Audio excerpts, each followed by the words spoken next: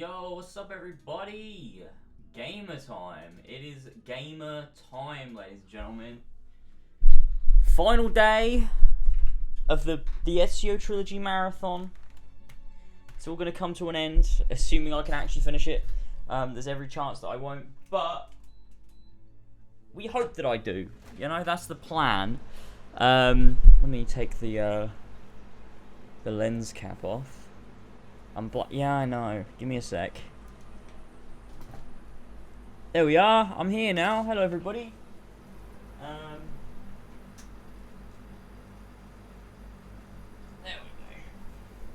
There we go, folks. What's happening? What's up? It's gamer time.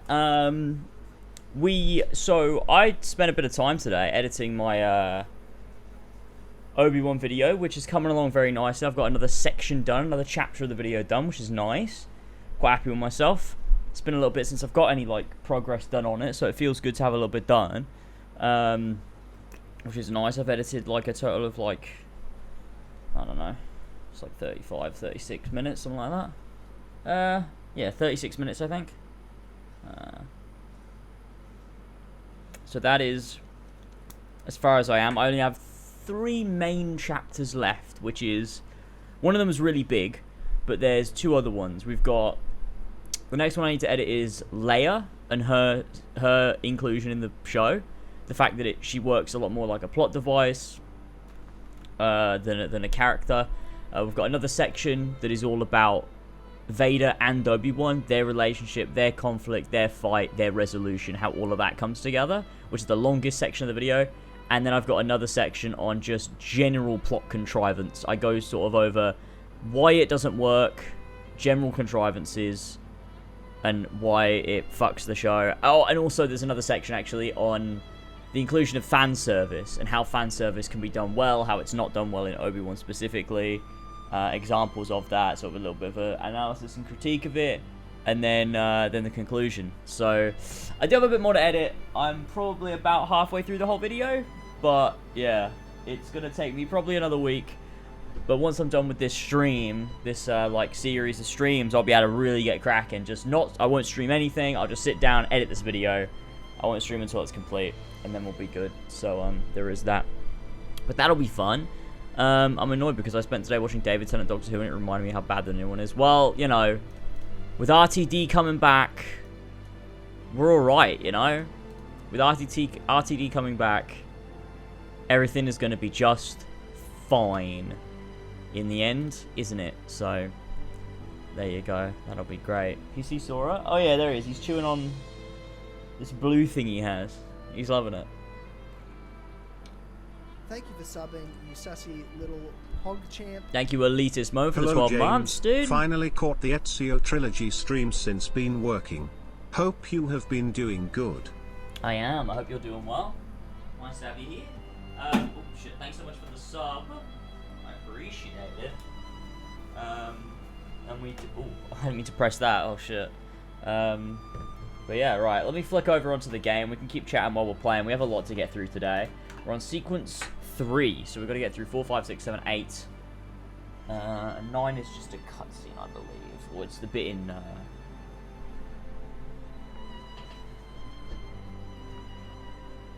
9 is the bit in Masyaf, right? So, there is that. Alright, let's flick over. We are wearing the armor of Brutus, and you might be wondering, why are you doing that? The answer is, Flash gifted me 10 subs, because I said if you give me 10 subs, I'll wear the armor of Brutus for the whole of Revelations. So that is now what we're doing. Sadly, it's obviously, you know, everyone knows, the most ugly outfit in the entire game. And we are wearing it now, because Flash paid me to do it, and we live in a capitalist society where, you know, that's how it goes. That is how it goes. Yeah. It does look awful. It genuinely does look awful. And I can only imagine how bad it's going to look in, you know, major cutscenes. But that's fine. We will just have to live with it, won't we? I want to go and... Is it round I just can't believe you did that. Tell me again when you met up with that kid. Why? Subnautica stream when? Thank you so much for the donation. Thank you for triggering the Toby donation. Subnautica stream. I don't know. I would like to play through Subnautica Below Zero on stream. I don't know when I'm gonna do it. I've been thinking about doing it obviously before Final Fantasy VII, but I think I've kept people waiting too long. I need to do Final Fantasy VII next, and then I will do Subnautica Below Zero. Why can't I find this doctor? What the hell? Is it just a stall? Oh no, it's right here. 600, sweet. Cool.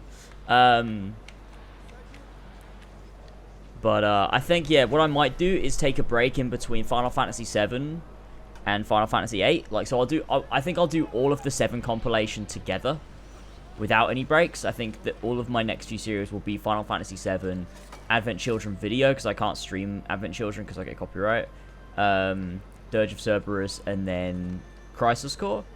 And once I'm done with that, I'm in like the fucking Brotherhood mindset right now. Once I've done that, I will probably do Subnautica Below Zero. I don't know. You know, yeah. Look, I need to do 7 next because I've said that I will, and I've like promised that I'm going to be doing it. A lot of people have been well. When I say a lot of people, I mean like a handful of people have been waiting for me to start Final Fantasy VII. I need to just do it. I'm just going to do Final Fantasy VII, and then before Final Fantasy VIII, I'll take a little break out and we can do Subnautica Below Zero maybe. As like a little series. Which could be quite fun to do. Right, what are we doing?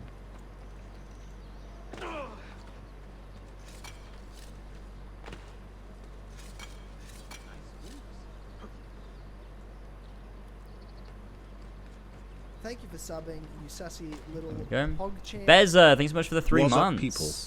What's up to you too? How's things?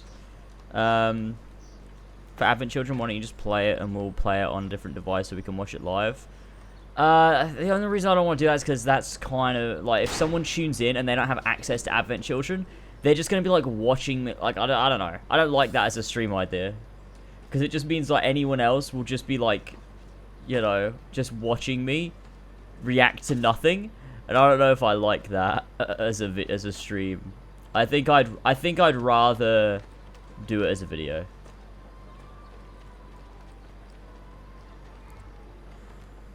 Let me turn this up. It's getting very hot. Buongiorno, merhaba. Please come in.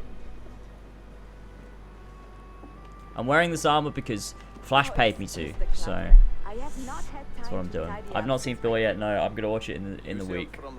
This week. See, how did you know? Elba, We were on the same Elba's ship. family have gone I am home, Ezio Auditore. so Have we met? We have now. May I have a look around? Prego. Most of my best homes are in the back.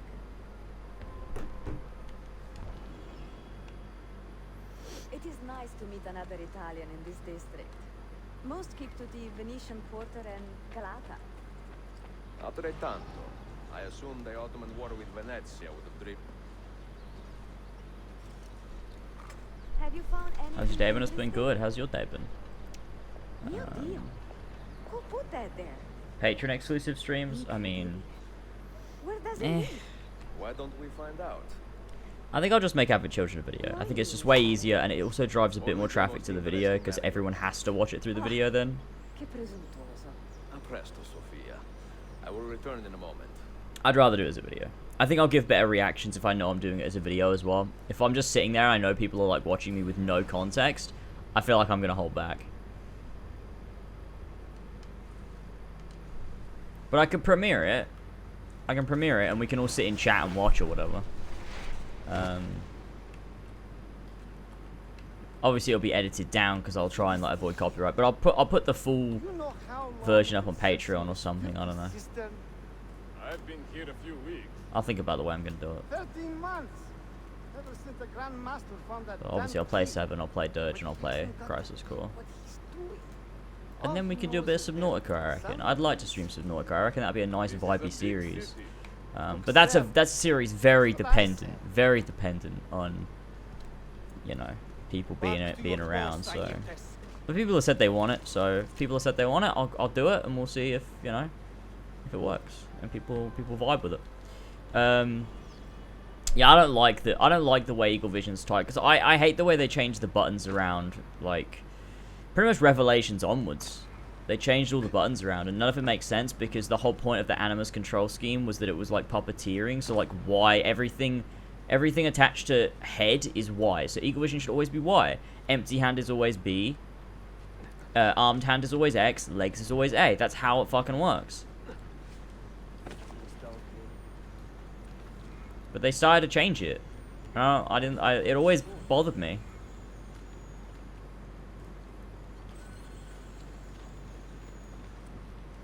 In this, we've got to do the one that Tyler showed me to do. The way of completing this that I didn't know existed.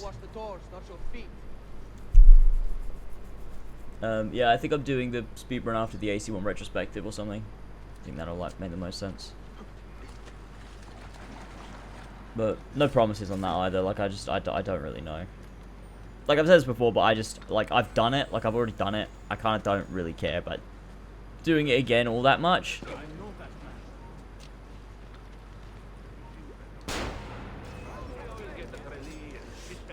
We don't need to do no full sync nonsense.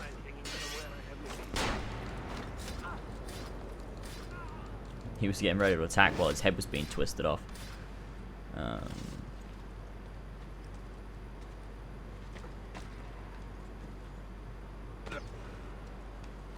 For Subnautica, you should bring back those announcement videos on the main channel where you announce your streaming Subnautica and delete it after the stream is over.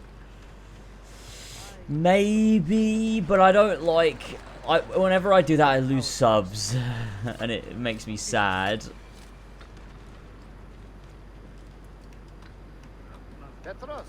Make sure we have enough torches for the so, you know. Could someone please pay James to remove the Armor Brutus? I mean, I would take it. Sup, Hemser? Eagle Vision is not as good in this as it was in... Eagle Vision was best in the first game. That's maybe a hot take, I don't really know, but it was better in the first game. That's the best way it was ever done, because it was a risk-reward type thing. You could like determine who was who, but you also couldn't move, and you had to do it from a first-person perspective. Like there was a trade-off there. I liked that. Trying to think if any other games do Eagle Vision well. Honestly, no. Just AC1, I think.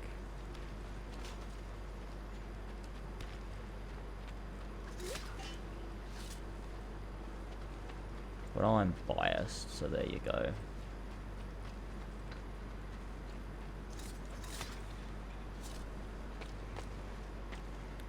I've never done this before. Look at this. Amazing. Amazing. Yeah, I lose subs on YouTube when I post something saying I'm streaming. Yeah. I don't know why. Well, I do know why. It's because people see it in their sub box and they're like, wait, when did I subscribe to this channel? What the fuck is this? Then they just unsub. Like, I've done it before. Like, I've subscribed to someone for, like, a really good video they've done once, and then they've, like, uploaded something, it's appeared in my sub box, and I have no interest in it, and I'm like, oh, I just unsub. Why am I sub to this channel? I don't know who this is. And it's like, it's people that might have watched your next major upload, but they just don't know who you are well enough that they don't recognize it. So, you know, it's one of those things. Oh, for fuck's sake. Okay, good. There we go. Good. That worried me a little bit. I should probably put a piece of text on screen that says that I'm wearing the Armor Brutus because Flash paid me. Fucking lol.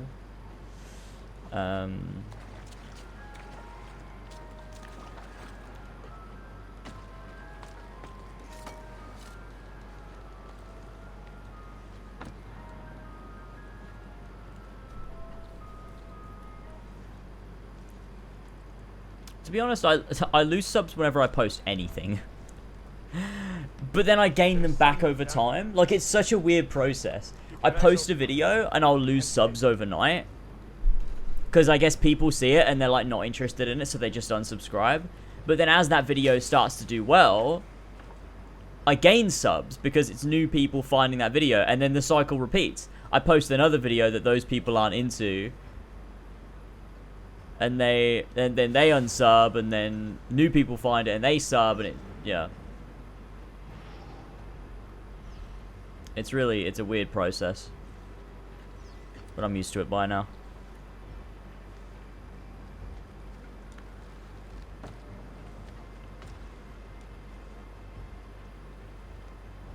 Like I've split my audience so much now that it even happens when I post an AC video. I make an AC video, and yeah, it performs really well.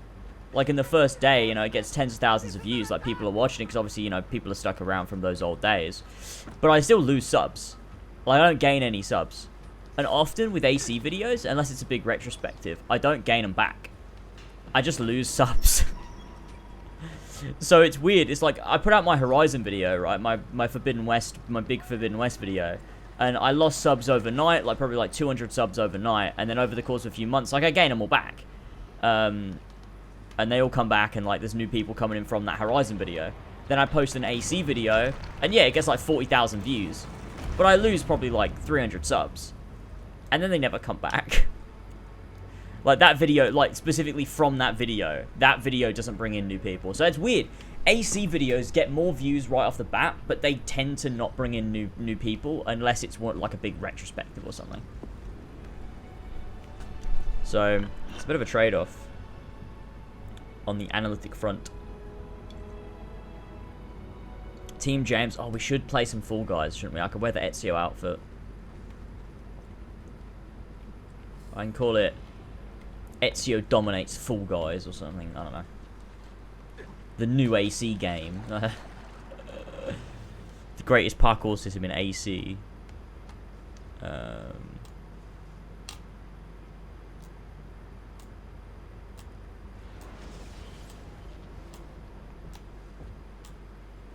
Salve, Ezio.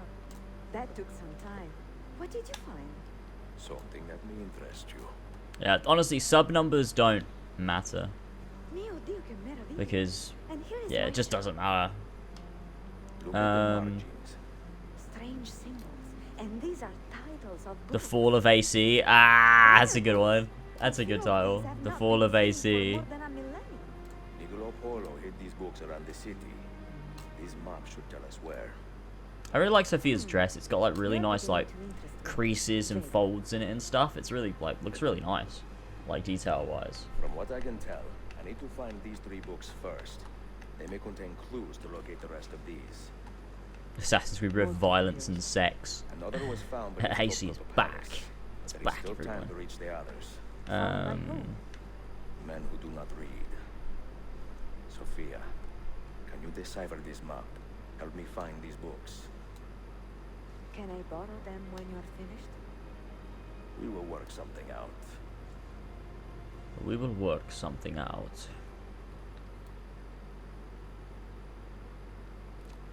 Nice. We did the fucking Yerebat Cistern. Every other tomb is poggers. Yusuf. God, he looks so shit in this outfit. Piri told me I might I hate it. find what you were looking for. I believe so. This is one of Altair's 5 keys. A strange artifact. Everyone looks different in numbers because it's a different art style. Ah, it is like nothing I have ever seen. We should keep it somewhere safe. At our headquarters, see. I will. What brings you this way? I am coordinating with our allies. Valhalla today. deceived me when. The thieves in Never. the bazaar, the mercenaries Never near making the it. arsenal, It's also and the redundant. Romans in the Constantine district. You are spread a bit thin, Yusuf. Let me speak with the Romanese myself. Valhalla being a live service, it would be an impossible task at this point. That would ease my mind. If you are in a hurry, you may travel by our network of tunnels. The air down there is a little foul, but the rats are no bigger than dogs. Have fun. Grazie.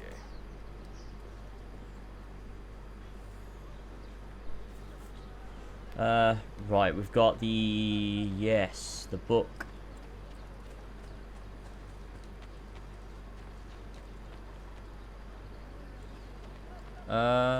We should go to the main mission first. Finish off the stuff with the Romanese. Because that's really, you know, such a nothing mission. And then move on. All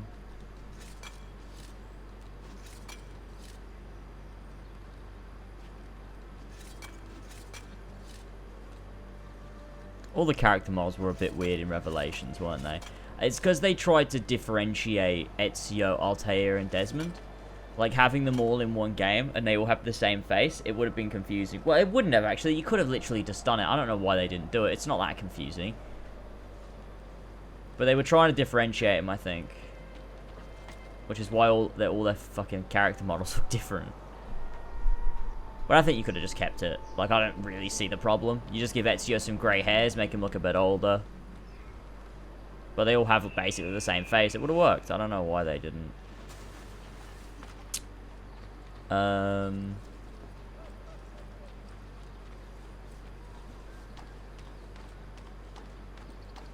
I like that even though Ezio doesn't look like Ezio, he kind of does, and I think it's like comes from like the performance and the writing. Like it just captures Ezio so well that I can kind of see it, even if it doesn't really look like he used to look.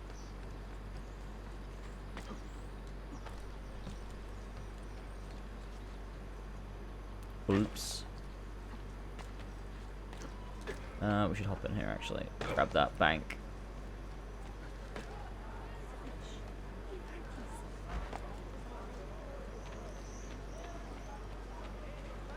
Can I buy this? Hell yeah. Let's go. The biggest missed opportunity you made during Assassin's Creed days is that you should have tried doing Discord calls and debate anyone who defended the new AC games. Nah, because that's fucking cringe. That'd be so cringe to debate AC. Like, I don't care if someone likes AC. Or those games. Like, you can like them. I'm not trying to change anyone's mind. Like, it's not like politics where it matters when you disagree because you genuinely believe, like, you know, it's a human rights issue or like a systemic issue or something. You know, it's just your opinion on a video game. So, like, I don't know. I just feel like that's a bit cringe. People that, like, debate, like, Marvel movies and stuff, I don't know. I find that cringe. That wouldn't be very me, I don't think. I like to have my say, but I like to have my say on my space. I don't want to encroach on anyone else, really. It's why I don't engage anymore. I used to, but I don't engage anymore in, like, Twitter, just Twitter arguments about video games, because I just don't care. Like, just feel what you want to feel. I'm going to say what I want to say on my platform, and I won't bother anybody else. Wait, is he on the roof? I think he might be on the roof. I can understand why you'd want to see that, though. I can understand why that would appeal. I just don't think I would want to do it. Whoa. I'm getting done in by a bloody recruit that's not even a recruit yet. What is happening?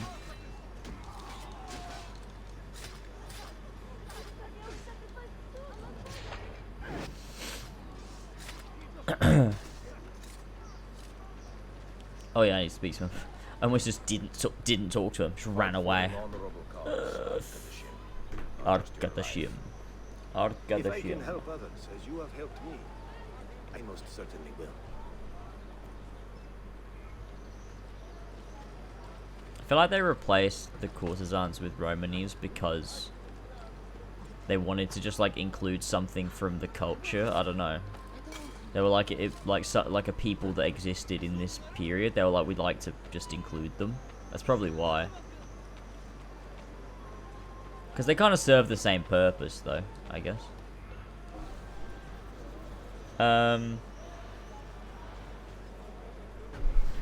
I don't check Odyssey Broke Me in particular. I have on my phone, on the dashboard, I'll show you. On the dashboard, I have, if you scroll to the bottom, you get most recent comments. So you see all of the recent comments and what video they were on. So you can scroll through them all like that. And Odyssey Broke Me just gets a lot of comments. And if they're there, then I always look at the top 3. And if I catch an Odyssey Broke Me comment and it's funny, then I do. But I don't go out of my way to check it in particular, though. Oh, I'm running out of money. I'm running out of money. This ain't good. We gotta go find the Romanes. The Romanes are causing problems.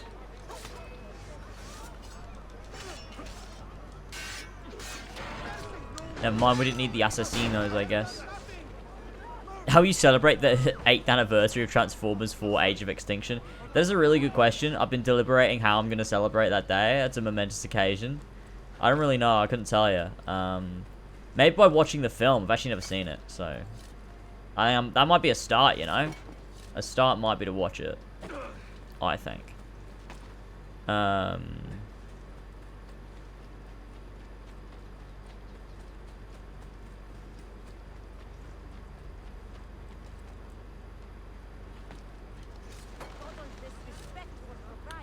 I can't believe I fucking got full notoriety again.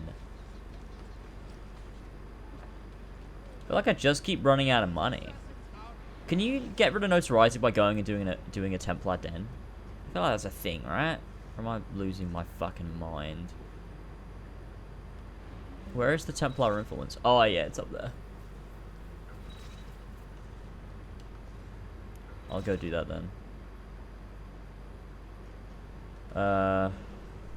Fuck, do I really want to do that? Fuck it, let's do it.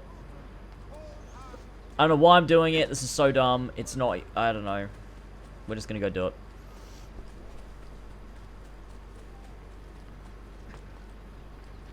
I think the last Transformers movie I watched... Oh no, I watched Bumblebee. That was actually quite good. I think, from memory. I think I quite like Bumblebee. But I remember I watched Transformers, I watched Revenge of the Fallen, and I watched Dark of the Moon. Because I think Dark of the Moon came out when I was still a kid, right? I must have been a kid.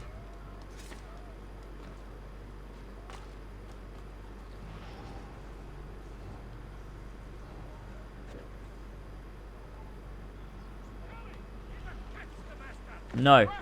No. No. No. Fuck. How was I supposed to catch him? That was so dumb.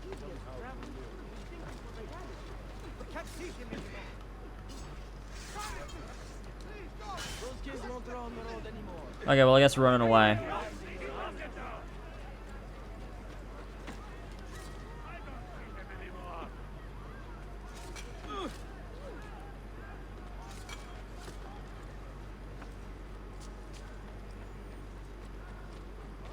I'm using the armor because Flash paid me. Oh, I'm going to be saying that a lot this stream, aren't I?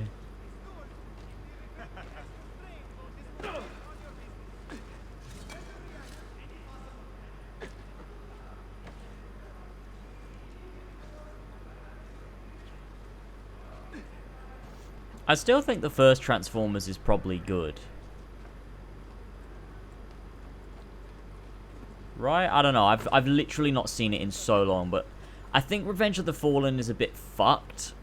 But from memory, like, it's just kind of a bit... It's still got a good vibe, but I think, like, the story's a bit messy, right? I don't know. But I'm pretty sure Transformers 1's still good, right? I don't know. I could be wrong. Oh my god, it's that demonic fucking ice cream van that just sounds awful. I could put a thing on the screen, I just can't be bothered. I don't know why they didn't put the armor of Altair in this game. That would have looked sick to see Ezio from Revelations wearing the armor of Altair. God, that would have slapped so hard. Yeah, that ice cream van is not good. There's a proper one that comes around, but only at the weekend. And it sounds like a proper ice cream van. It's quite happy and nice. That one, though, comes around on weekdays, and it just sounds like death.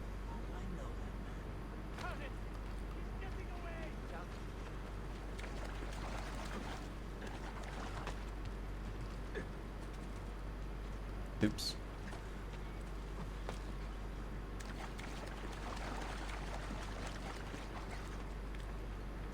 Oh, are they bad? Transformers 1 has 6 CGI, though. I will say that much. Transformers 1 has 6 CGI. I don't know what happened to it, but that first movie, 2007, and it has such insane CGI. Like, when you see Optimus Prime transform for the first time, it's mental. All those moving parts, it looks so real as well. It's crazy how good that looks. I want to watch Transformers again, the first one. Maybe I'll make a video on it. I watch Transformers again and I make a big video on it. Why Transformers 1 remains supreme. Supreme. No, okay. Are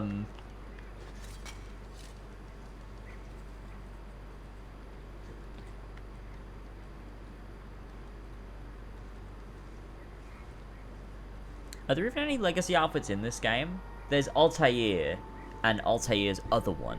It's crazy they put in 2 Altair outfits, but they didn't put in, like, and they put this in. But, like, why didn't you put in some other, why isn't Ezio's Brotherhood outfit here? Like, it's just such an odd choice to me. Like, I don't really understand why they made that choice.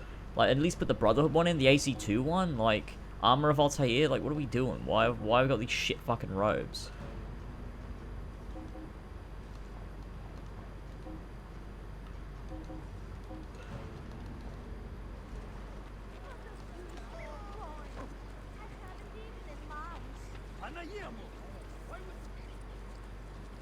Still not at the damn Romanies. I'm gonna be here all day.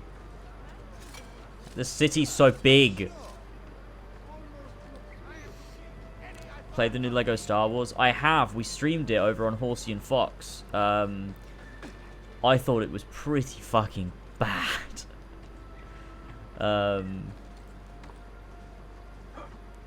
Like, they threw out everything that made Lego Star Wars fun originally in favor of just, like, I don't know. They, like, didn't want to make a Lego game. They, like, wanted to make a immersive Star Wars game. But, like, that doesn't really work because it's a Lego game. Like, the game loses so much charm in, like, walking down corridors while they convey the Star Wars story to you. Like, I'm not playing Lego Star Wars to know the story. I'm playing for, like, interesting, like, an interesting spin on a familiar IP. Wise elsewhere, Effendim. Today, the Byzantines stole half a year's worth of coin from us. Mi dispiace. Can I help? Perhaps. For centuries, my people have been slandered and insulted, labeled witches and warlocks. Well, so be it. We will not run from these lies anymore, but embrace them. Encourage these rumors, for it is better to be infamous than ignored. Her eyes look fucked. Here is my plan. Every man what is going on with her eyes? Must die, dude, she looks like the victim of an acid attack. What is going on? The Romani curse becomes our blessing. Perhaps then people will leave us be. What the fuck? This game's fucked, dude. Ezio Collection's fucked.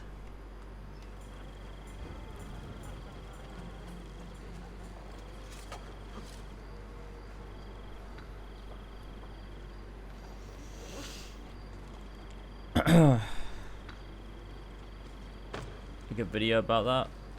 It's Lego Star Wars. Probably. I did consider it, but I just can't be bothered. I'm not sure what I would have called the video. Maybe something like Lego Star Wars. Fucking shit.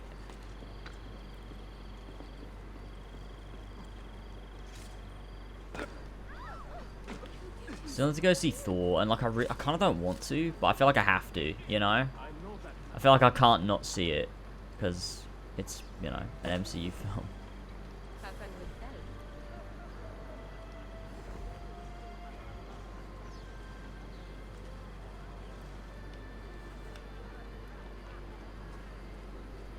How much you like Ezio's Brother robes? This much.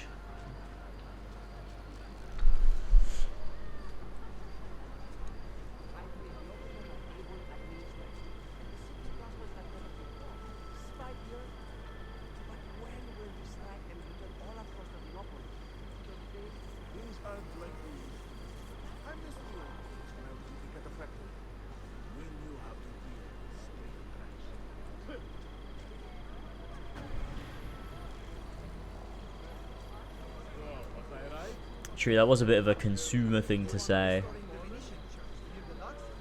I don't know. I'm never going to watch anything Star Wars again, so until I feel that with the MCU, I guess I'll keep watching it, but I don't know. I think if I didn't do As Always podcast and I didn't have like a platform to speak about shit, like pop culture, I probably wouldn't watch it. But I don't know. I feel like I need to watch it. Like I need to have an opinion on it, you know what I mean? You want me to carry it? I don't know. I also just want to go to the cinema and there's nothing else on. Is there? I don't know. Let me have a look. What's on at the cinema? I feel like my cinema doesn't really seem to show any, like, smaller films, which is really annoying. It's very rare that they show, like, smaller stuff. Oh, Minions Rise of Gru. I go see Top Gun again, to be fair.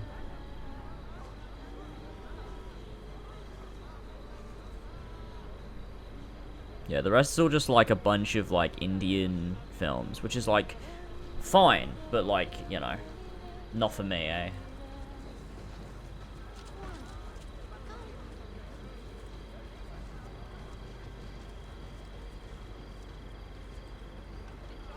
Top Gun was how you do an action film, right? That's how you do a blockbuster action film. You make the action actually engaging, fun. You're on the edge of your seat, like that's the point. You make the characters worthwhile. You give them arcs that matter. You know, you call back to the source material, like the original thing, in a meaningful way. Like, Top Gun was just fantastic. What the hell is going on here? The Black Phone was good. Oh, I did see the trailer for that. It actually looked pretty good. God help us. Yeah, maybe I'll watch that.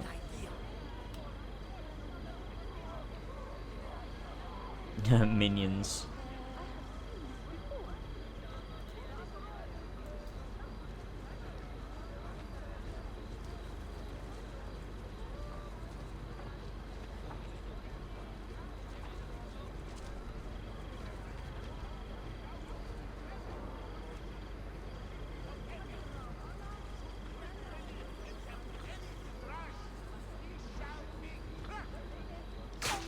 Fuck me.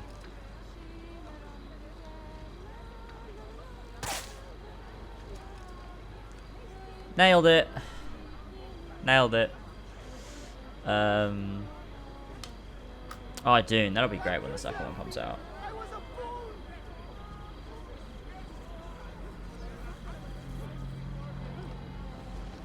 Haha, the old tricks are always the best.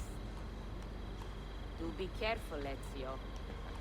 I hear that chest is cursed. The problem with Top Gun is the fact the enemy is just the enemy rather than having a goal. Stay alert. Or ideology. I mean, maybe, but I think the depth in Top Gun doesn't come from giving the antagonist, like, a reasonable motive, or... Like, it's just, like, it's kind of that playing on that, you know, traditional sort of... Wait, what the hell? I find it funny. My people are from Eastern Persia and beyond. Yet, somehow we have God damn it, that become citizens glitched, of a alright. land we have never seen. I don't know, the traditional sort of action film of, like, oh, the cool Americans fight the bad People are guys. stupid. I think that serves the film well, because I think it knows that, and it rolls with it. So I don't think it's detrimental to the film in that way. It was actually cursed, yeah.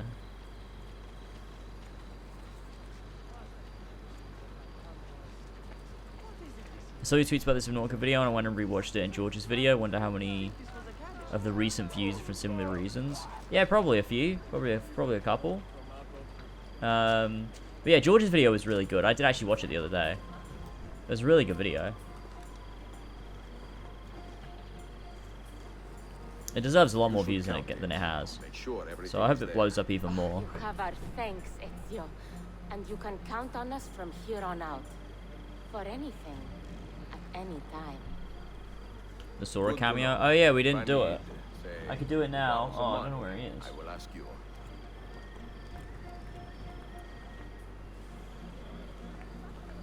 We did it! Alright, let's go to the Altair memory. Let's do it. Poggers. I've seen every... Yeah, I have seen... Yeah. It's a really good film. Everything Everywhere All at Once is a fucking brilliant movie. I said this before on stream, but, like, it makes me hate Doctor Strange even more.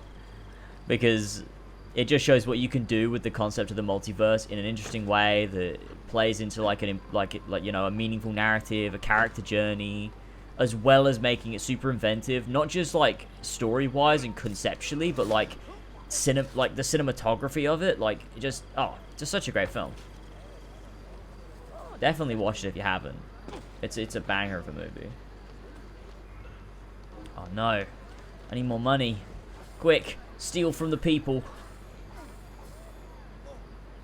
Wait, is there a den near me? No, there's not, because of course there's not. That doesn't make any sense, yeah. Right, let's just go here and we'll fast travel. Instead of running all the way over the city again. I have not seen the Northman, no, but I've heard good things and I would like to. So that might be something to watch. The only reason, like, I just saw, like, I didn't do it in the, because, like, I wanted to, because, like, it's from a great director. I just didn't because, you know, Norse mythology, Vikings, I can't stomach it, so I was like, you know, there's other things to watch. And, like, I have no doubt that it'll be good, but it's just, like, this little voice in the back of my head that's like, don't do it, James, don't watch it. I will not be playing Origins again for the foreseeable future, probably. Apologies for that.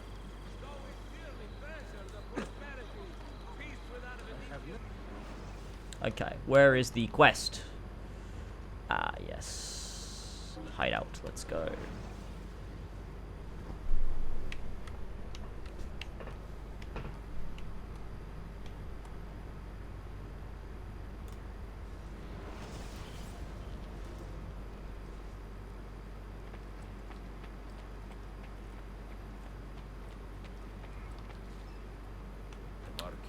What happened to Altair, where he just broke every rule and got demoted? What do you mean? That's what happened, yeah. That is what happened to him. He, like, hubris, arrogance, got the better of him, becoming a master. Like, he was a prodigy, he was always the best as a kid. He grew into it, and, like, I don't know, he got complacent.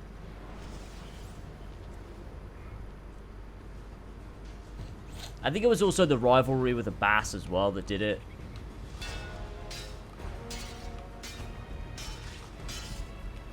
I quite like that in this sequence you can see hints of it. I quite enjoy that. When he's like, you know, talking to a Bass, he's commanding everyone. Like, he's the one in charge. He's leading everybody. He's like, no, I know what I'm doing. Broken foot.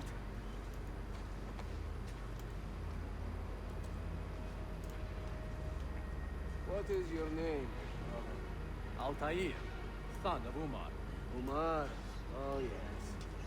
He was a fine man who lived as he died. Donor. Altair. I really wish it was Philip Shabazz voicing him. He'd be so good. He'd be so good. The, like, deep and commanding voice of Philip Shabazz is so good. Kassanfar's like a fucking little beta version. Altair, we must fall back. When I close the castle gate, flank the Crusaders in the village and drive them into the canyon. You don't stand a chance. Abbas, no mistake.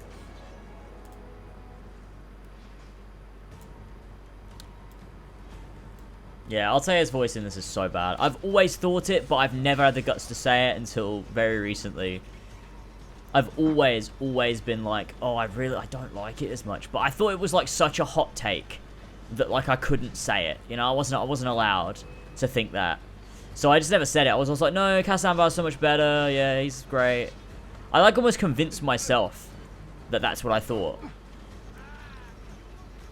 But I always preferred AC1, always.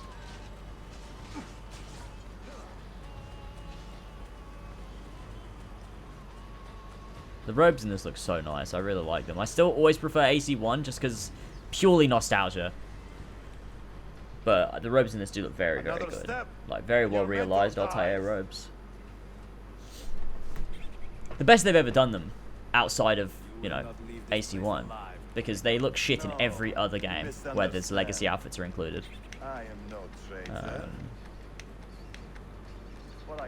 He sounds like he licked Teenage Girl's ears. Oh no.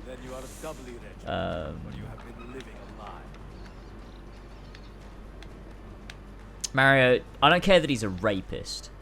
I care that his voice doesn't sound good. But you know, you could have Philip Shabazz do a Middle Eastern accent. He's good at it. he does a very good Middle Eastern accent because he's originally from there, from like somewhere in the Middle East, like that's where his heritage is or whatever. He's very good at it. He even does it for some roles that he plays. Like he would be so good, and it would still sound like Altair. It would just be, you know, accurate as well. You could do both, and it would be beautiful. It'd be beautiful, man. Another good man dies and still you say nothing. I'm surprised. You taught me many things, Al-Mualim, but Yeah, I think his AC1 robes look better as well. He looks like a pussy in this game. I don't know why. that you may speak no more. They made him look small and like frail, I feel like, but he always looked very strong and commanding in AC1. And I think the robes are like part of that.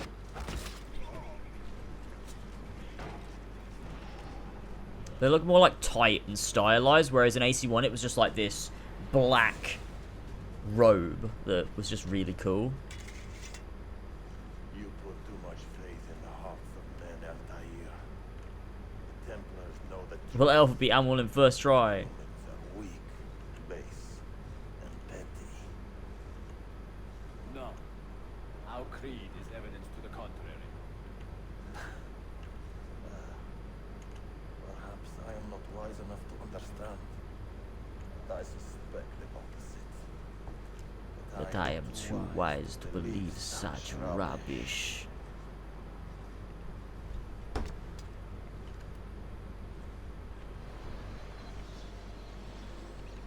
Yeah, I don't like the pattern on it. Salvage his dignity. Don't vibe with it. Why? Don't know why they No changed man it. shall pass from this world without knowing some kindness. But he shunned your graces, as was his right. Altair, I have watched you grow from a boy to a man in So short of time. They I do filled like they with got the voice sadness actor and back. pride.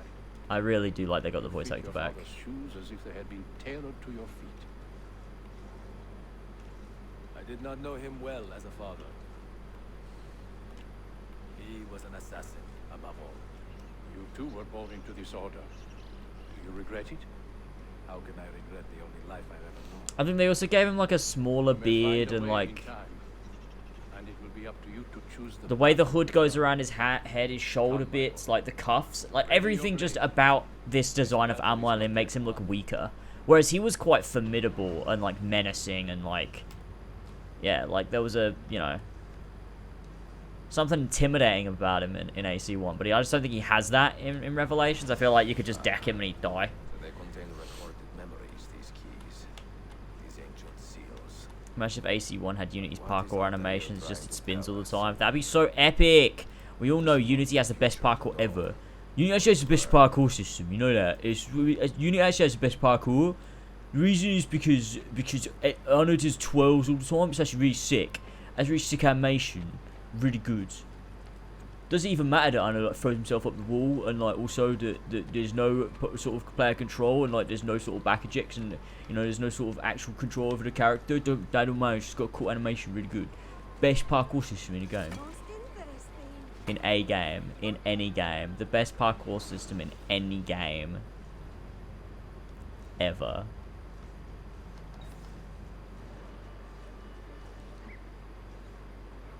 Wait, let's just go back in here.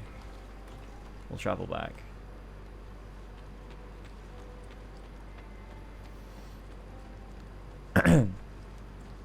Unity only has good parkour in particular areas of the map. It's like there are areas of the map that are built in such a way that you can showcase interesting parkour, but that doesn't apply to every single situation. Whereas with the Ezio Trilogy and AC1, it does. Everything you learn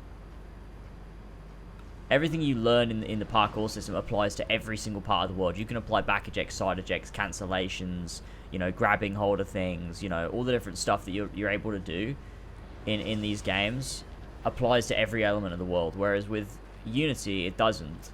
It's just really, really specific areas of the world where you can make it look good, as if like that's how it plays, but it doesn't. It's just very specific areas of the world.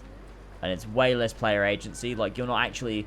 It's like a fucking facade. It's not real.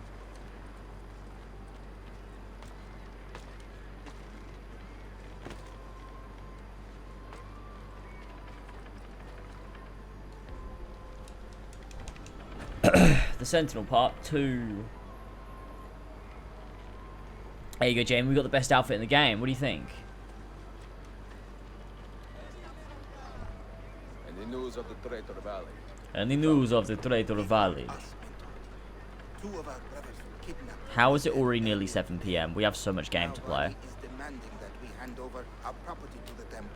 No, do not negotiate with men who use hostages as leverage.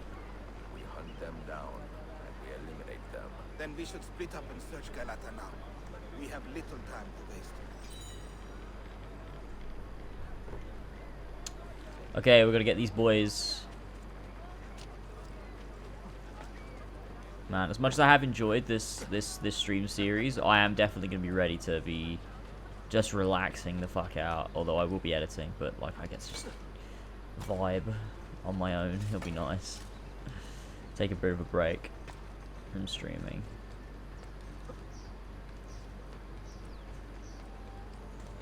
Looks like an ice gem on top of that. I don't know if anyone else ever thought that.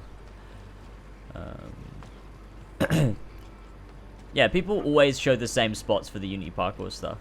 It's funny. It's always the same spots. It's always these very specific buildings that allow you to make it look cool.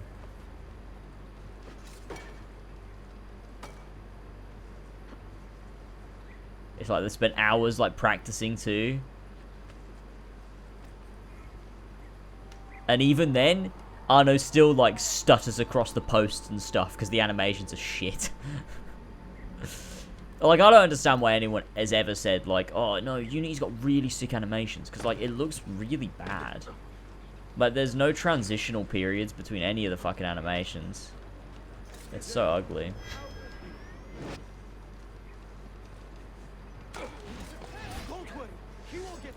Hell yeah. AC3 actually does have good animations. That's like the one thing AC3 does have. Like the animations at least, like the transitions between them actually look good. The parkour isn't as good as the Ezio trilogy. Like, better than Unity though.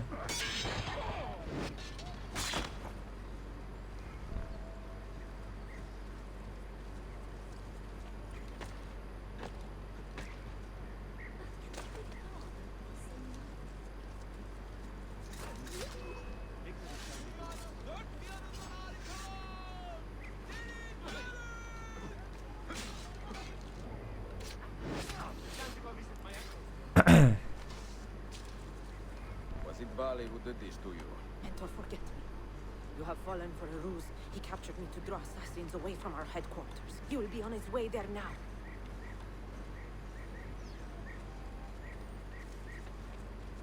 Do you think Assassin's Creed will end up like Guitar Hero where it's milked to death? I mean, do you think it's not already? Do you not think it's already milked to death? I mean, I'd hate to see what you think milked to death is if you think we're currently fine.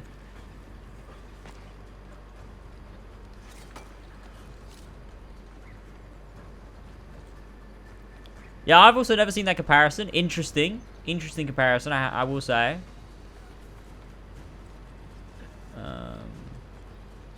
Yeah, I mean, the story is like the worst part of 3. But the setting is also really shit. The sound is also really bad. I don't really know why. For some reason, all the dialogue sounds like it's recorded through a fucking tin can. It's fucking weird.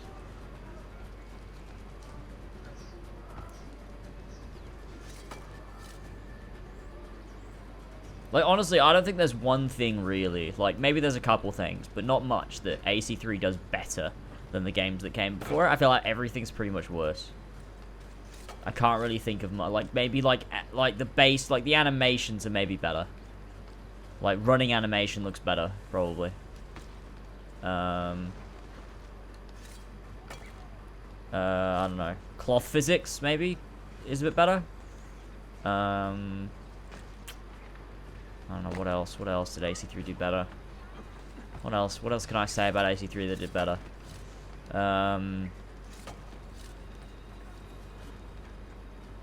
Yeah, I don't know. That's it. That's it.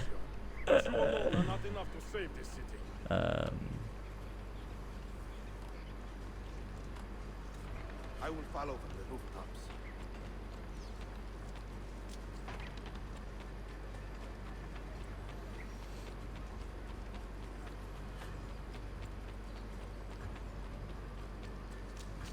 I don't think I'm the one that's biased about the setting. I think the people that are biased about the setting are the Americans that like it. The only reason you like it is because you're biased. No one else finds American history interesting. Only Americans find American history interesting. Whereas all other history is interesting to everybody. Nobody finds American history interesting but Americans, because it's not interesting. It's so boring. Nothing that interesting happens. The architecture is so nothing. It's squares. It's squares and grids. Like to go from the Middle East to the Italian Renaissance to Boston and New York. What are we talking about? Like, there's no competition. And then to go from that to the West Indies to the French Revolution, like, you know, for all of like everything, all the shit I will give, you know, the newer AC games, the only bad setting I think we've had is AC3. Valhalla's also not that great as a saying. I will say that.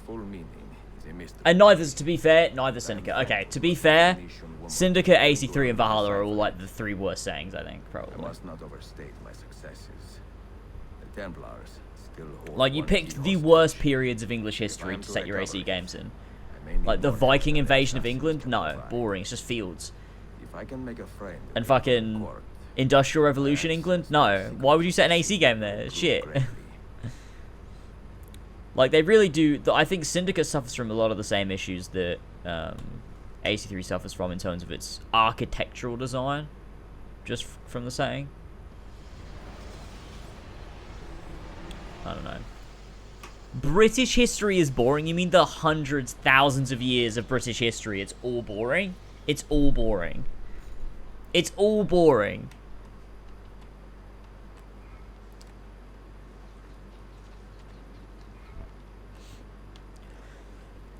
Pleasant surprise, Ezio. We should trade stories if I True, they did pick probably the worst part of Egyptian history. That is true. It's an odd choice. It is an odd choice for a pick. Prince Suleiman has returned from his Hajj. If they do strike, it will be tonight at a cultural exposition. You could have done a really, if you'd have set an AC game in, and like the way I think of history is not historical events. It's really just the culture and the architecture. Those are the two things that I really take into consideration, because historical events should not even matter to Assassin's Creed. That should all be a backdrop. So it's like, why does the Middle East work for AC1? It's not because of the historical aspect of it. It's because of how the buildings are built, the way that you get to walk through these crowds and like experience historical periods from the point of view of someone that isn't involved in the major historical events, which is what AC always should have been about. So I'm like, if you were to set a game in England, the best setting to me would be set a game in London, but before the Great Fire of London. So you got these tight streets, all these little alleyways. You got like, you know, you get to see people living in like these, like, you know, some people living in terrible conditions, different, like, completely different districts of the city. You got, like, you know, you could, you know, there's so much you could do there that I think would be interesting. Like Queen Elizabeth I, like William Shakespeare, you know, have him be your Leonardo da Vinci, super on the nose, but do it anyway. You know. It's like, that would be a sick setting. Like, honestly, that would be a sick setting just for the way that you can move around a city. Like, pre-Fire of London. It would be such a sick place to move around in. I can just imagine how that would be. Those tight streets for, like, blending in the crowd. And, like, the buildings being so close together, so you're able to, like, wall run up, like, from side to side to get to the top of a building. Like, that would be so fucking fun. I can imagine that would just be a really nice setting. It would just work really well as an AC game. Like a proper AC game. Because you don't even need, like, major historical events. Like, don't include the Great Fire of London either. Don't, like, include it just because it's famous. Just say it way before. Maybe not way before. I don't know. I'm going to enjoy these. But that's not even like my number one saying. My number one saying has never been. My number one saying was never, yeah, England anyway. It was my number one saying was always Egypt, and they did it, and I don't think it's a very good. I don't think it's very good. The main reason I don't think it's very good is, I don't know, I think that it's probably because of the gameplay too, right? Like of Origins, the way it's not really focused on blending in the crowd and like complicated parkour, so like can't play into that in like some cities and stuff. Like I always imagine ancient Egypt as having like these tightly packed little towns and stuff. I don't know if that's what it was like, but that's the way I imagine it.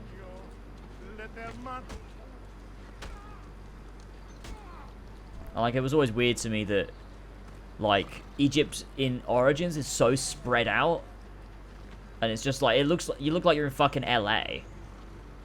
Everything's so far apart. You got these wide streets. There's no real room for parkour. No, there's like the crowd. There's not really any sort of crowds. No room for blending or anything like that. Like, they completely underutilized the setting.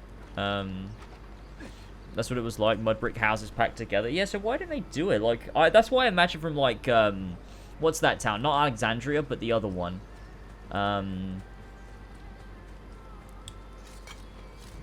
Memphis. I always imagine that's what Memphis would be like. And it just wasn't. And it was just like really boring to traverse.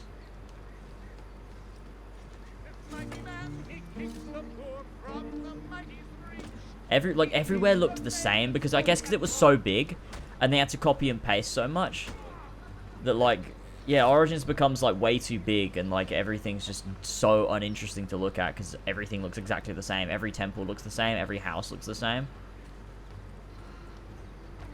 The most interesting place is probably like the Oasis area in the center of the map. I like that bit.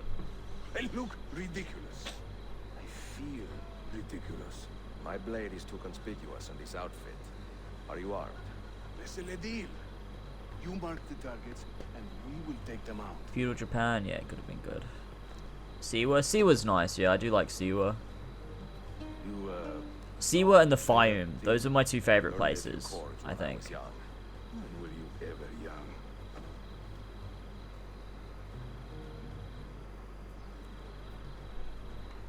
Oh my god, I'm not dressed up. This looks so dumb.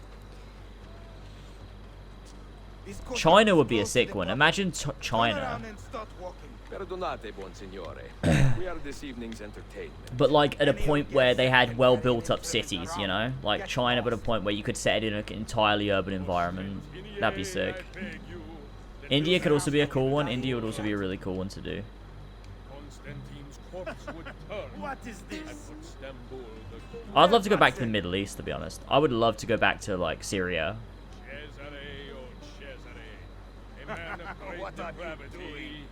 Believed himself immortal till When I say that though, what I mean is I'm never playing them again, and this is all imaginary in my head. Like like it doesn't actually matter. This is a universe where like I'm still playing these games and they're still making good games, obviously. Because like when I say I would like to go back to the Middle East, what I mean is it doesn't matter because I'm never gonna play it, so it doesn't matter, sadly.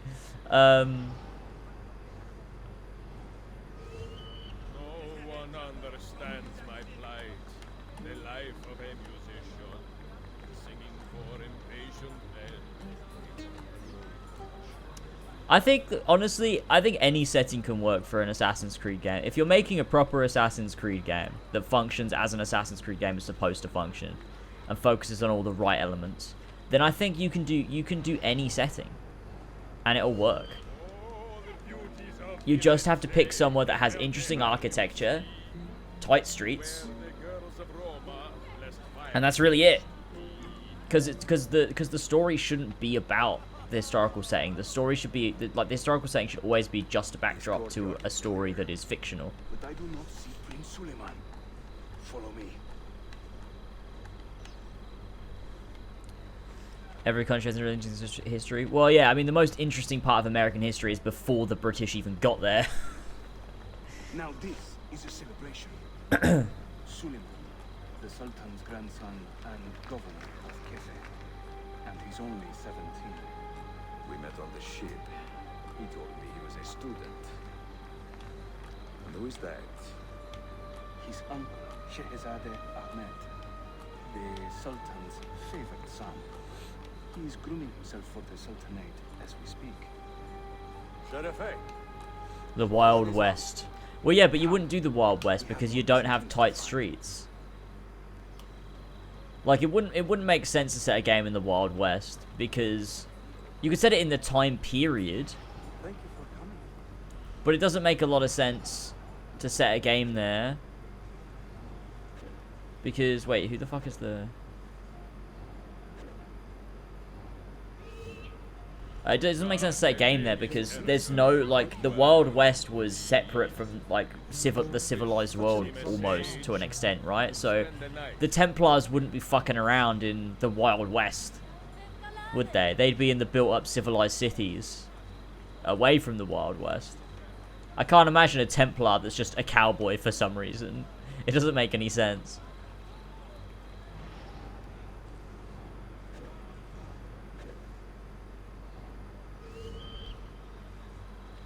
Young Cesare, I heard him say, could not be killed by man.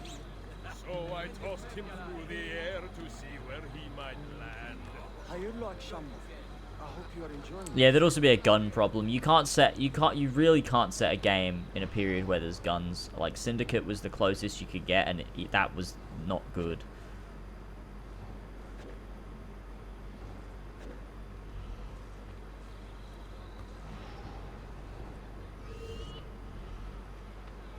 Traveling through Borley, I took her at her leisure. She said it's strictly... What's that guy doing? Oh my god! Oh my god! Whoa. He was having a fucking time of it, wasn't he? Instead of a cool sword, you get a cane. Yeah, it's a shit setting. Why did they think they could set a game in Industrial Revolution London? That's such a fucking boring setting. It's because they wanted Big Ben. It's because they wanted fucking Big Ben.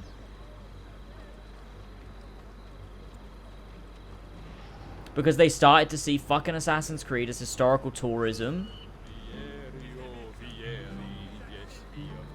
instead of what it's supposed to be.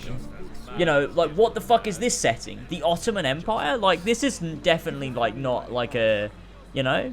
This ain't a super interesting location or, like, when you talk about, you know, comparing it to the Italian Renaissance, like, I don't know. But it made sense because the focus was Ezio, not the time period. And that worked. But then they decided, no, we're gonna start focusing on the time period instead. It is a relief to see you again, mio bel menestrello. Did I say that right? Well enough. I hear you are a governor, too.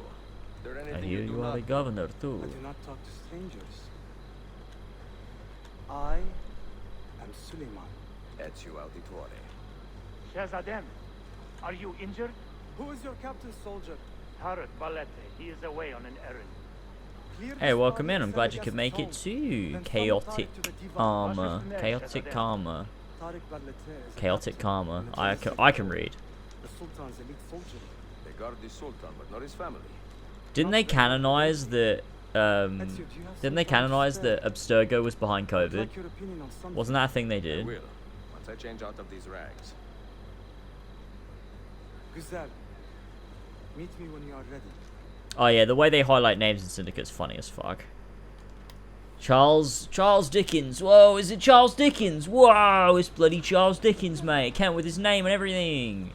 Crazy. Imagine if you were playing AC2 and it popped up with Leonardo da Vinci in the bottom right corner. Like, instead of them integrating it into the story in a meaningful way where the player can pick up on who it is and get a feel for them, like, it just pops up in the corner. Leonardo da Vinci. Oh my god.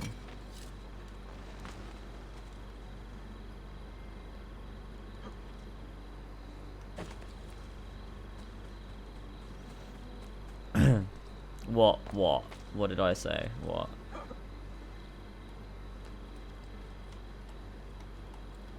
There was like, COVID was like a thing, wasn't it? They integrated into the story of Valhalla. I swear they said the Templars did it. I swear that was the thing.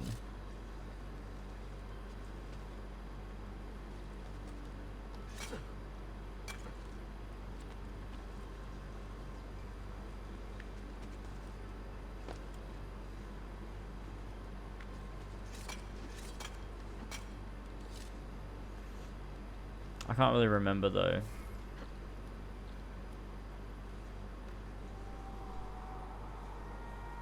Watch Dogs Legion. Oh my god, who even played that? There must have been at least like, I don't know, 2 people that played that game. Valhalla, Sean describes the effects of the world base at the ending and mentions a virus. Wow, really? So it wasn't even the Templars, it was like some side of... That's so dumb.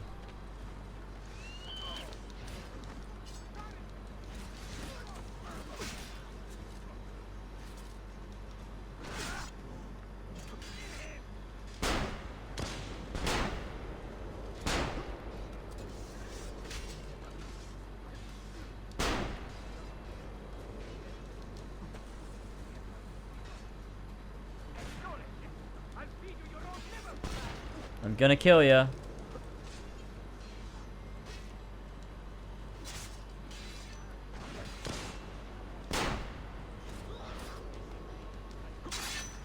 Got him. I'm so... What am I doing? He's running straight to the cemetery. I love the way he says he's running straight to the barracks. It's amazing. We nailed it, assassins. Oh god, the Iron Brutus. It's so ugly. And the Janissary captain, Tariq Barlete. The Janissaries are loyal to my grandfather, but they have lately become angry over his choice of the next sultan. Wait, you played Legion? Why did you play Legion, Jamie? What's wrong with you? You are in a tough spot. But how do the Byzantines fit into this? I had hoped you might know. Watch Dogs is so fucking shit. What a shit franchise. Fucking Watch Dogs. I can help you, as long as our interests run parallel. I will take what I can get. There is a hatch at the top of that tower. I was bored. Well, fucking be bored and be bored instead then. I'd rather be bored than play Watch Dogs Legion. Oh, that would be boring. My goodness. I cannot think of something less desirable than playing Watch Dogs Legion. You cannot tell me there was not something else to play.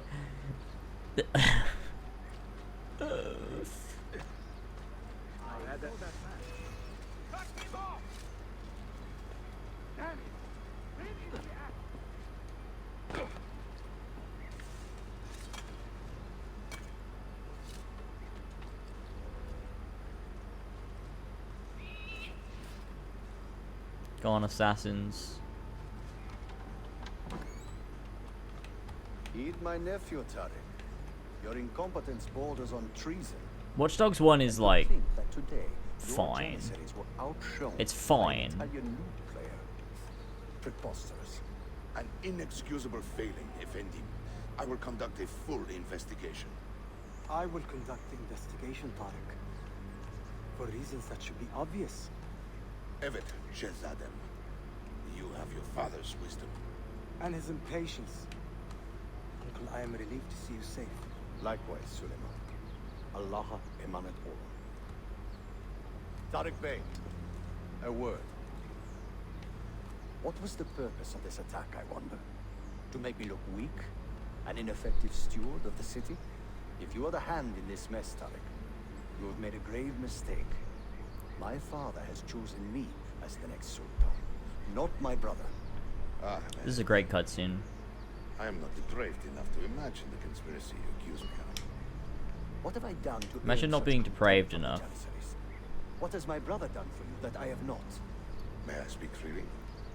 You'd better. You're the better. You are weak, Ahmed. You are weak, Pensive Ahmed. in times of war and restless in times of peace. You lack passion for the traditions of the Ghazi, yet you speak of fraternity in the company of infidels.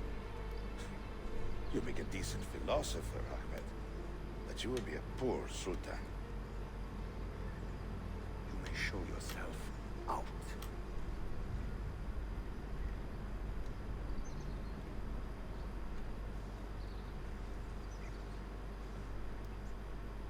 Quite a family, Your uncle lacks sway over the man he will soon command. Tariq is a hard man. Proud and capable, but ambitious. And he admires my father greatly. Game of the year so far? He failed to secure this palace against the Byzantine What invasion. games have come out this year? I'm The trying to war is think. worth our attention. Precisely. Where should we begin? For now, keep an eye on Final Tariq Fantasy and his 14. They spend much of their free time in and around Gaza. I will start there when I can. There's gotta be some games that come out. Oh, Horizon Forbidden West. Yeah, 100%. Horizon Forbidden West is my game of the year so far. And honestly, I think it might remain my game of the year. To be honest, I don't know if God of War's gonna beat it.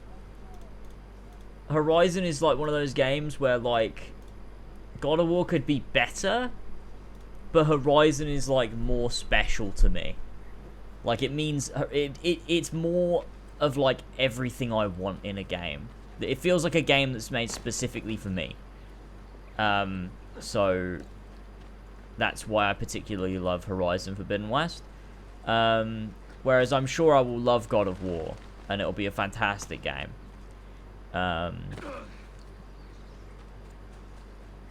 But I think, yeah, Horizon is just one of those games where I feel that it just does everything that I want a game to do.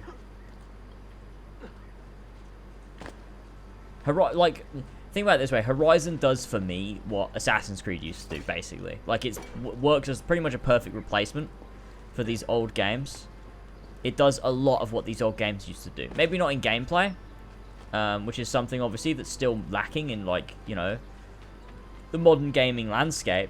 But in terms of its, like approach to storytelling and continuity and lore and world building, it's all very much, you know, it exceeds that of these games, which is, you know, something super meaningful for me, because it's like, you know, it just hits all the right spots, you know.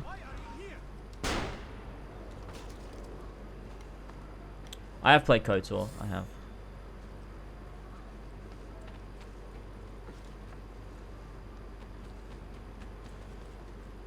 Yeah, Hogwarts Legacy to me looked like a Ubisoft game, I'll be honest. Like, it just looks like a Ubisoft game. Pretty dead. Doesn't really do anything for me. Like, I don't really have to see any interest in, like, fighting the goblin overlords or whatever. And fucking, I don't know, building a fucking village in the room of requirement or whatever. Like, I just don't, I don't know. I've wanted a Harry Potter game for so long. But, it doesn't, just, none of it appealed to me. So, I'm like, yeah, completely content with just never playing Harry Potter. Hogwarts Legacy.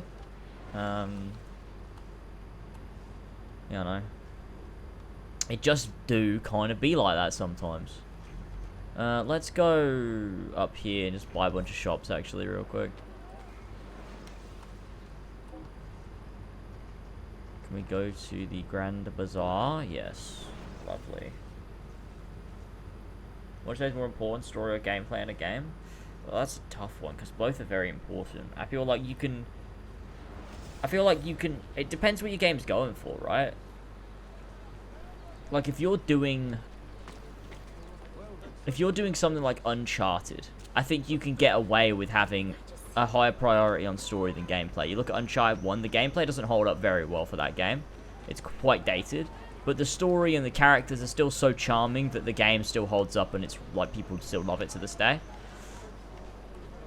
Whereas you look at a game like, I don't know, like Astro's Playroom, you have to get the gameplay right. If you just do story, then that's stupid because it's not the point of the game. So it depends on the game. I don't know. Yeah, 15 is a good example of that too. Like, Final Fantasy 15 is one of those games where, like, people love the game for the story. No one really loves the game for the gameplay. The gameplay is, like, serviceable. And, like, it works and it functions. But it's hardly the greatest Final Fantasy game in terms of gameplay. It's probably the worst. In terms of just you know, gameplay. At least from the ones that I've played anyway, it's definitely my least favorite. In terms of, you know, gameplay and your stats and your... all of that stuff, character management, all of those things. But there's games where you could do both. Ideally, the ideal scenario is if you have a good story, you also have great gameplay to back it up as well. Because it's a video game at the end of the day. You do both. You know, something like Kingdom Hearts 2 that has an insanely compelling story. Like, Japanese games tend to pull it off the most.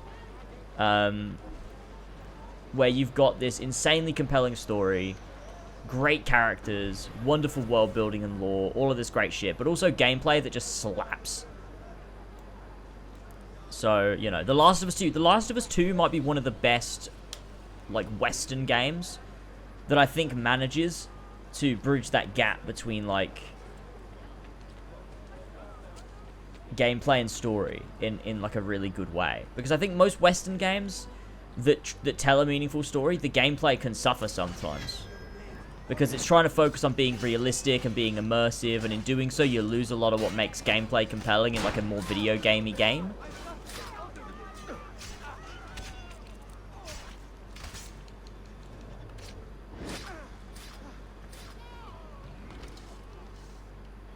But I think The Last of Us 2 is, yeah, one of those games where the gameplay is so strong, but you can also tell a meaningful narrative. I most certainly Yeah, RDR2 is one of those ones where if you're in a you can't get enjoy. I don't think Red Dead Redemption 2, you got to look at it like this, like the gameplay serves the story in a way where, like, because the story's there, because the world context is there and everything, the gameplay works and serves it and it's fun to play. But if you just play the gameplay and nothing else, it's not very good. Whereas I think with The Last of Us Part 2, if you take away the story and you just have the gameplay, it still holds up and is good to play. You don't need the story to enjoy playing The Last of Us 2's gameplay because it's so strong and well built. So, yeah, that's an interesting topic.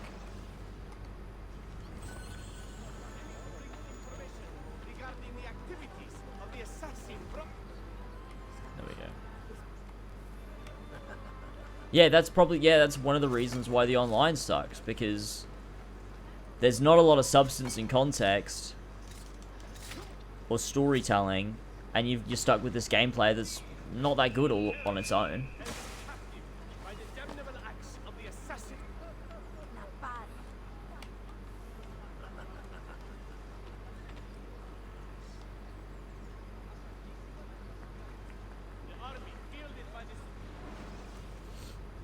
Let's get some more shops, just so we can keep racking up some more coin.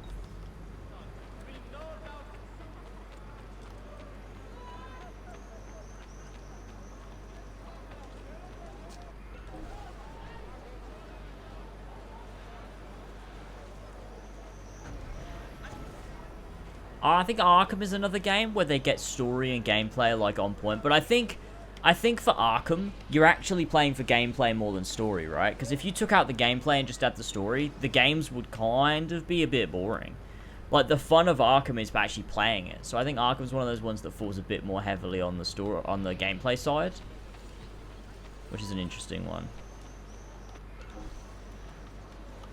Spider-Man is a pretty good balance. Spider-Man is a pretty good balance, but I guess I would say Batman has better gameplay than Spider-Man, because I think Spider-Man, the gameplay would get kind of tiresome after a while, whereas I think with Batman, I think I could play it for longer, without any story elements. But there are games that do both of those as well, and balance it quite well. What else am I doing? I think I'm done, pretty much. Let's just go grab these shops, and then... or maybe we don't want to go up, maybe we want to go down.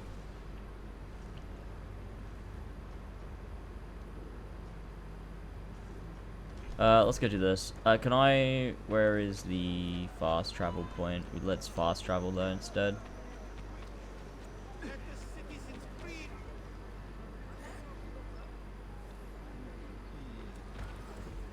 Wolverine's good. I want to see some Wolverine. I mean, like, X-Men Origins Wolverine was a great game, in gameplay-wise, so if they can do that again, it'd be great. Like, it was a bit of a God of War clone at the time, but, it was great. Like, I love the way that they built the healing mechanic in and stuff like that was really cool.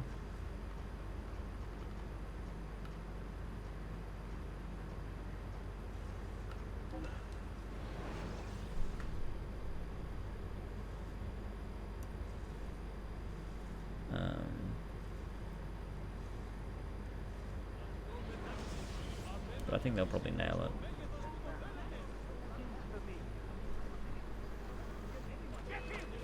it. Oop.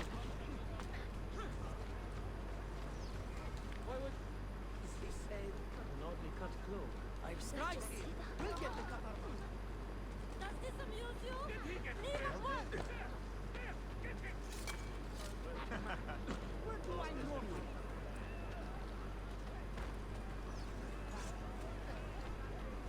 Wait, there's two of them? Who the hell are you?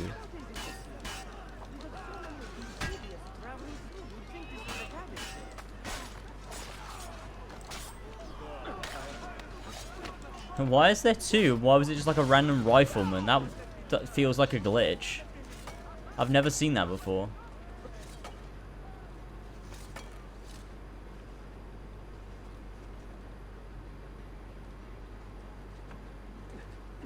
Jedi Fallen Order, yeah, has a bit of both. Perhaps at the same time. But I think both are kind of mid. You know? With Jedi Fallen Order. Like, it's a good game, but I think it's a good game because the combat and the story are both, like, just kind of fine. You know?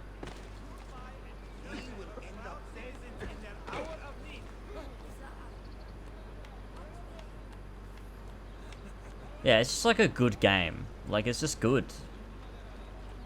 Oh, I don't want to do... Oh, fucking fine. I nearly shot him. You there? Hello, can you help me? What is troubling you, amigo? There is a mad woman in this district putting curses on people with little silver coins. Curses? Well, not curses exactly, but old Byzantine coins. It was just like a step in the right direction. Well, our heads are turned. And I do not find it funny. Oh, hi, Flash. I should have taken off this outfit while you weren't here. Minelia, thank you so much for the 14 months. 14 months, what the hell? That is crazy. 14 months is a lot of months, isn't it? It's a fair few months.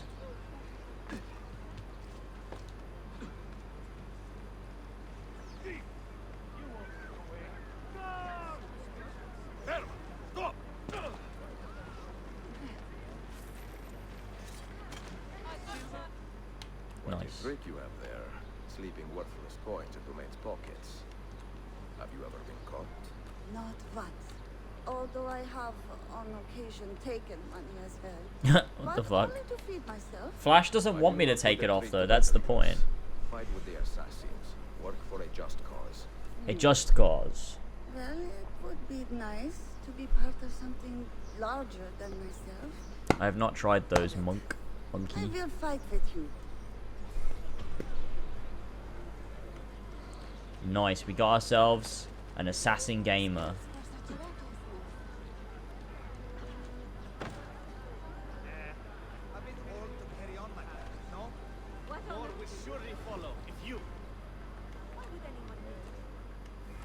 Play Mass Effect or do it. I feel like a Mass Effect marathon would be a bit mental.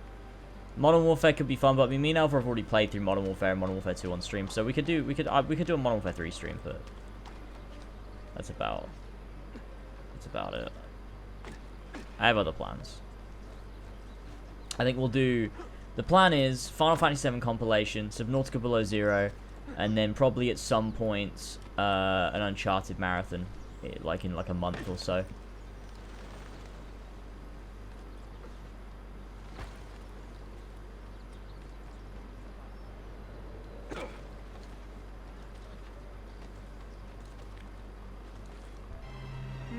Hey.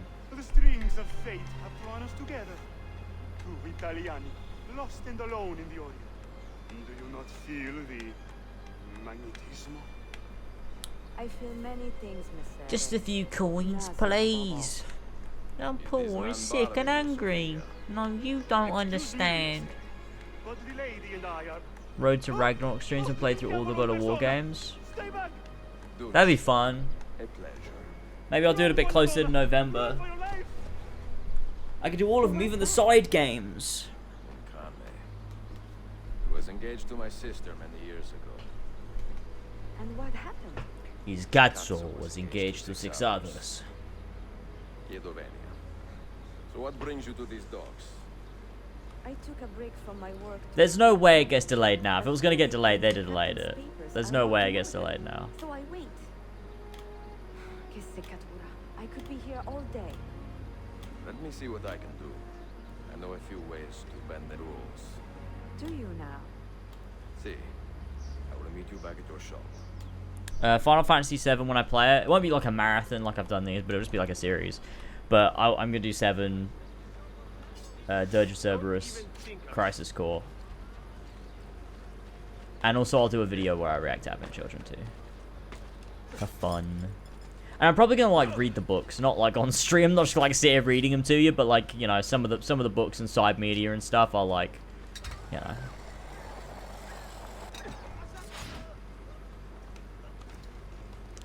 But yeah, I'm not gonna sit here reading you the books.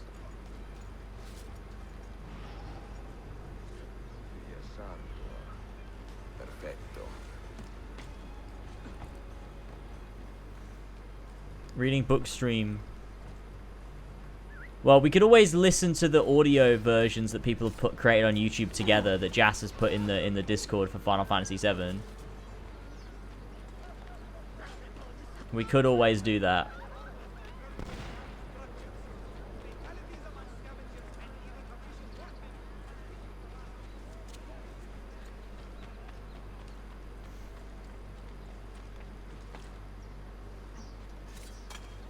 We won't do it, but, you know, we could.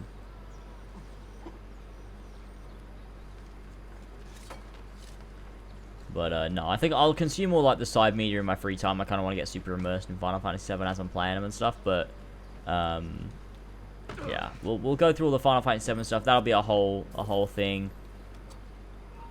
And then we'll do Subnautica Below Zero. Then probably an Uncharted marathon. I did want to stream Rise Son of Rome. Because I did buy it on Steam. It was only $1.99. But I do want to do that at some point and capture all my footage at the same time as well. Because I can do that on PC because Shadowplay doesn't eat a load of CPU. So I'll stream Rise Son of Rome, capture all my footage, and then make a video on it. God knows what that will be about, but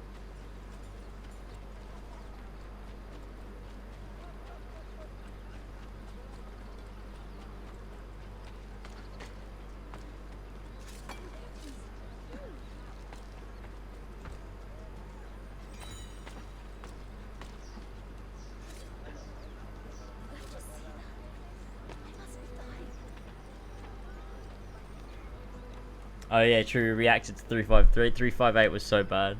Salute, Ezio. Any luck? Madamigella Sofia Sartor, di Braia, Costantinopoli.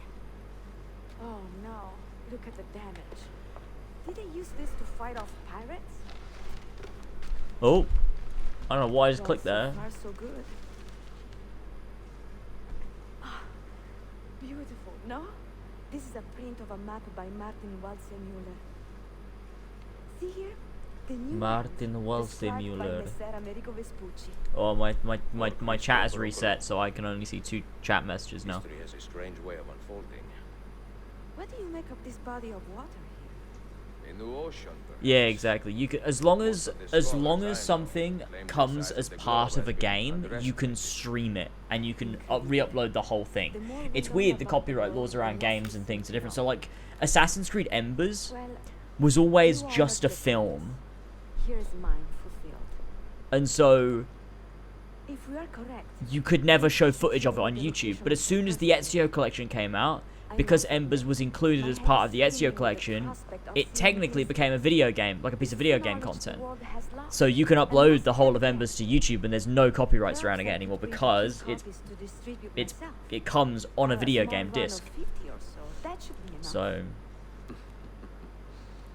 but Advent Children is just a movie that was only ever released the same way like Embers was only ever released as a film.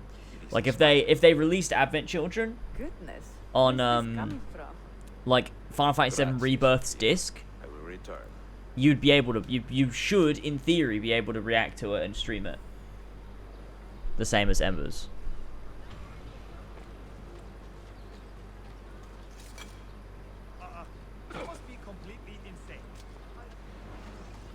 Thoughts on Lineage? It's fucking shit. I I always didn't like Lineage.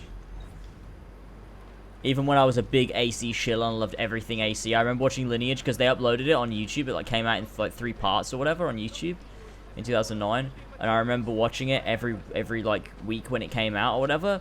And I remember it just being like, it's just so shit. I was like, why is this so shit?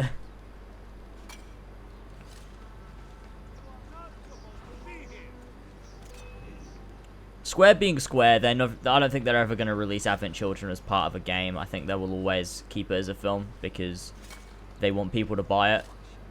They don't want it to just go up on YouTube. There's absolutely no reason they would do that. With Embers, you couldn't really buy Embers anywhere. Like, Embers came as, like, it was a bit, like, you know, whereas Advent Children, like, it's a bit more of, like, a proper product you can buy. Embers was always a bit difficult to acquire. So I don't think it hurt Ubisoft too much to just make it as part of the Ezio collection and people can watch it and you can put it on YouTube. Whereas I can't imagine Square would get any benefit from doing that with Advent Children. I think it would just be worse for them monetarily or whatever. What's Lineage? Lineage was the prequel movie to AC2. It was live action. Have you never seen it? It's better than the AC movie, yeah. Lineage is better than the AC movie, but it's still fucking shit. Most interesting.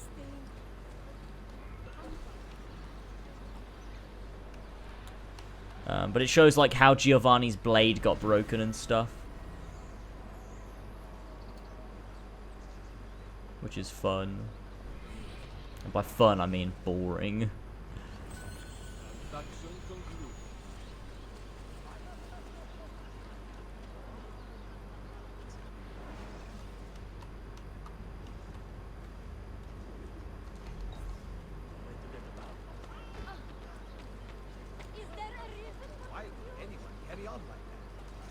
Why would anyone carry on like that? Good question.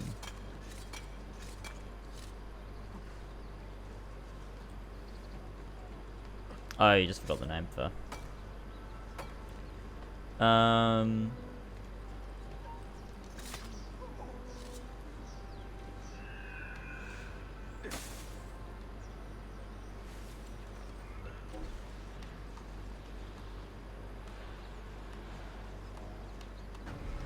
Hey, what's up, McSlaggers?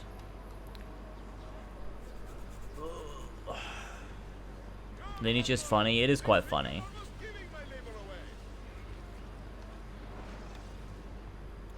Should I get some armor? No, you know what? No. I literally don't need anything. Because I'm never going to wear it, so it doesn't even matter. Although, I guess... Oh, I probably shouldn't go buy that yet. We should probably,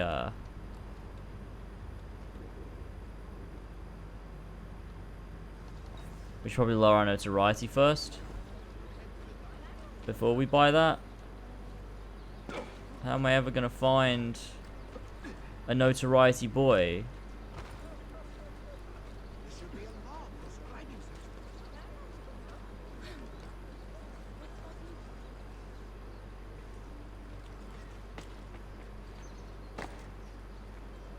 They're not really around as much as they were in the Ezio, in AC2 and Brotherhood. For some reason, they're just so sparse in Revelations. You can never find a fucking notoriety boy.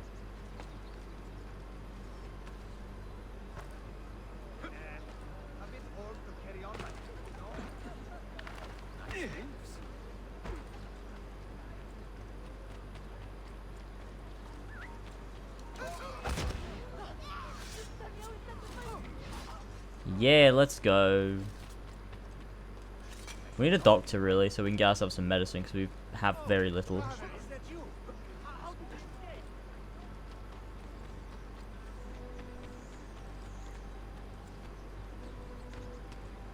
The notoriety system. The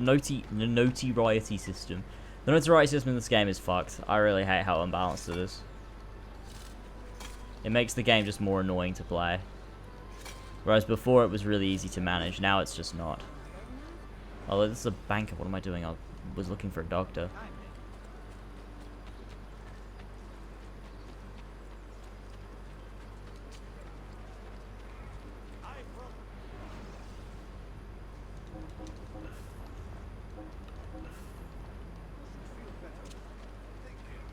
Right, let's just go do the quest. Is it the Grand Bazaar? No.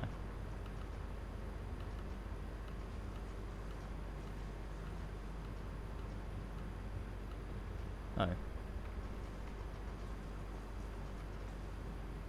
Oh, yeah, of course.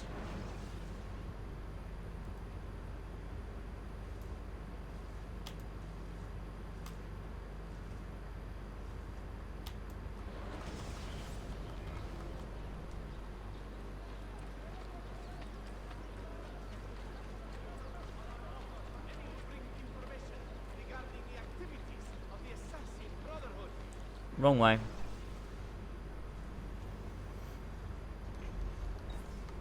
Although there is a man here. They'll never tolerate the assassins. Well, you will, because I just paid you, so. Am I a BioShock fan? Not really. I like BioShock Infinite, but I don't like the first one very much. I think it's dated and not fun to play. I know that's a hot take, but I really genuinely think that.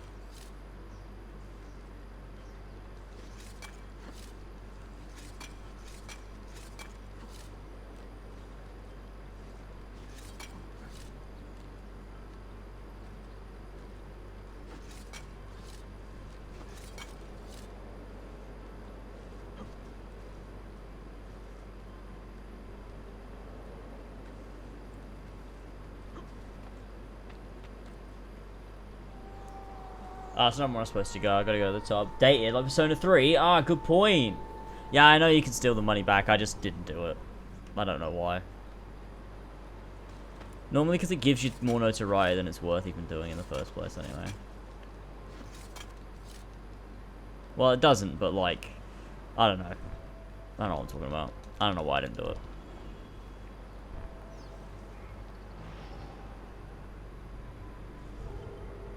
Oh, I wish I had a fucking parachute.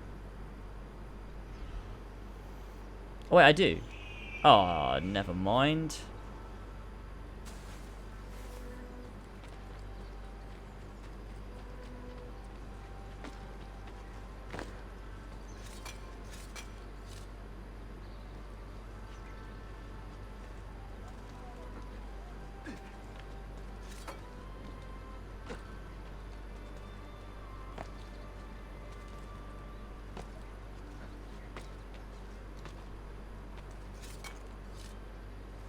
Well, that works. Gamescom is August? It is indeed.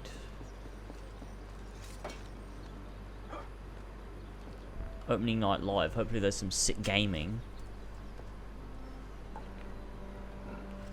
Wah, wah, wah.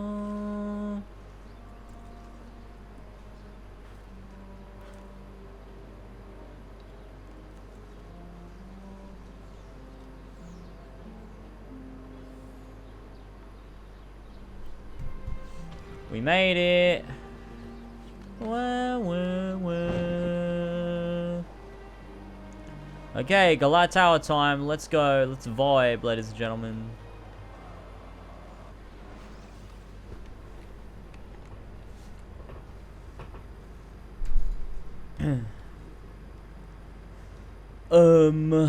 Here.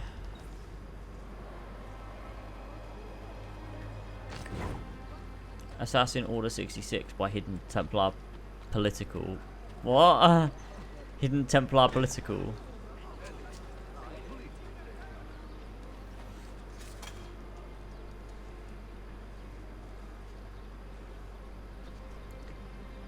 Imagine an Assassin Order 66 by a Hidden Templar Political. Just imagine it. Imagine it.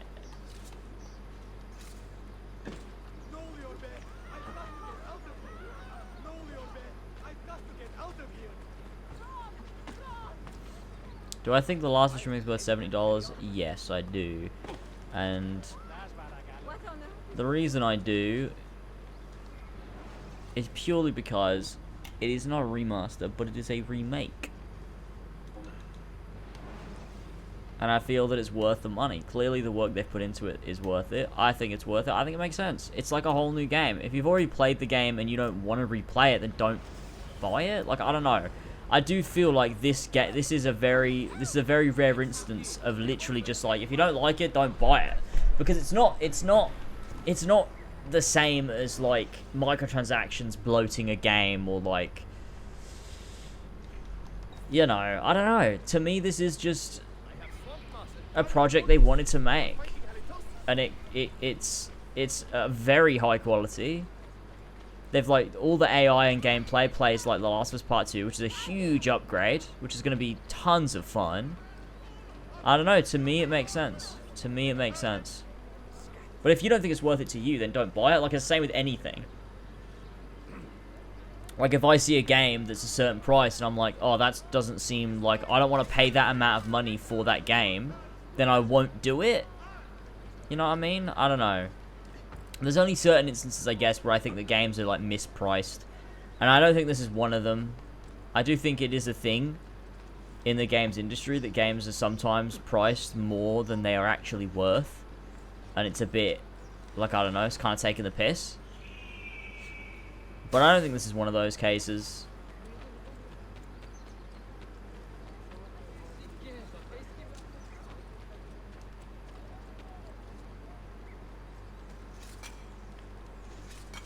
Because you're not buying it for the story. You're buying it for the remake. You're paying for the remake. You're not like, because you've already consumed the story, so you would just, like, I don't know, like, by that logic it would mean you'd never play the original game again, because what you're saying is experiencing the story again isn't worth your time. Like, I don't know, I just think the story isn't the selling point here. The selling point is seeing this game remade with a totally new, you know, look to it. The gameplay as well being overhauled to play like The Last of Us 2. Like, The Last of Us 1 is dated in a lot of ways. I think it feels it. I don't know. To me, I'm like, this makes sense. I don't know. I don't think it's unreasonable. It's like a whole new game, really, from the ground up, with just, you know, a story we've already played before. And a story shouldn't be the focal point, really, of a video game, especially when you're remaking it. I don't know. I don't know. Like, you look at Final Fantasy VII Remake. Is it just because the graphics are so vastly different that it makes it worth it? I don't know. Like, I guess 7 Remake is a bit more of a reimagining. You know, you look at Resident Evil 2. I don't know. For me, I think it's worth it. This feels like it's going to be a big premium game. It's a story I've already seen, but, like, I love that story. I'm willing to see it, you know, with way better visuals, with, you know, totally better gameplay and all of that stuff. Like, I don't know. I'm willing to pay it. I'm like, yeah, to me, that's worth it in my mind. Like, if I were to part with $70 and get this really well-made The Last of Us 1 remake, I'm happy with that. I'm content with that, I guess. I don't know.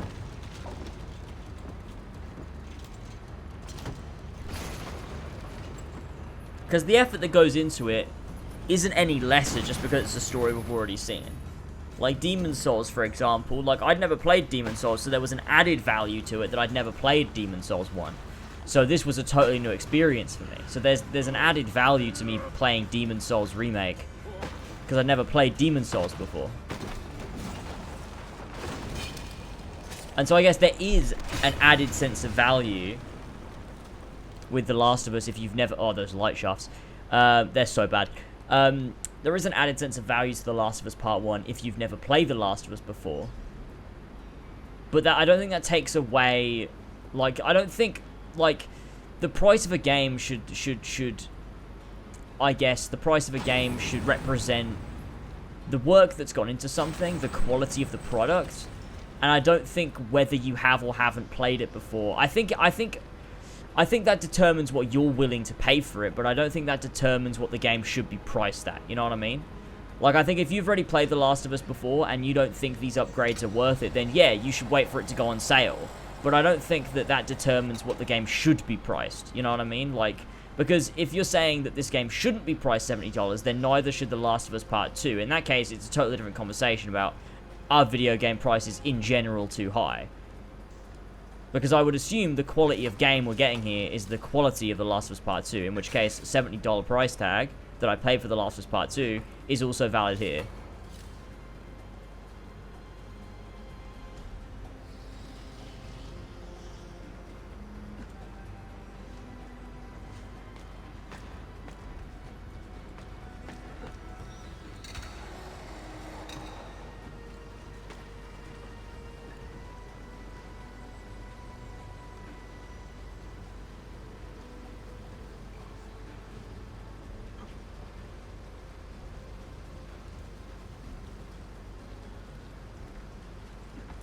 I wouldn't say video games should be primarily made for kids. I mean, all the greatest games of all time, like so many games out there, are like 18s. Like, I don't know, I think video games are different from what they used to be. I think it's like the same as movies. Like, movies aren't primarily for kids. Like, I think video games, you know,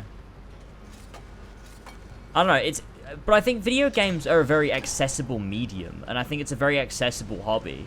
Just not if you're buying every AAA Sony game. But, like, that's what those games cost, because they're big games. They're big endeavors that cost a lot to make. Like, you can't sell a AAA, you know, God of War or a Last of Us Part 2 for, like, cheap. Like, you can't. And, like, you know, it's a big complicated thing, obviously, but, you know, based on inflation and everything, like, video games are the same price or cheaper than they have been. Like, they are worth more. Like, video games should be more money, really. So it's a bit complicated, I think. And like, like, video games are accessible. Like, you can buy Minecraft for so cheap. Like, kids can get hours of fun out of Minecraft. There's so many indie games out there. Like, video games are accessible as a medium. But if you want to play, like, Spider-Man, you want to play The Last of Us, God of War, all these big games, back to back to back, like, you're probably not going to be able to. And I don't think everyone, like, I don't think the goal of being a video game fan should be to play every game that comes out. I feel like that's a thing, like, it's something I do, but like, that's because I make content on it. I feel like, as someone who, if I were just playing video games, I don't imagine I would play every new game that came out. I imagine I would play a few. You'd pick and choose the ones you wanted to play, and like, that's why there's so many and such a variety, and, like, you know, PlayStation does a lot of different ones. So you might just want to play Spider-Man. You might not care about the others. So, like, that's there for you, but I don't know. I think I don't know. It's an interesting topic, though, I think. I just don't... I don't think the answer is to make games cheaper. I think the answer is to just make, like... So, I think people should just make more money in general. You know, I don't know. That's a difficult, like, thing to answer. But I think video games are worth what they're supposed to be worth. For the most part, at least if we're talking about big Sony games. But I think they should be more affordable in the sense that... I mean, I don't know. I feel like the answer isn't to make them all cheaper, because I don't think that would fix, like... I feel like the games would just get cheaper. Like, the quality of the game would be lesser.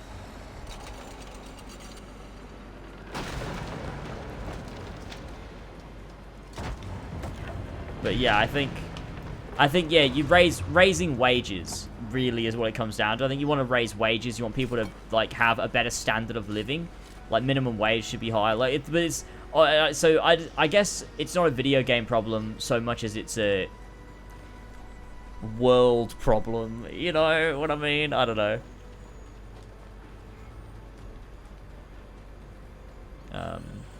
But I think people, I don't know, I think people forget I think, because the cost of things is increasing with inflation, but people are still earning the same. And I think that's really the problem here, is that, like, video games cost more and more and more to make, and they have to cost more to buy, otherwise the quality of game is just going to go down. But people should be earning more money. Like, people should be able to afford these things. Like, they shouldn't feel so expensive, which I think is just the core problem, really. Is they feel expensive because of, you know, I guess just the cost of living in general, which is probably the main issue, really. Because I don't think Sony could necessarily afford to, like, slash the price of God of War and still make that quality of game in the time frame either. I just don't think they would feel it's worth it to them. Like, you look at what Xbox is doing. All of their first-party games go onto Game Pass, and they're shit. Like, you know, except for, like, your Forzas, where they can get away with it. You know, you look at Halo. Halo has taken a nosedive in quality because nobody's buying it. Because they're all playing it on Game Pass. And it's like, yeah, I don't want Sony to go that way. Like, I'm happy to pay premium prices for premium products because I think they're worth it. But in terms of, like, people being able to afford it more, I guess it comes down less on... I think it's less on the publisher, and it's more on just the problems we just sort of have in the world in general, I guess. Is probably where I'd be with it. And Game Pass is great. Like, that's another way, like, you know, Eddie and Sheps give it a lot of shit, but Game Pass is absolutely brilliant for people that don't have a lot of money, that really love video games. Like, you know, $7.99 a month, and you get access to hundreds and hundreds of games that you can just play on demand whenever you want. Like, and there's some good stuff in there too, some great indie stuff, some great AAA stuff. Like, there's a good combination of stuff on Game Pass that is well worth it. It's a great service, and I think that really does work to make gaming really accessible, because now, you know, part of Game Pass is EA Play as well, so you got a bunch of EA games in there too, like your Star Warses, your FIFAs, your NBAs, like, you know, not NBA, the other one, the EA one. Let's do this.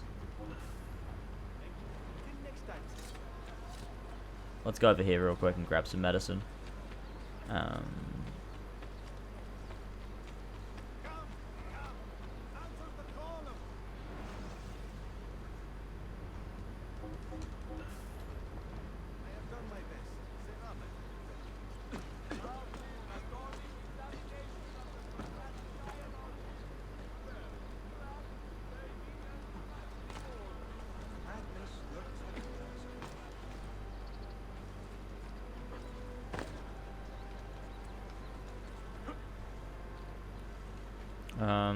Oh, Liberation. Yeah, what Ubisoft is doing, I think is what it's talking about. With, just, so some games won't launch anymore. Like, you can't launch AC Liberation. You won't ever be able to play the DLC again on PC for the Ezio Trilogy.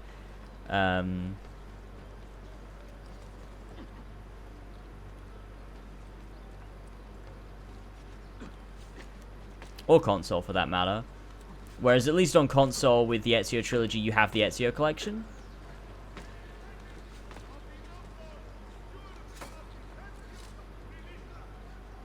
But you don't have that on PC. But it is fucked what Ubisoft is doing. Like, that shouldn't become the norm, and I don't think it will. But I think it's weird. It's weird, and I don't really understand why they're doing it. Like, does it really cost them that much to just host it on a store? Like... And if so, that means no one's buying it anyway. So, like, I guess there's no one to even be mad about it. I guess on a bit of, like, as on a business decision, they're like, we're losing money on this. No one's even buying it. But then, like, why can't people launch it? Like, that doesn't even make sense. Like, you've bought the game. Like, that should no longer be, like, costing Ubisoft money to let you launch the game. Yeah, I don't really understand why this is the case.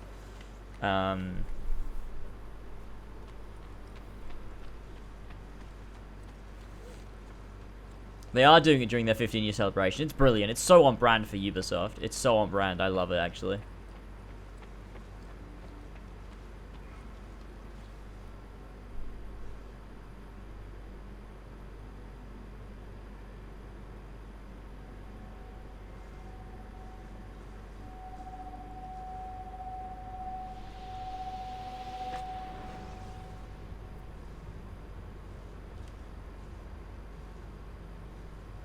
You held fire in your hand, old man.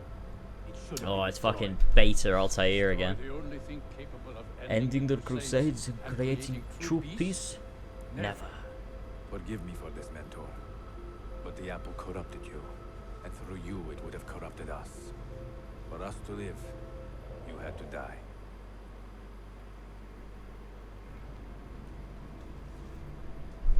Is it truly over? Is that sorcerer dead? He was no sorcerer. Just an ordinary man in command of illusions. Have you prepared the pyre? I have, but Altair, some of the men will not stand for such a thing. Let me handle it.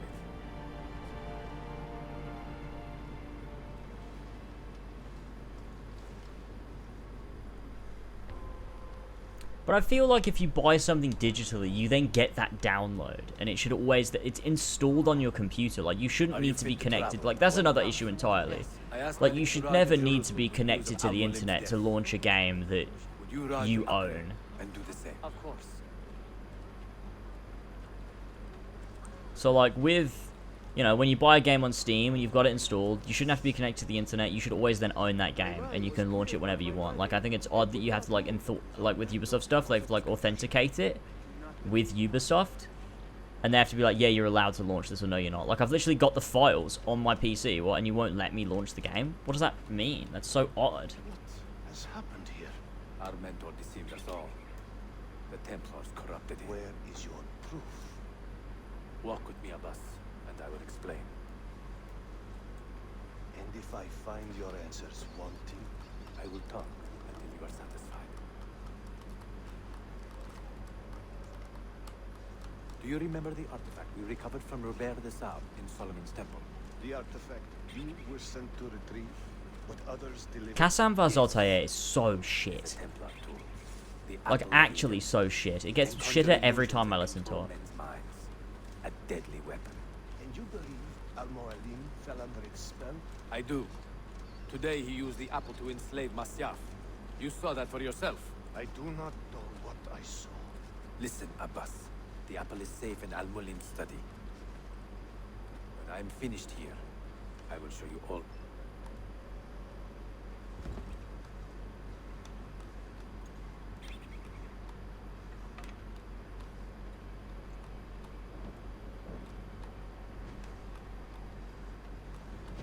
Altair! No! I must know that he cannot return. But this is not our way. To burn a man's body is forbidden. Defiler! Hear me out. This body could be another one of Al-Mulim's phantoms. I must be certain. Lies! All your life, you have made a mockery of our creed. Abbas, You no. bend the rules to suit your whims, while belittling and humiliating those around you. Restrain him! Did you not hear him? Al-Mualim is bewitched. Ah!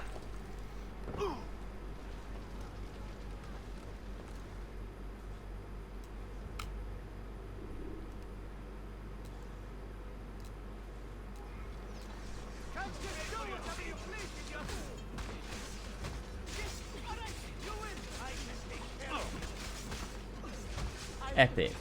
Disarming them all, because we don't kill assassins. I hate the assassin robes in Revelations, that other than Altair's. Like, why do they all look like they're wearing shit fucking robes? Like, why couldn't they just wear the ones from fucking AC1, where it's the same as Altair, it's just grey? It looks so ugly, they look all stumpy and shit. And none of them wearing hoods either. Why aren't they wearing hoods? It's fucking shit. What did I tell you, Altair? Abbas! Stop! What did you think would happen when you murdered our beloved mentor? You loved Al-Mulim less than anyone. You blamed him for all your misfortune, even your father's suicide. Suicide. Was a hero. This is not the time to quarrel over the past. There's no way they can hear each other. That weapon. Whatever this artifact is capable of, you are not worthy to wield it. No man is. It is beautiful, is it not? Such ugly robes.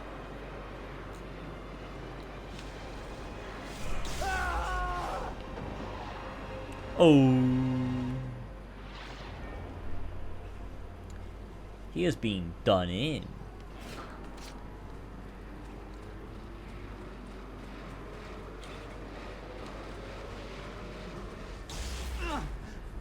Heck man, I'm hungry.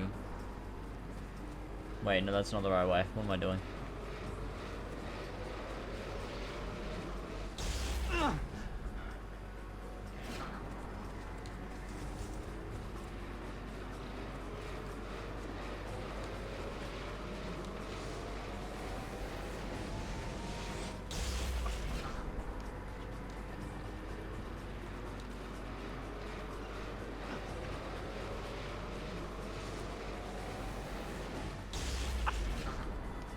No, are you joking? Are you joking right now? I was on the platform. Fuck me. No, he's gonna just fall again. Oh my god, dude. Why am I fucking this up so bad right now? Go up the fucking... jeez, okay.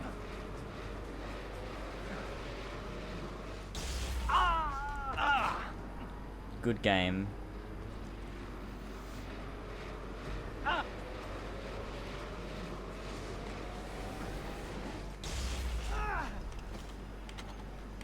That was so dumb. What was that? Are they dead? Me, McDonald's soon. Based. I still have those cheese and garlic dough ball things that I got from Domino's yesterday in the fridge. I can have those. Or will you lead us all to ruin?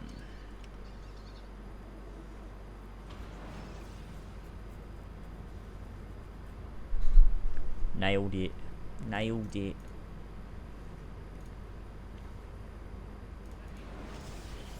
Altair, barely 26 and already a Grandmaster in command of a divided order. How does one cope with such responsibility and unlimited power? Grandmaster! What does that mean? Do you remember when me and Tyler had that dispute about what the difference is between a Grandmaster and a Mentor? Well, we didn't know. Darby had to come in and be like, yeah, look, I don't know. we just used to interchange Grandmaster and Mentor for some reason. It doesn't make any sense.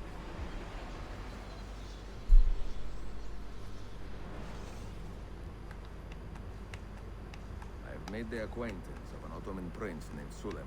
Sequence He's a 5. clever young man, with a fortitude uncommon for his age. On his suggestion, I will be investigating some wayward Janissaries who may be in league with the Templars. Wait, is this With sequence luck, 5 or is they this will lead sequence me 6? straight to the core of the Templars' leadership.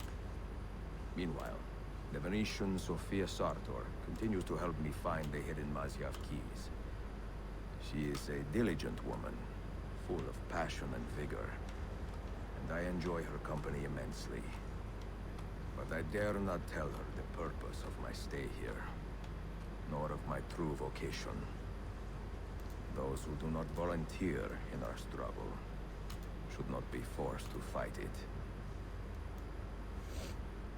Yeah, Darby basically was just like, yeah, I don't know. These days, I would only ever use Grandmaster for Templars and Mentor for the Assassins. But for some reason in Revelations days, I just used to use them both interchangeably. So, there's no meaning. There's absolutely no meaning. Oh yeah, it's this fucking mission. Alright, I'm gonna go put these things in the oven. I'll be back in a minute. You see this rug? Incredible quality. Your feet will love you more than your wife does. I'm not married. Ah, you're better off. Come, feel it. You have sold well today. I have not sold a thing. The Janissaries confiscated most of my rugs just because they were imported. Do you know Tariq Barletti, their captain? He's around here somewhere, an arrogant man, but... you insult me, sir. I cannot take less than 200 aksha for this. My final offer. When I find him, I will ask about the rugs. You drive a hard bargain, Yabanche. Shall we compromise at 180? 180 aksha. And we part as friends.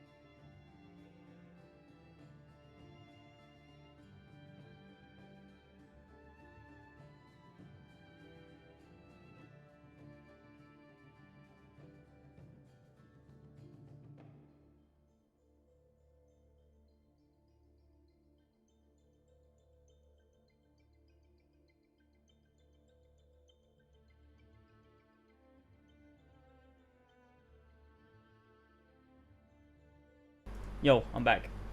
I'm back. I haven't got home. Oh, what the hell?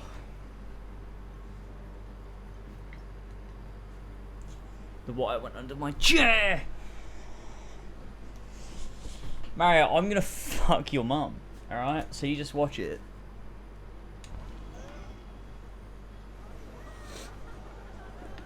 Okay, what are we doing? We gotta find Tarek. This is the best mission in the whole game.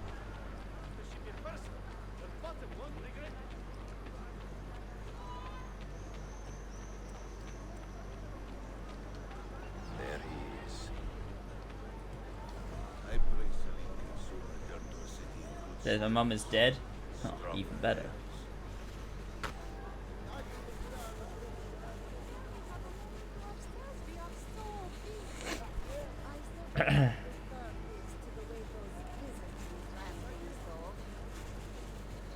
You try and one up that kid. Oh shit.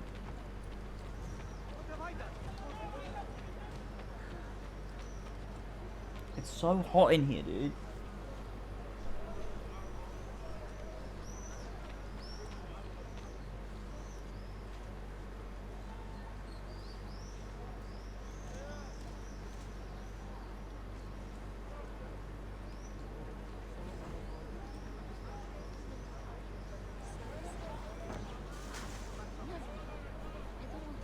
Epic style. Diplomacy requires a degree of secrecy, yes, but also a willingness to be open enough to achieve. Oh, gaming's so good. I am of the tool to facilitate the exchange of ideas and foster goodwill. Obviously, the student of December considered to be a threat. Of all Mehmet's accomplishments, I'm beginning to think this bazaar is the finest. I maybe did that when I was a kid with the Revelations missions, but I would never do that now because that's autistic. You have no business here. You do not belong. I love Tarek. He's the best character. They make him out like such a dickhead in this section because you're supposed to think that.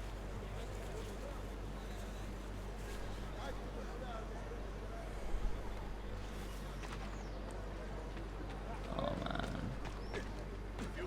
Gamer hours. I need to get another drink. I just realized. True, Altair could do air assassinations. True.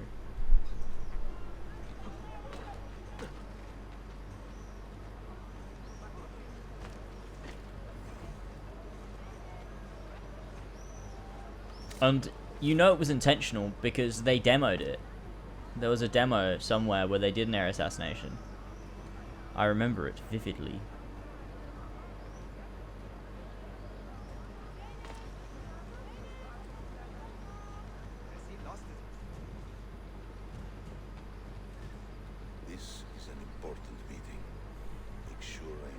La volpe addormentata.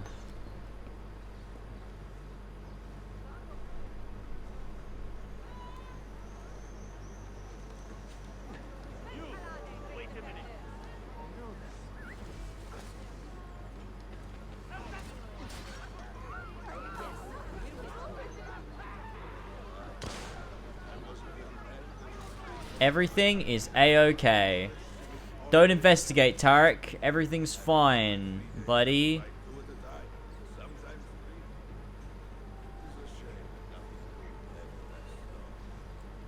Perhaps your business will do better.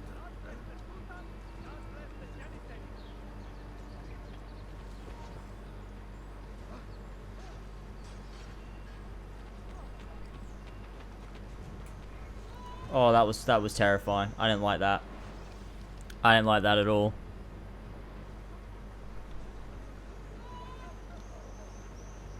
Wait, what? We get a new PM September 5th.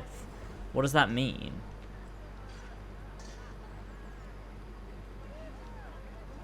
Oh, Prime Minister. I thought you meant like PM as in like the time. You were saying like I thought you were trying to say like the time changes. I'm like, why does the time change in September? That doesn't normally happen. A new Prime Minister.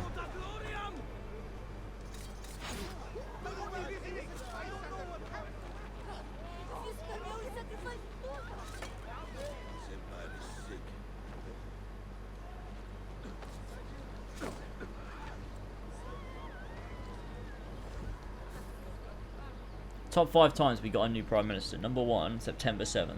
September 5th. September 5th is a long time. What the hell? Who the fuck's going to be the Prime Minister until then?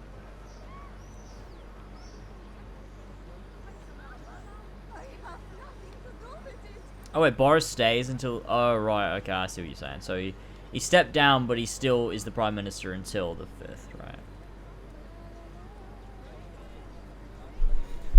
Right.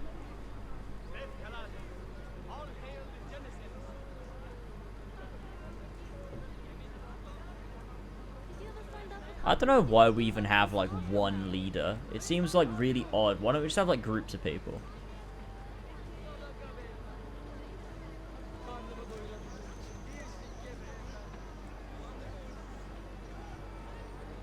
I mean, we kind of do. We just have like one figurehead, but like, you know.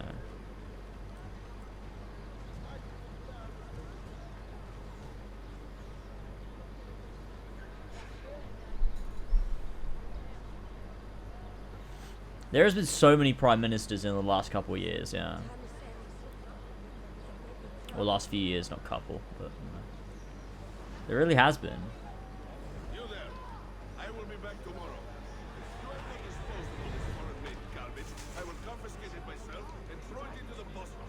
Lead the way. How did I get detected? I was in a haystack. Wait, did I set a timer for... Oh, I didn't set a timer. Oh, no. Wait, how long have I been back for? When did I get back? How long have I been here for? I'm going to say another 5 minutes. I will be back tomorrow. If you have not disposed of all this foreign-made garbage, I will confiscate it myself and throw it into the Bosphorus. Lead the way.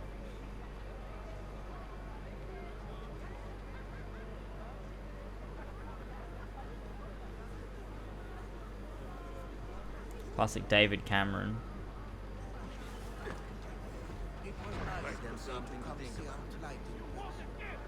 Perhaps his influence can help restore some hope. Although I suppose one must trust in God's will to do what is best and leave it at that.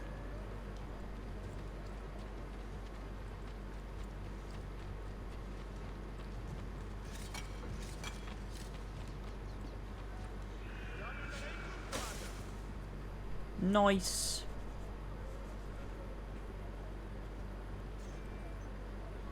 I wonder who the next one will be. Who's going to be the next Prime Minister?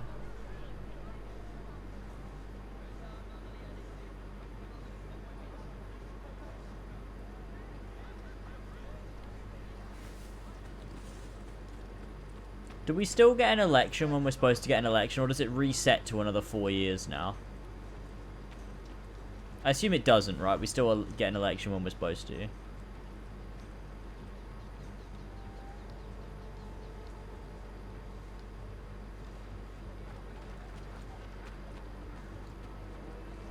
Yeah, yeah. What news? Manuel has agreed to meet with us. He's waiting by the Arsenal gate. An eager old weasel, isn't he? Come.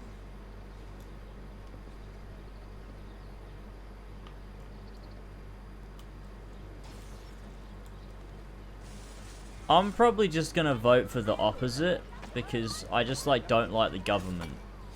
So if I don't like the government, I'll just vote for the opposite one, and then if that government like gets in and then like they do good, then cool. If they don't, I'll just vote opposite again.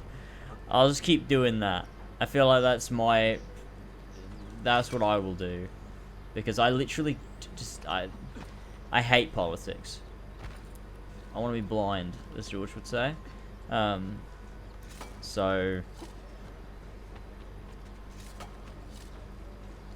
I reckon it's time. We've had the Tories for long enough, right? I reckon it's time to give the other side a fucking go. See if anything ends up different. That's my personal opinion.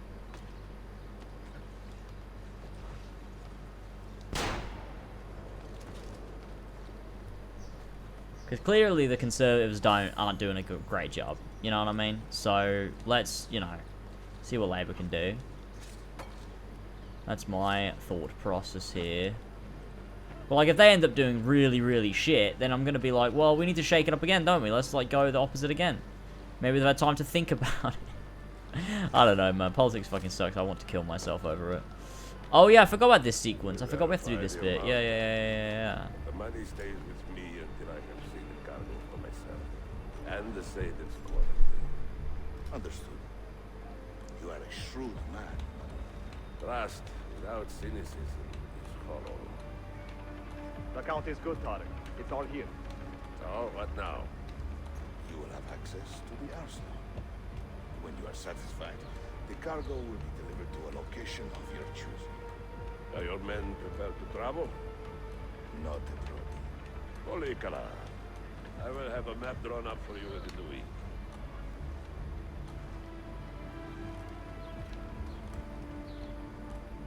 Yeah, I mean, there are never any good options in politics, I don't feel. Are we here for the That's same sort of what reason? politics is. You never have a leader where you're like, wow, this person is like really morally superior to everybody else.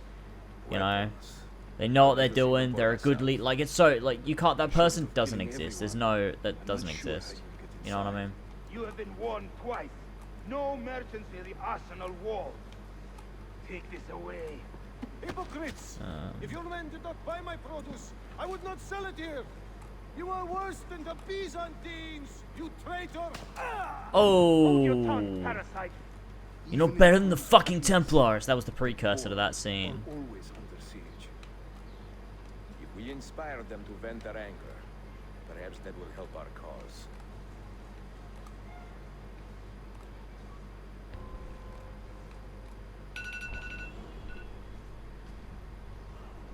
Feigning solidarity to push your own agenda. What the hell? They're beating me up.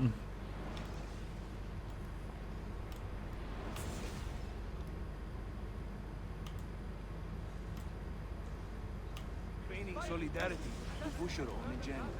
I guess you really have to vote because you're voting for MP, so I guess you just vote for the MP in your area that you think will, is like, obviously it needs to be someone that's likely to get in, but also that will actually, you know, do things. Because I guess you got to think less about Prime Minister and more about your own area, I suppose. I guess.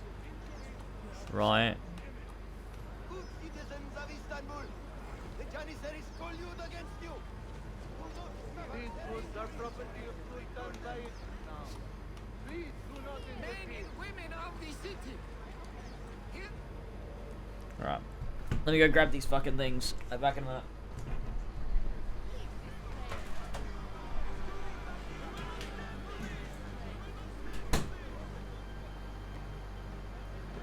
That gate will not stay closed for long. The people are doing you a favor, Ezio. Return it and keep them safe from harm. You bear!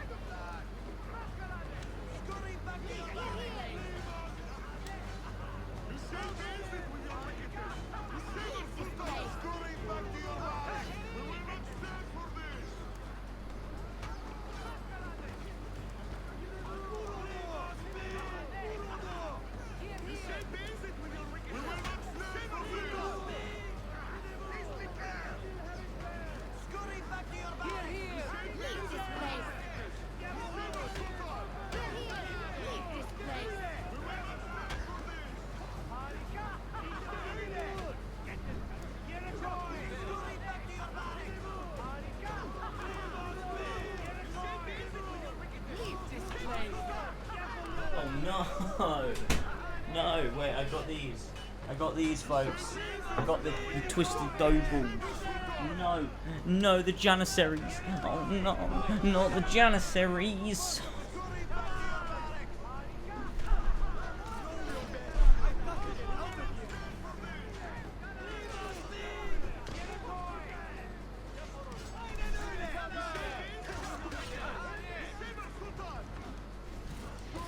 Wait.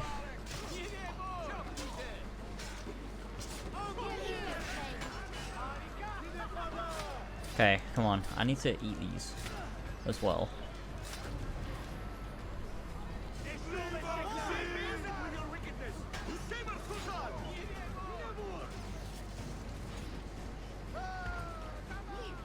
Hey, there you go. Nailed it.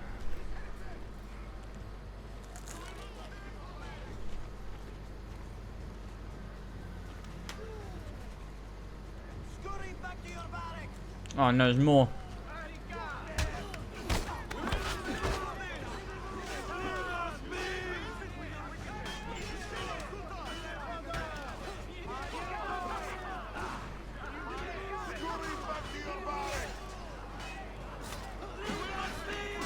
Ooh.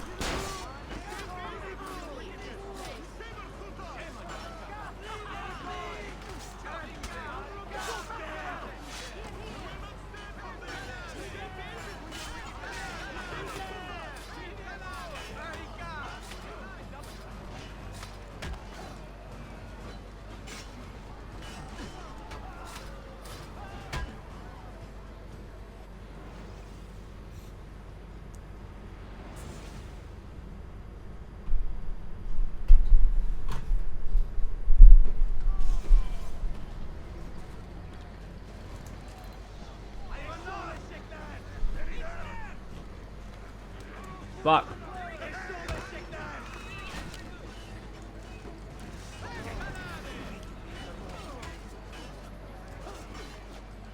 Why am my sword not working properly?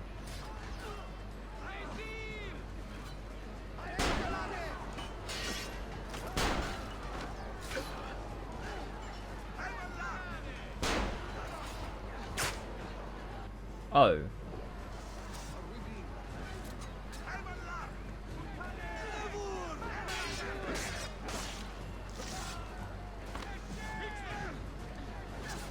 Oh, I just... Push through! Go! Go! Get!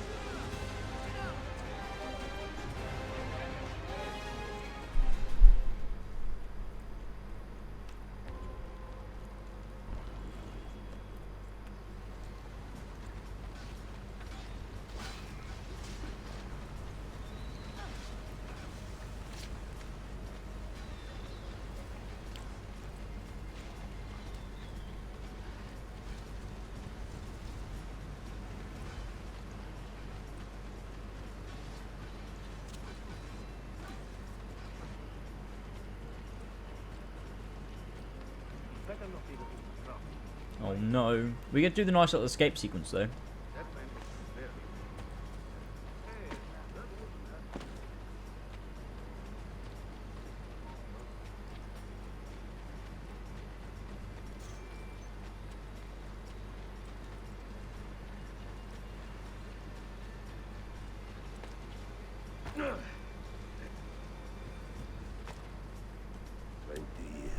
Nailed it. Like a cipher. Finally, everything is falling into place. When the Paleologos line is restored, my man, do not forget we helped you bring it back. Of course not, my friend. I would not dream of betraying. I have not played The Quarry. But you must be patient. Nova Roma wasn't built in a day. I'm satisfied. Take me to my ship. If a single one is damaged, the money stays with me.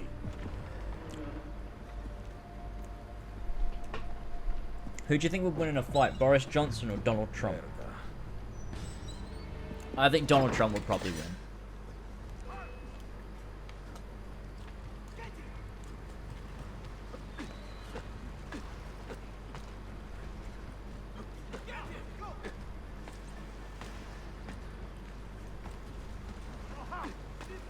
Oops.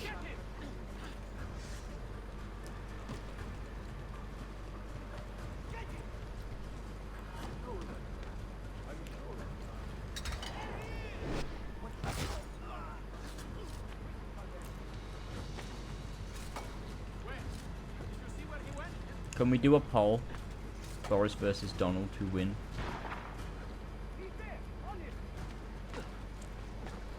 I just think Trump, like, if he needs to, I think could kill a man, you know? I could imagine Trump, like, killing someone. But I think Boris is a bit too clumsy. I feel like he'd, like, fall over his own feet. I don't know. I mean, if, you know, Boris against a kid, maybe, yeah, but no, I don't know. Boris against Donald Trump, I feel like Donald Trump would... I feel like he'd just kill him. I feel like Donald Trump would just kill him and wouldn't feel a thing, you know?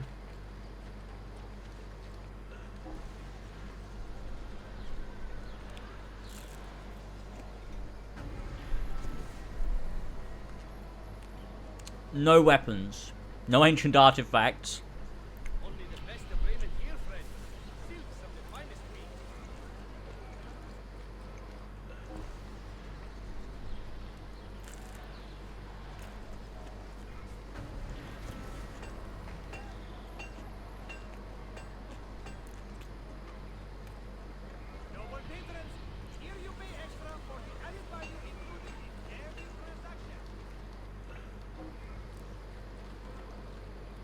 Damn, I should have got the bank.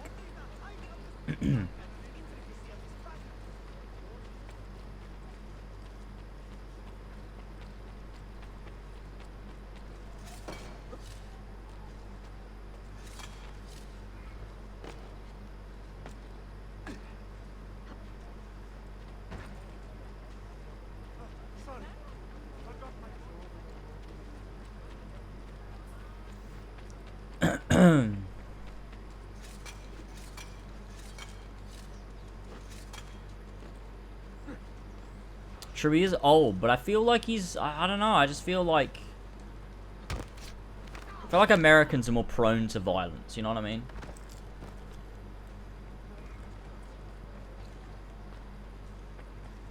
So I feel like a 70-year-old American against, like, a...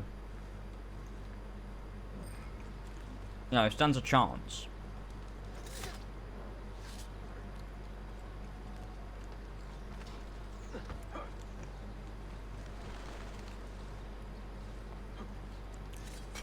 That's pretty true, and yeah, that's true.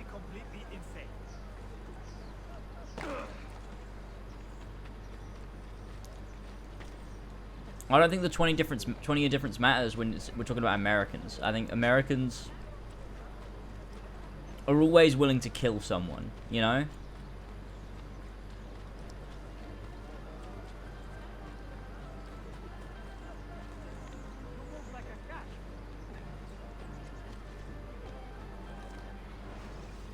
I want to see him fight. I want to see him fight because I think we need to figure this one out.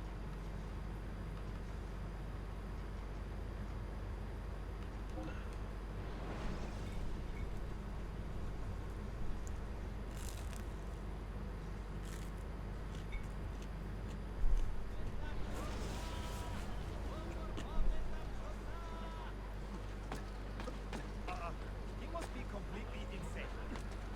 Well, I'll be.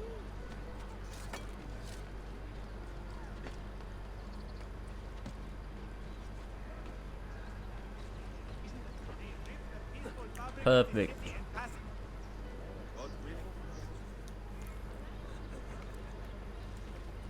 We're not talking about killing, no, but I do feel like Trump would just kill him anyway.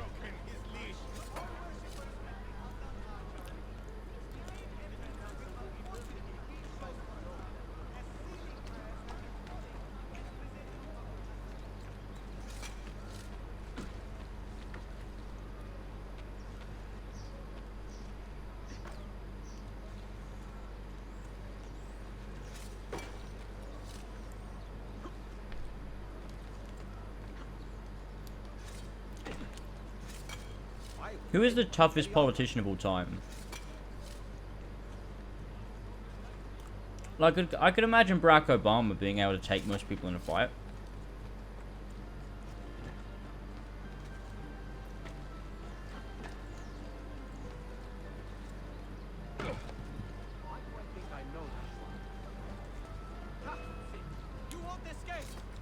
What about, like, Abraham Lincoln? If you're like, I don't know, I feel like Abraham Lincoln could probably put up a fight.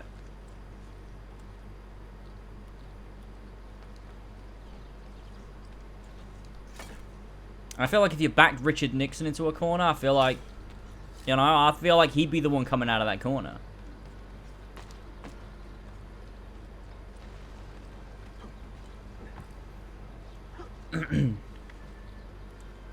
Yeah, we're talking. Let's talk about. Okay, let's include every like politician ever, including kings and queens. So like, we're talking, you know,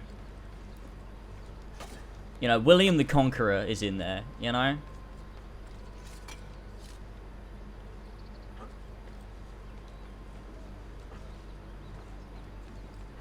Genghis Khan, yeah, true. That is a shout.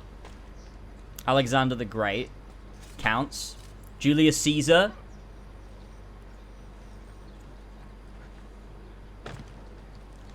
Which king, like, fought the most on, like, battlefields and stuff?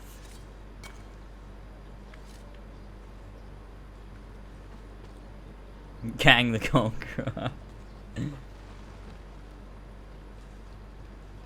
Dude, where did I go? I swear I teleported here. Did I just run away?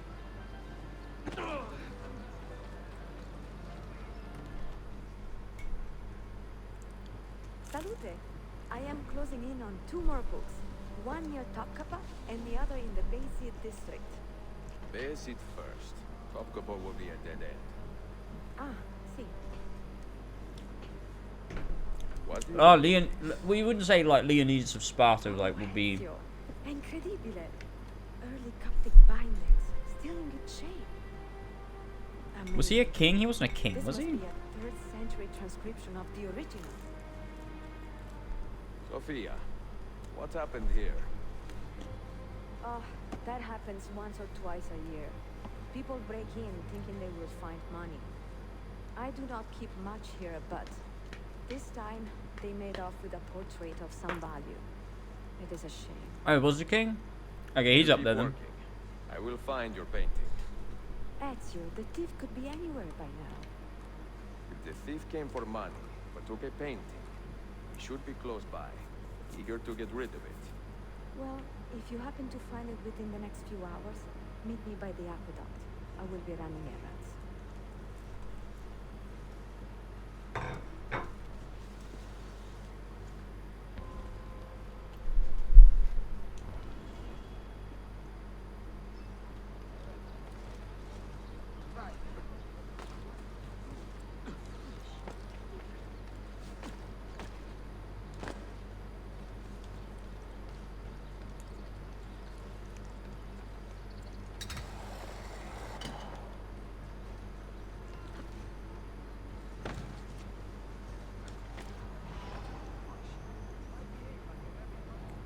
There is a man with a suspicious look.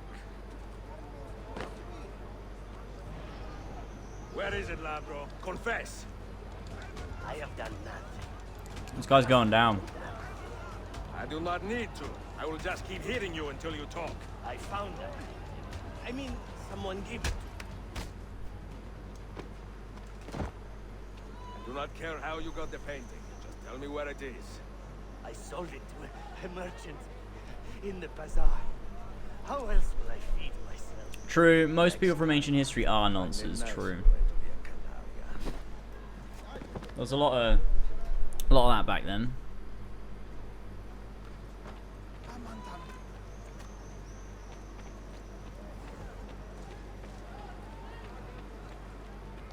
I think it's kind of crazy to hold like historical figures to the standards of today. Like some people do try to do that.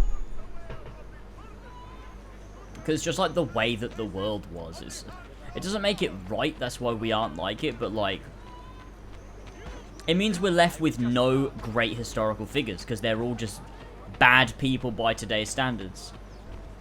I have a painting if you are curious. A luminous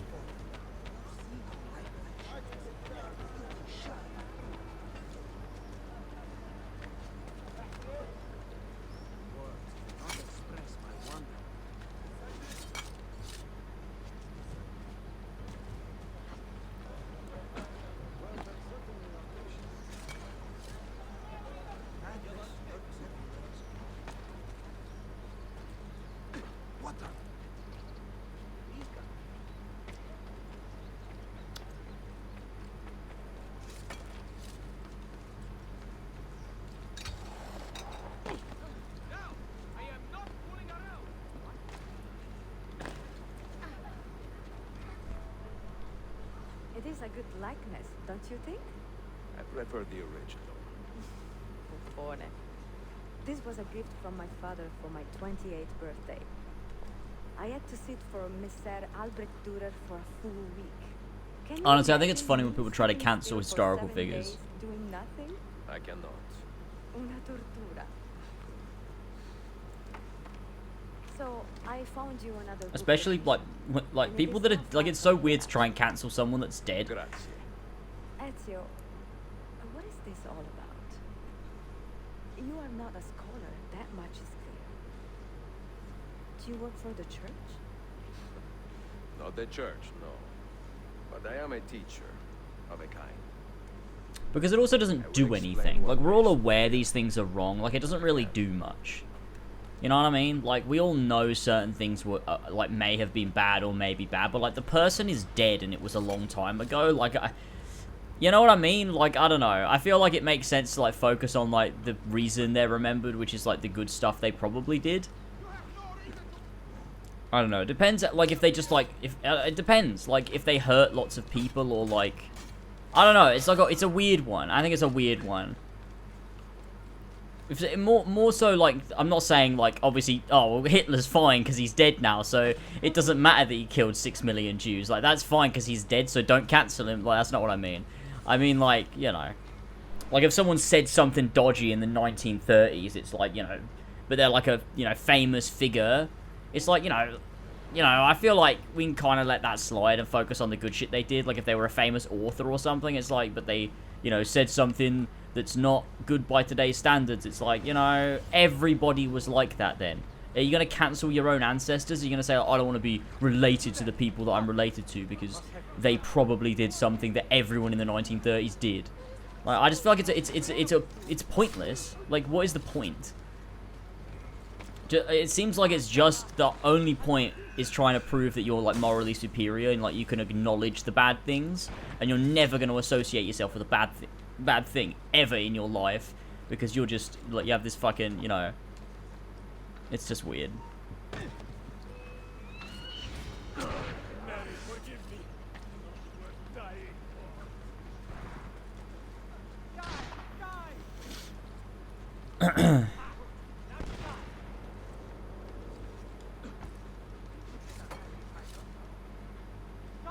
But I think history's a complex thing, and I think we can appreciate history while also recognizing flaws too. I don't think we should completely demonize a person or like for something when they're a complex person. I don't know. I just feel like, I don't know. I feel like it's a pointless effort. Like, you could acknowledge the bad, but also, like, if you do that, it's really depressing. It's just a depressing way to view the world, I think. To be like, every single major historical figure is a bad person. So it means nobody can ever, like, look up to them or look at the things they did throughout their lives. And, like, I don't know. I feel like it's just weird for that to be a stance that you would take. I don't know.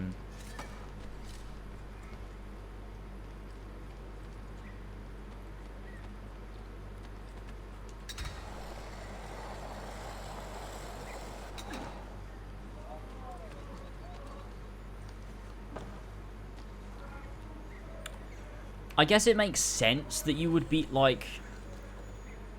I guess it makes sense to, like, that you would be like that if it affected, like, your heritage personally, I suppose, but... I don't know, I just feel like we all understand that people did bad things and we know that it's bad. Like, who are we educating? You know what I mean? Like, I guess it's like, oh, well, they can't get away with that. Like, they can't have done this bad thing and then we're also only remembering the good stuff. Like, I guess, but, like... I don't know, it's history. I don't know. I feel like you can look at this great historical figure and be like, they are a great historical figure because they did so much in their life. Not all of it was great, but, like, they're an interesting figure in history. You know? I don't know.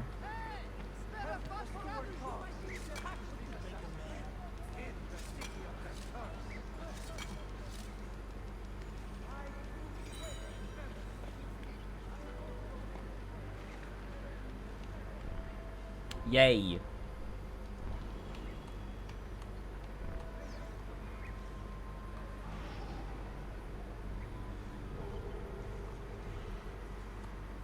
I guess people do as well. Like, it's nice for it to be romanticized, I guess. I think it's just...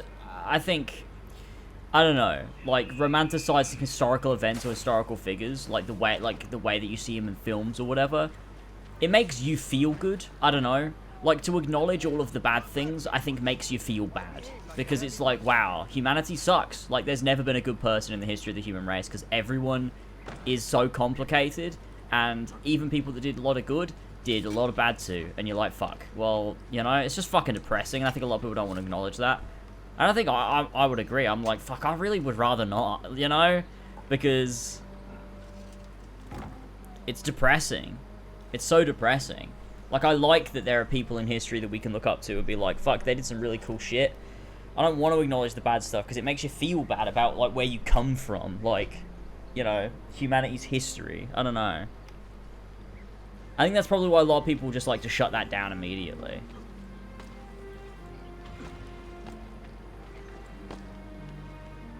Like, people that are like, you know, Americans, they want to look up to the founding fathers.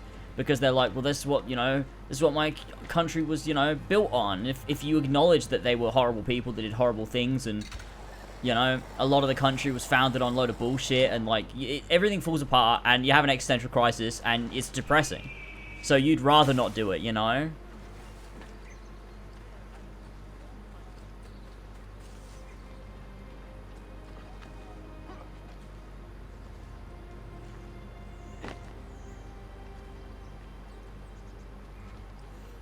Be very careful what you're about to say. I have the Charters of Freedom framed before me, right behind me.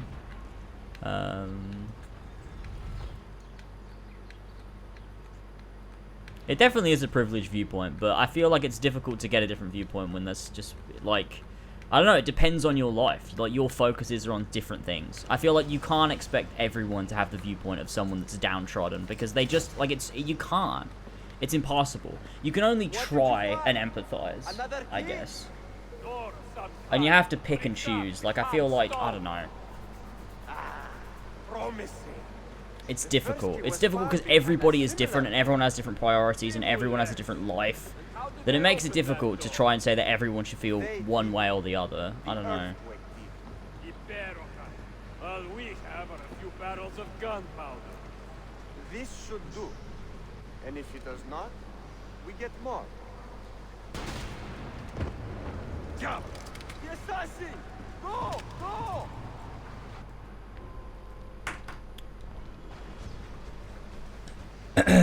You will not leave here alive!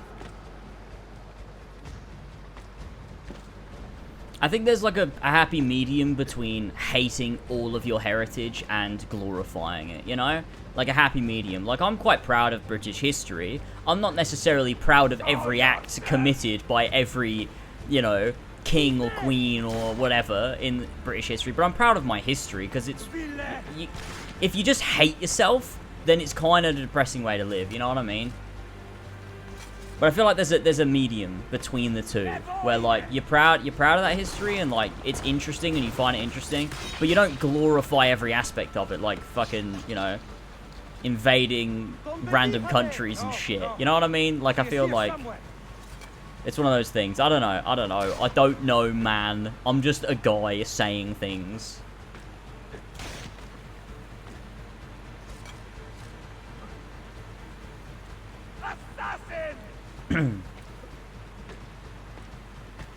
I guess it's also like as well you can detach yourself from a lot of like real like history whereas when you're talking about like recent history, like I don't know, it's different, I guess. Like I don't feel like shame because of like King Henry VIII and his wives, but like you do when you think of like Margaret Thatcher, I guess. Like they're both history, but like one is vastly different. I don't know. But I think you want to feel part of something, you know? Like, I feel like that's part of being human. Like, you want to feel part of... Like, you're like, where did my country come from? Like, I want to be proud of, like... You know, I feel like we all need something. Like, in the really olden days, it was your small community. Then it was, like, your town. And then it was, like, your city. Then it was, like, your country. And, like, it gets bigger because we're so interconnected. And so you want to have that claim to something. It's like, what am I? Well, you know, I'm this. And it feels like... I don't know, it feels like some people are allowed to be proud of where they come from and other people aren't. And it's like, I feel like you can acknowledge the wrongdoings of people that were part of your people in the past, but also I feel like that doesn't mean you have to hate where you come from completely. I don't know. I don't know. I feel like there is an element to it. We should use it. Stand back! Give me some room!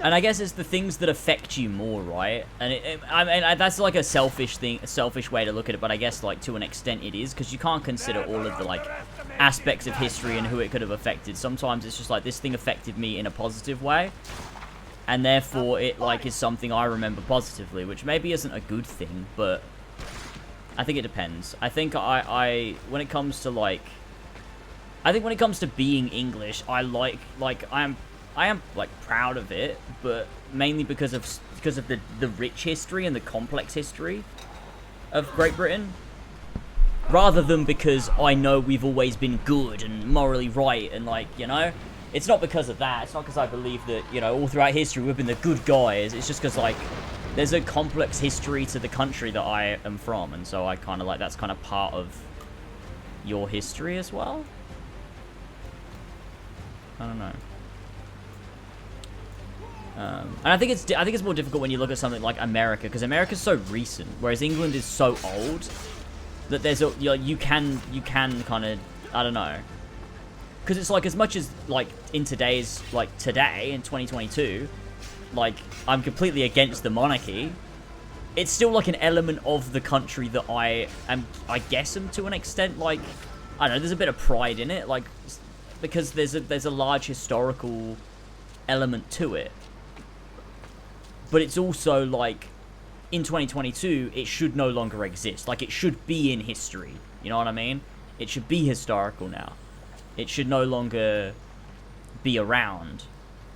And I think that would make it easier to be something to be proud of about your country. To be like, yeah, we had a rich history of monarchs. They're not around anymore, because of course they aren't. But, you know, there's the history is there. And it makes it a bit difficult to have that same pride when they're still around, and it's, you know, just, they shouldn't be. And I think there's just like, as someone who loves history too, there's an element to it where I'm like, you know, it's so cool that where I'm from has this rich, interesting history. And like, I think that's like a major part of it too. I don't know. But yeah, you are right. A lot of that pride for your country comes from the people that live there. True. But I think history comes into it to an extent as well. Like, I do think there is an element to it. Like, I do love the history. Like, I like visiting fucking castles and shit. And I'm like, it's so cool that this is something that is, like, part of my country. You know, this particular architecture and this particular part of history. I'm like, that's cool. I like that. I like, this is where I come from. But that's not where my pride in the country, I guess, comes from today. It's, you know, just the general culture and like the different people, and I don't know, I love, like, you know, the countryside and stuff, and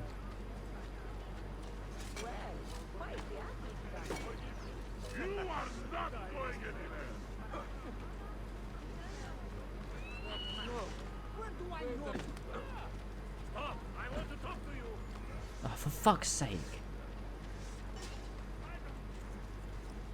I've missed him again.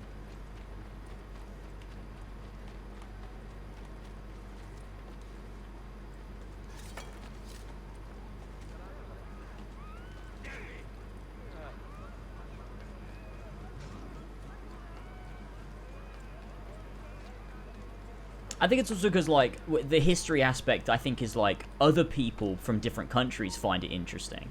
And there's, like, a sense of, like, yeah, that's cool. That's my history. And people are interested in it, you know? Like, I don't know. There's that sense to it. Like, it was, like, when Tyler came over to the UK and, like, he wanted to go visit a castle and see all that, like, stuff. It was like, that's cool. That there is someone from a different country that's interested in the history of my country. You know, it makes you feel, it makes, you know, I don't know. Feels nice, I guess.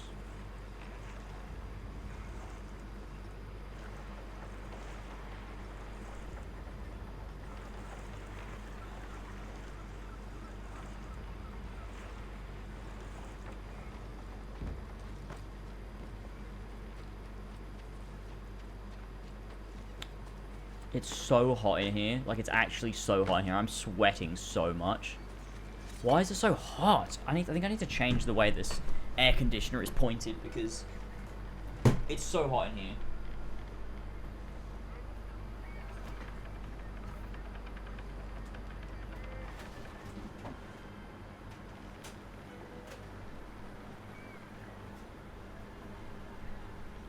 Is that better? Probably. Wait.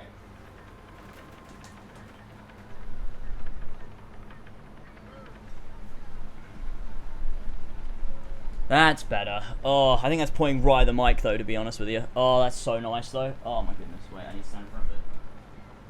That's great. That's great. That's very good. I'm a fan. Okay, we probably don't need to point it right there, though. I think that's going to be bad. So I'll just move it. Okay.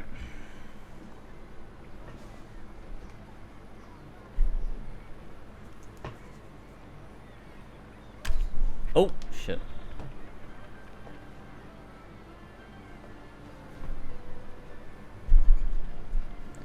Oh, it's crazy. Even with the air conditioner on, this room is getting hot. It's very, very hot today. It's only 26 degrees now, though, at 9 p.m. So it has cooled down. It was 31 earlier, which was mental. And I think it's going to be 30 for the rest of the week, which is absolutely insane. But that's fine. We live. Friday's going to be tough. Oh, Final Fantasy 14 Friday in the hot heat. Except I'm going to be fine because I have my air conditioner. The rest of you, though, are going to be fucked.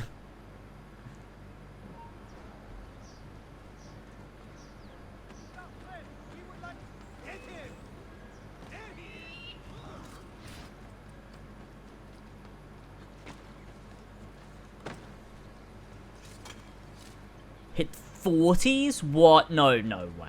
I remember last year we got to like 36, 37, wasn't it? Was it that high? I might be wrong. It actually might not have been that high. But I think like 35 or something. Right?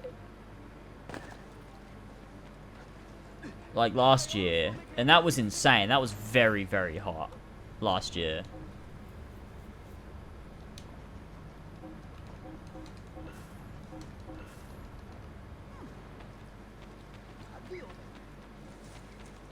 Altair memory, let's go. 39, oh, blimey. We got a cooling map for Sora that he just chewed up and didn't use. But that was when he was a puppy, to be fair. But it was really cool. It's just like a map that when you sit on it, it just goes cool. It's really good, actually. I liked it. Remember in the capital city of my country, like 46, 47. What the fuck? That's way too hot. There's just no way. 113 in Arizona. Yeah, but what in real temperature, though?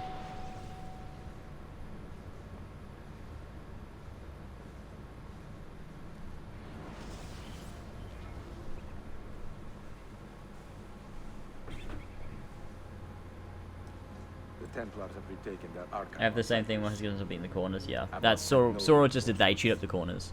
It was a massacre. Oh my god. Oh, I'm going to have to go grab a cider.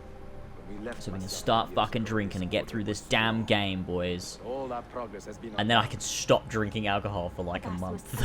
Oh no, wait, I'll have some more on Friday because it's Final Fantasy 14 and I can't do Final Fantasy 14 Friday without some cider. Hell yeah. Resist your desire for revenge, Altair. Speak truth and they will see their error. He executed our youngest son, Maria. He deserves to die. Perhaps. But if you cannot win back the Order by honorable means, its foundation will... Maria would piss me off. She's just playing devil's advocate. She's being a contrarian. He executed our son, Maria. Let passion overtake my reason.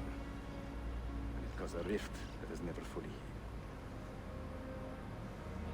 Next time, temperatures in the south of the country reach mid to high 30s with a 10% chance of reaching 40. That's mental. Summer never used to be this hot when I was a kid. Never. Never, never, never, never, never, never, never. Some will, but not Abbas. I should have expelled him 30 years ago when he tried to steal the apple. But you earn the respect of the other assassins because you let him stay. How do you know this? You were not there. I married a masterful Eager to put your tongue to his boot. Another word and I put my blade to your throat.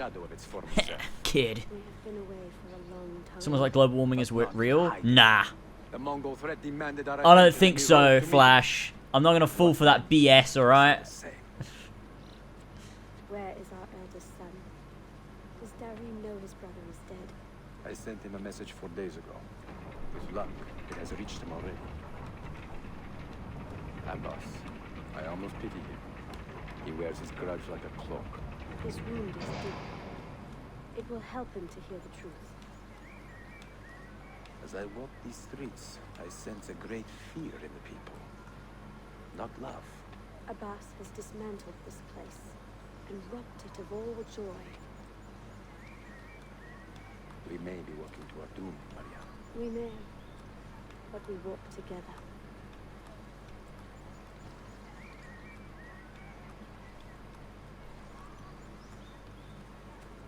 Walking to our doom, let's go. I'm gonna kill Abbas. Shit. Let them speak. We seek the truth about our son's death. Why was Seth killed? Ah, they made the apple gold in Revelations. Or an I see. excuse for revenge. If the truth gives us an excuse, we will act on it. Surrender the apple, Altair, and I will tell you why your son was put to death. Ah, the truth is out already. Abbas wants the apple for himself.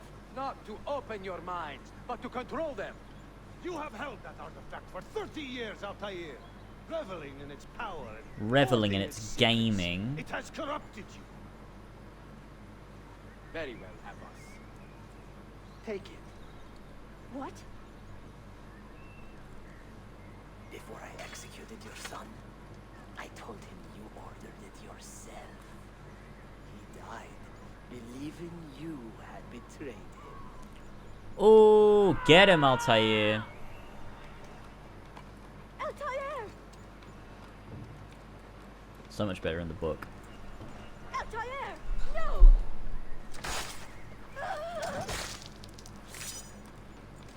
It's so much better in the book than it is in the game. Strength. Altair. Strength, He Altair. is possessed! Kill him! Take the apple! Now! It's so hot in here, I'm literally going to die.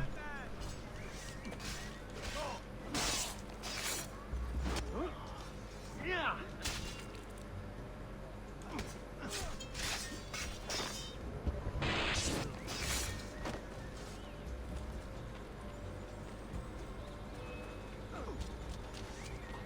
Was there no music?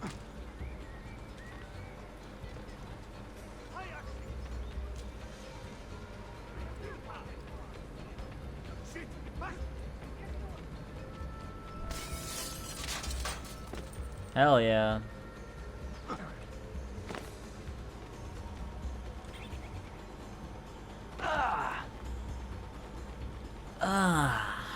Fucking stupid noise. Kasamvar can suck these nuts.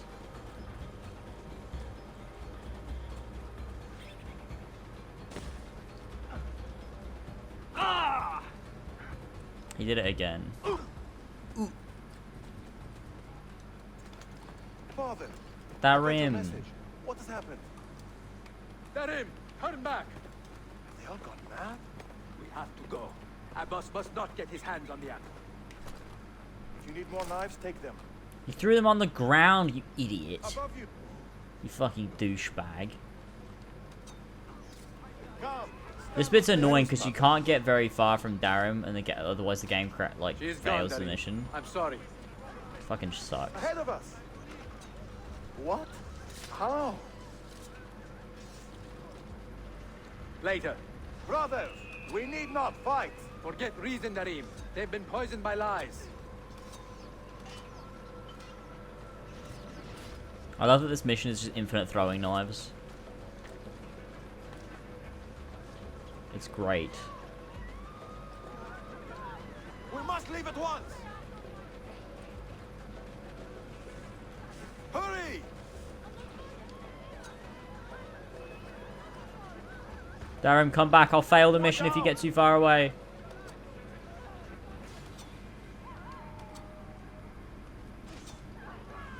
Oh, for fuck's sake. Aloy lost when he was right next to me. God damn it.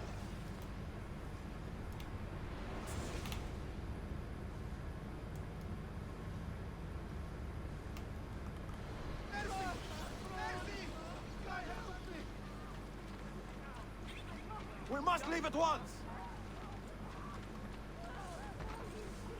Hurry!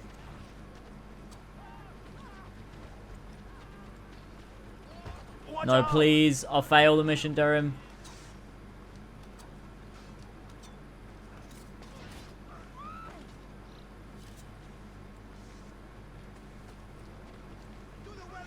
No!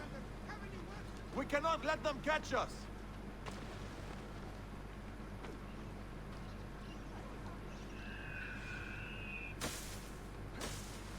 There we go.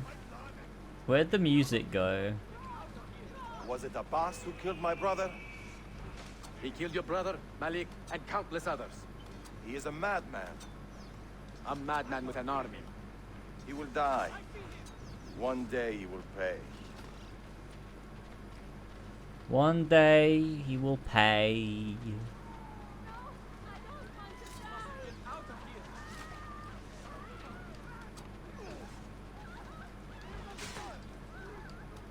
There's no music, this is really weird.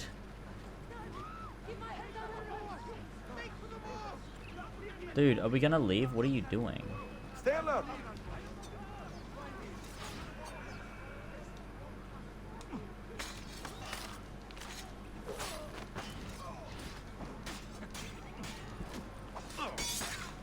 Yeah, let's go. Epic win.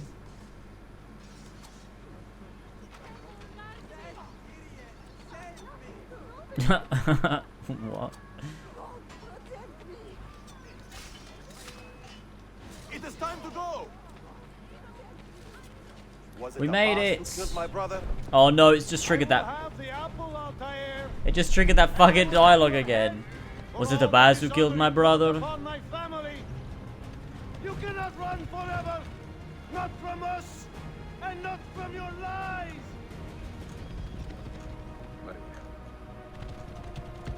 My love.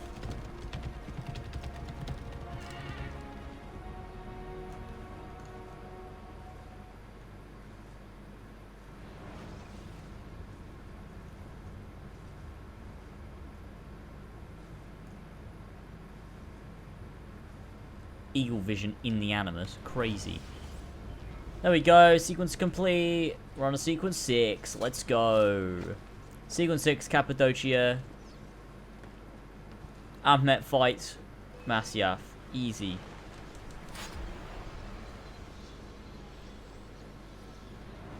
Easy. Excellent news, Claudia. I now have a name. Manuel Paleologos. Emotes just doesn't work. I don't know what the actual command is. I have few doubts that he is the man leading the Templars. My task now is to interrogate a traitorous janissary named Tarek Barletti. Find the location of the Templars' army. Until then, Sophia and I will continue our search for the one key that remains hidden. With every passing moment, If your phase 4 is messy, Yet I yeah. cannot help but linger some days to stay an extra hour with her. To hear her voice and watch her face animate with joy as feel like she it lacks speaks of purpose. the things that move her. Her books, her city, her memories. Den defense, I'd rather I die. cannot help but think what a shame it will be when I find the final key. I like that Ezio kept his beard. Imagine if he didn't.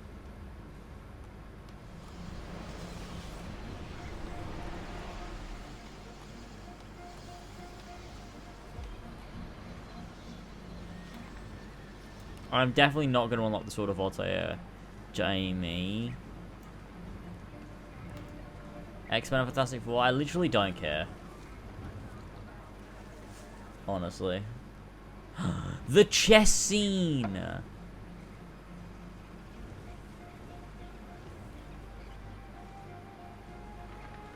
That's not illegal European variation. Haroko. It's interesting, but not exactly fair when you play by different rules than your opponent. You may think differently when you are super. Ooh. Shall I take it back? Suleiman, I know it has been hard on you. It is a guilty pleasure, but I don't have time for that. Over Bayezid's throne. Grandfather has chosen you, and his word is canon. Oh man, I'm sweating so much. What is This there is to argue disgusting. about? This is actually disgusting. I'm so sweaty. Your father and I I feel like I need to change t-shirt. But his cruelty and ambition have made... I have heard the rumors. Well, I have a meeting with the vizier soon. Shall we continue another time? No, I just don't care about the MCU anymore. I just don't think it's been very good for quite a while, and so I'm just kind of like, I'm just not. I can't find myself getting excited. Ezio. Tarek has been selling guns to a local miser, Manuel Paleologos. Paleologos. That is a sad sound. The last Byzantine emperor was Constantine Paleologos. If his heir is arming a militia of some kind, this conflict will escalate. Tarek knows where the rifles are headed. If I find him first, I can follow the weapons straight to the Byzantines. Straight to the He will be with his Byzantines. Janissaries in their barracks. So if you want to get close, you will have to be one yourself. It wasn't just one project. It wasn't just like I watched one movie and suddenly hated it. It was just like a gradual process of things getting, Get the information you like quality declining, I suppose. then kill him. I think Doctor Strange was the one where I really realized, wow, I don't think I'm into these anymore. This is true, but such naked treason against my grandfather deserves death. In Daisy.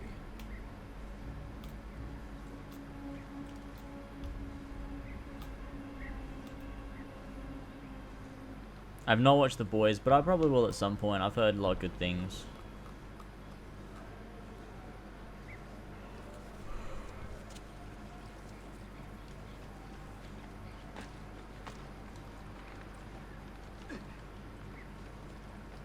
I'll go do this fucking mission. The setup for this mission is like a bit boring, but the actual mission's good.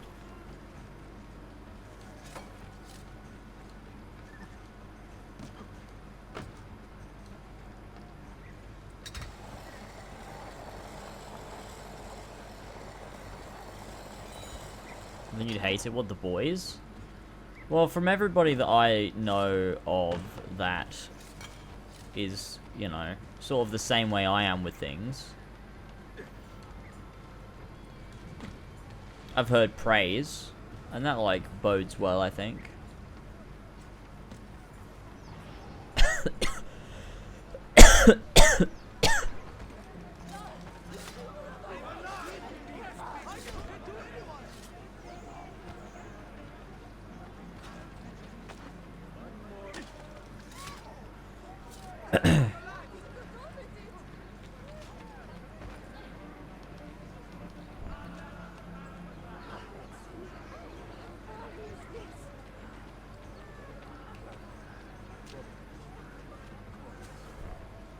I mean, I like anything as long as it's well written. So, if The Boys is well written, I like it. If it's badly written, then I won't. So, one day I'll watch it. Selim understands our plight. The Byzantines, the It's not Mamluks, top the of my Safavids. list, but you know. Only he has the courage to face these threats. I don't think superhero films are gonna die. I think they're way too popular, way too profitable, and easy to make. So why has our Sultan chosen a cat over our lion? Who took the life of a beloved Janissary? This Ahmed enemy of shares the civilization Sultan's must calm be found temperament. and brought to justice. They are too much alike. You see something, say something. Dark tidings, citizens of Costa Yeah, and kids will always watch them. A servant of our Sultan has fallen at the hands of a criminal and been stripped of his garments. Be on the lookout for any suspicious activity. Oh man, I'm getting tired. You are not wanted here. Leave. Oh.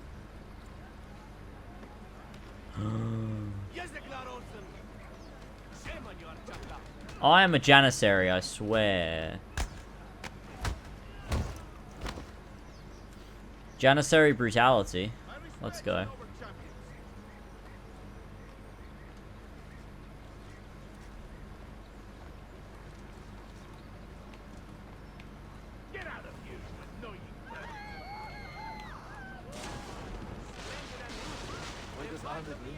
Oh my god.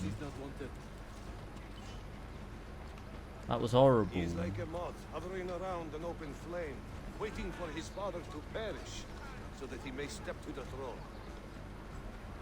I mean, saying he's as good as Heath Ledger in performance, that's kind of high praise. There's no way I'm gonna think it's that good. There's no way. There's no way in hell. Gardeslarim, one of our own was found murdered and stripped of his garments not an hour ago. His body dumped like a mound of rubbish. Keep a close watch on these streets as you move about. Someone is planning to strike in our name. We must be ready.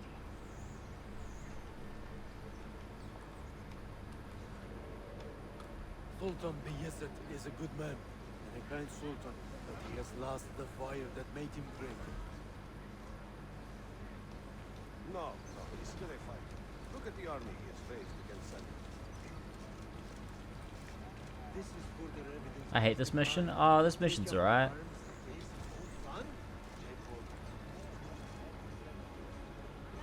Oh my god, what the hell?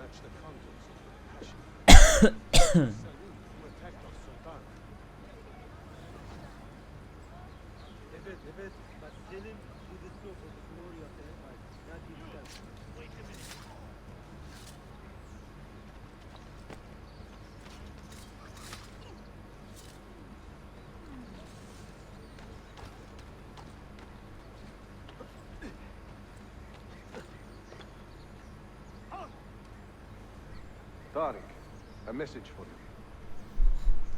I usually go through the center, but I throw a bomb. I just did it differently this way because I didn't have any bombs. The rifles have arrived in Cappadocia, where Manuel has garrisoned his army. And our men, are they still with him? Evet. They will contact us when the Byzantines decamp. Then we will meet them when they reach Bursa. Everything is falling into place, Effendi. Evet. For once. Maybe that's why you don't like the mission. Maybe it's because she's going the wrong way.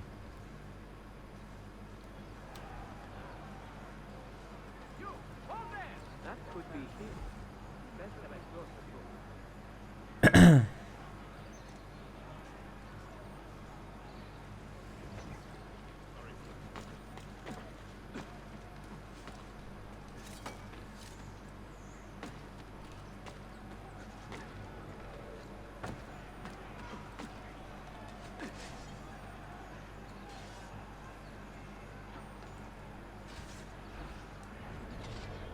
Win!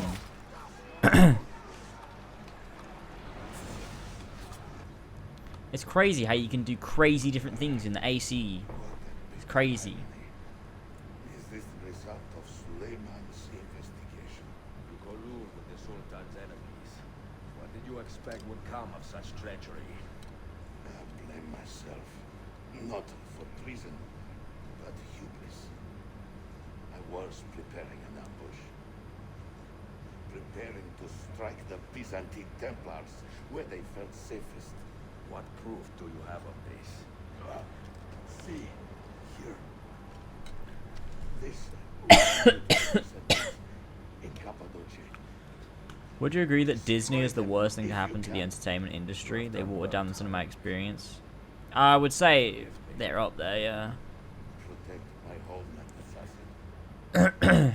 Allah, Ashkila. Redeem the honor we have lost in this fight. Disney is definitely up there in things that I hate. Who the fuck is Luke Stevens? He writes video essays and does like big videos on video games. Makes good content. It's just when he starts to talk about Assassin's Creed, it's like, oh yikes.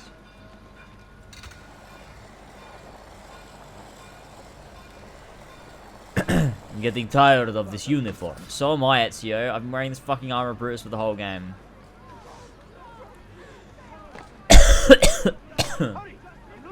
The fuck?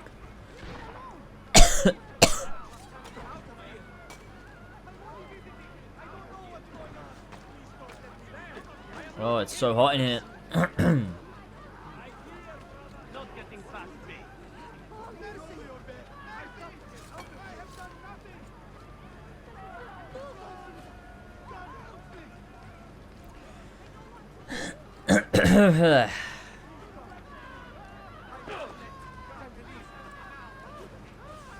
Oh, this is long. I still have to go speak with fucking Suleiman.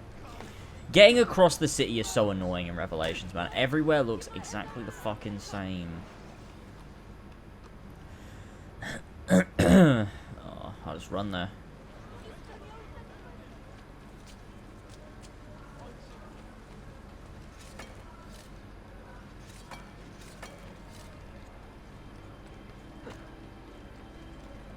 I like Disney Plus just because it gives me, like, I'm able to watch, like, the best quality versions of, like, all the classic Disney films in one place.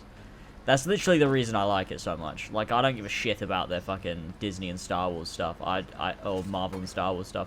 I just like that I get to watch fucking Hercules in 4K.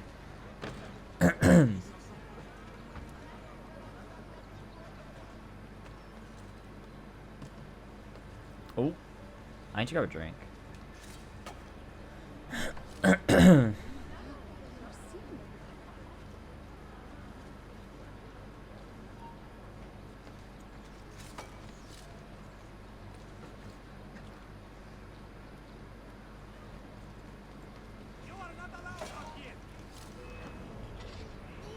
Got him.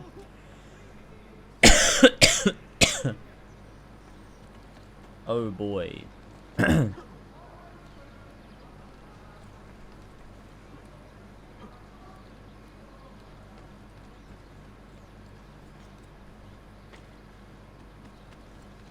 God, it takes so long to get across the city. Really feels a bit wild. Yeah, the old 90s Spider-Man, yeah. Yeah, of course I have a 4K TV. Isn't that like standard now? I bought my first ever 4K monitor in February of 2017, just so I could play Kingdom Hearts 2.8 in 4K on the PS4 Pro. It was worth it.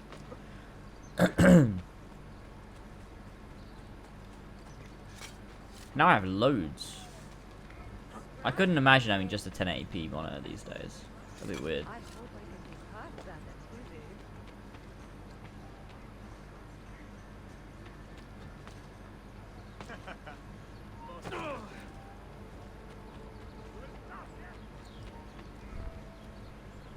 Based. Tarek was no traitor, Suleiman. He too was tracking the Byzantines. What? So did you... I'm sorry. God forgive me. I should not have been so quick to I should judge. not have been so quick to judge. He was loyal to your grandfather. Through his efforts, we have the means to save your city. Tarek, you should not have been so secretive. What a terrible way to do a good thing. Their weapons were taken to Cappadocia. Can you get me there? Yes, of course. I will arrange a ship to take you. Suleiman! Suleiman! I've been set up and made to look a traitor. Do you remember Tarek, the Janissary? The man you quarreled with? He's been murdered. It is no secret that he and I were at odds. Now the Janissaries will accuse me of this crime. This is terrible news, Uncle. Ahmed the crazy gamer. He will banish me from the city. Films I watched recently? Just the one, the new ones. I don't know. I don't know. Nothing in particular. Buonasera. Marcello, my nephew and I have... Ranking the Ezio trilogy is kind of futile because they're all so good. Like, it doesn't matter which one you put, but you could argue any of them to be at the top, to be honest. But my favorite's Brotherhood. 2 and Revelations, I don't really care which order. To me, the Ezio trilogy has always been one singular story. Like, it's just one whole thing for me. Well, they're gonna do me in.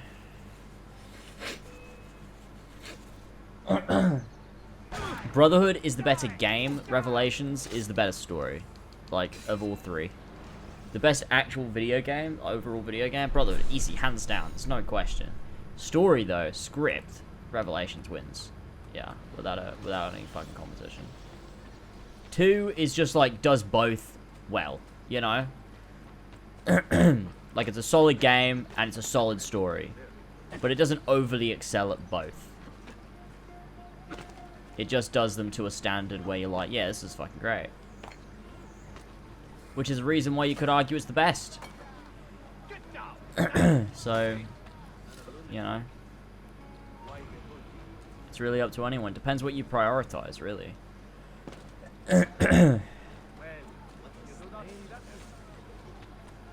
Let's go to this bank.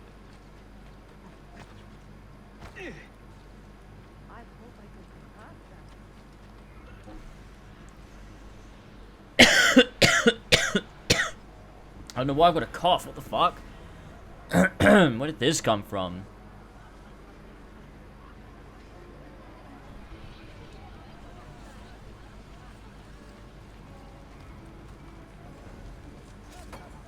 Wait, actually, I want to go to the bank and get the money out. Yeah, I mean, if story is the number one thing, Revelations is obviously going to take the cake. You're dying in every stream. I know, right? I don't know what's going on. I keep getting this cough. Every few days, I get a really bad cough. Maybe I have lung cancer or something.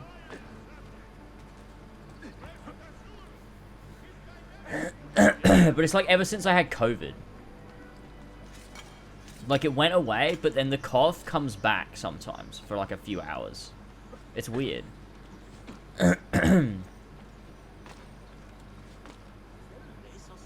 So, you know. Tuberculosis? Yeah, maybe. Yeah. Long COVID is a thing. It's really annoying. It's really annoying, actually.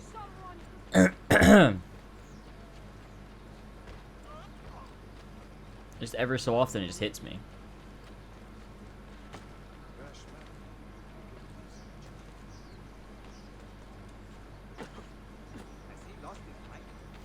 It's just like this, like, fucking annoying, like, dry cough.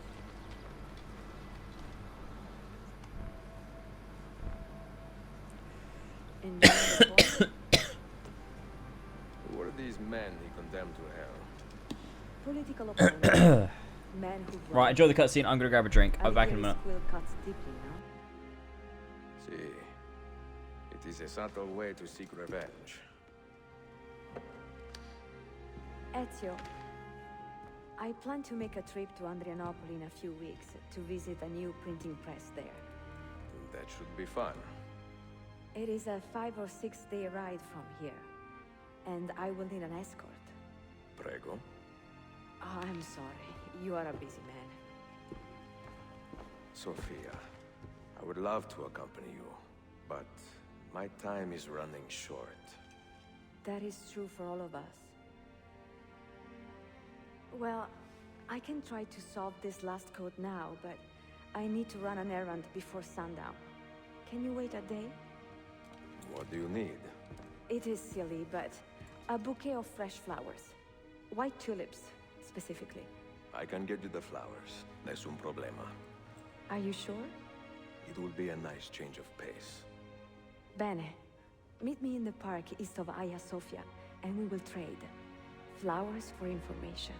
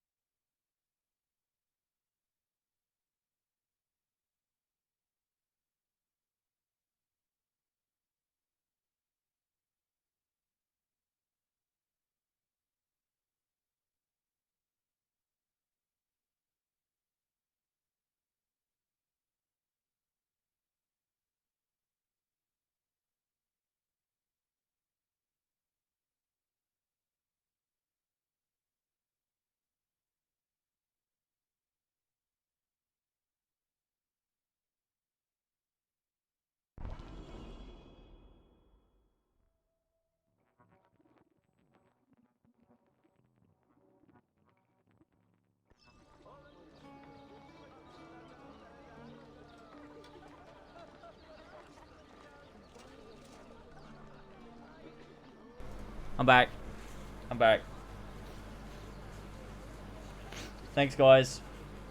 Basically, what I said was, the armor's gonna look stupid when we get to the end.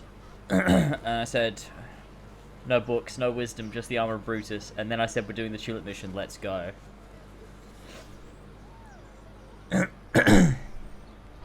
So, there you go. And I coughed a lot because I can't stop fucking coughing. I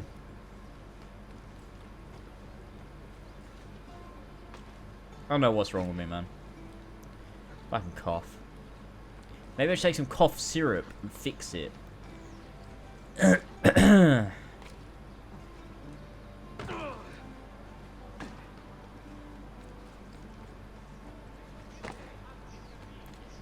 we're gonna go meet the florist man. My favorite mission! I'm so excited.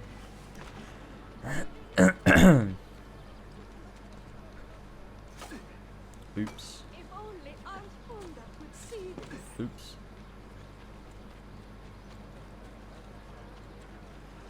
Here we go. It's the man. The boy. The one and only florist man.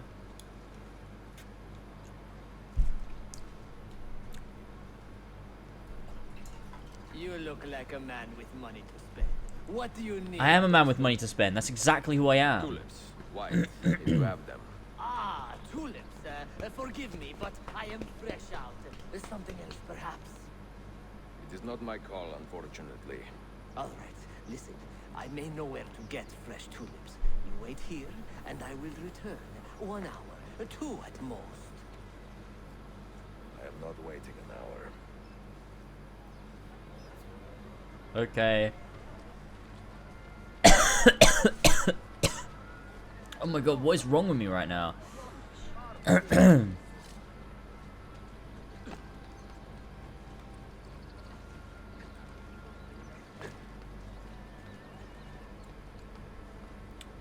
Epic tailing mission, let's go.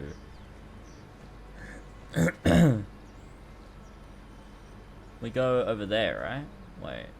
Oh no, it's up there. Yeah. I was like, it's far away. But no, it just looked like a similar building. I could have just waited an hour. He could have just waited an hour, true. But he decides no. He's doing an assassin way of doing it, where you have to tail him.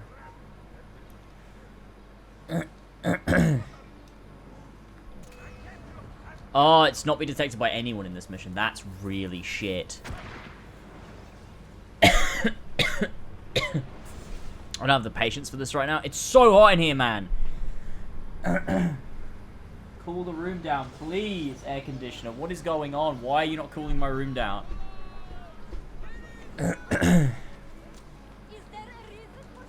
I'm so upset.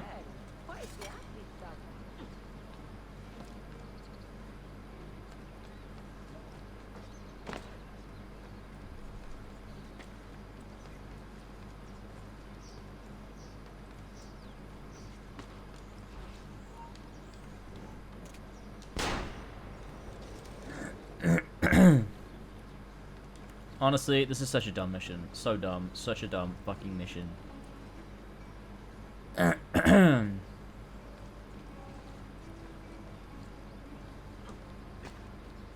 It's right there. I just want to go straight to it, man.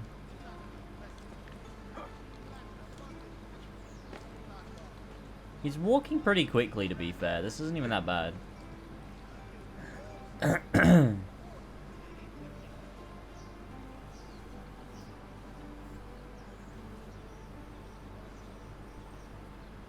Oh yeah, I did edit this all funny, didn't I, in the retrospective? That was fun.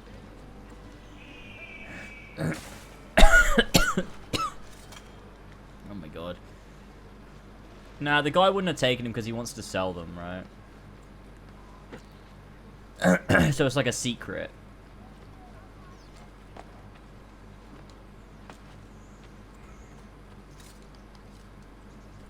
It's kind of dumb though. But I think it's supposed to be dumb. The Armor Brutus really is the worst. You're so right. It is the worst. That is very based of you.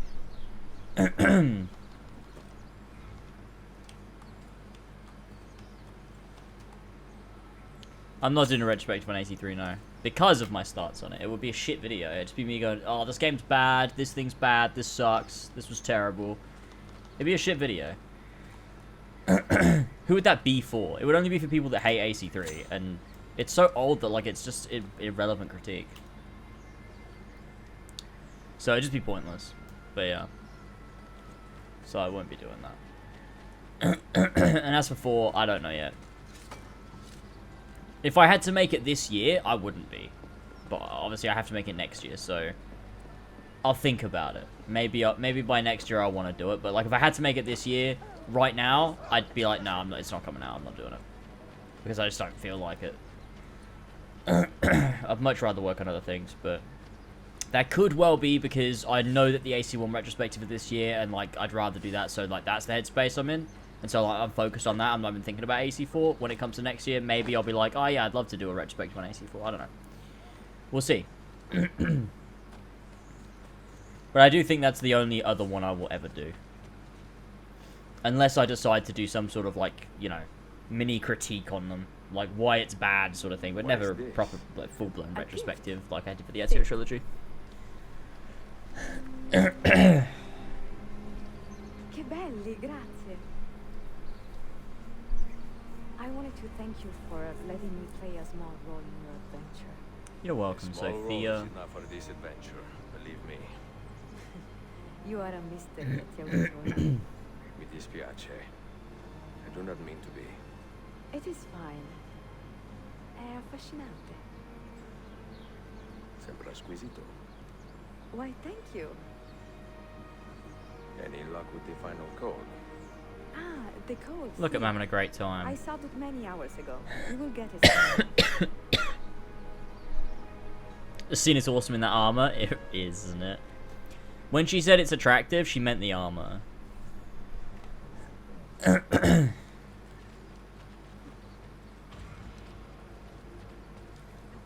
The only reason why I probably wouldn't want to do AC4 is, I don't know, I feel like AC1 is a perfect game for me to make my last major AC video on, I guess, I don't know.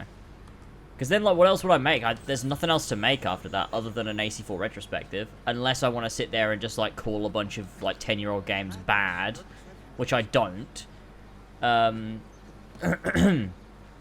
So, yeah, it's like my AC1 retrospective. Like, the only other thing I would ever make is an AC4 retrospective. Other than that, there really isn't anything I would make. I can't think of anything that, like, I've said everything I can say about Assassin's Creed in video form. There's nothing else to say without repeating myself over and over again.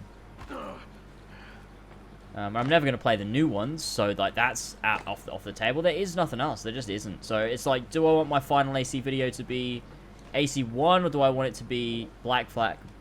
Like, I kind of would prefer it to be AC1. It makes sense. Everything comes full circle. It's poetic. You know, the game that got me into video games properly, and the game that, you know, basically kickstarted like my whole YouTube channel. Like, it would make sense to finish with that one and then move on. I don't know. It would make more sense. Make my last video of all time. Like the Founded Scarab. It's my last video. I just quit YouTube. Fight for an honorable cause, Archbishop, not just your life. If you help others as you have helped me, I most certainly will. Nah, but yeah, it makes way more sense. It makes way more sense for my last AC video to be AC1. I mean, like, maybe it wouldn't be my last one. I don't know. I just can't think of anything that I would ever make. I don't know. There's not, like, I don't know. That was way too big of a leap. Yeah, I just can't think of anything I would make. I cannot think of a single video that I would make that, like, would be worth doing. That I haven't already talked about. Like, just isn't anything.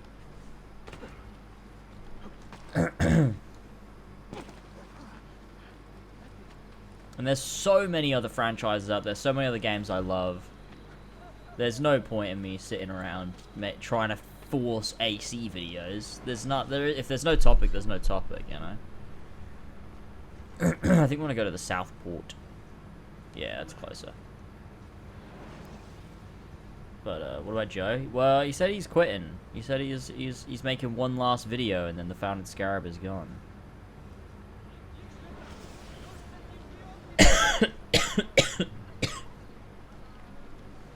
I'm not sure what Joe is doing. I don't think he's gonna ever stop doing stuff. I don't know. I just think he's probably gonna quit the current channel, maybe. I don't know. I can't imagine Joe never making another YouTube video ever again. Like, I feel like he enjoys it too much. I don't know, man. Maybe he genuinely is gonna quit forever, and, like, fair enough. But I feel like, come on, surely you got, like, another project on another channel, something else you want to do.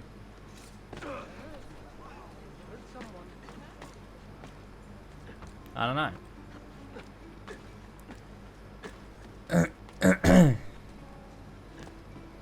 But I couldn't delay the AC1 till after AC4, because it would be weird. It would make no sense. I do AC4 10 years later, then what, AC1 17 years later? It'd be fucking weird. It's perfect. AC1 15 years later, perfect. Perfect. It's perfect. Less is sometimes more, you know?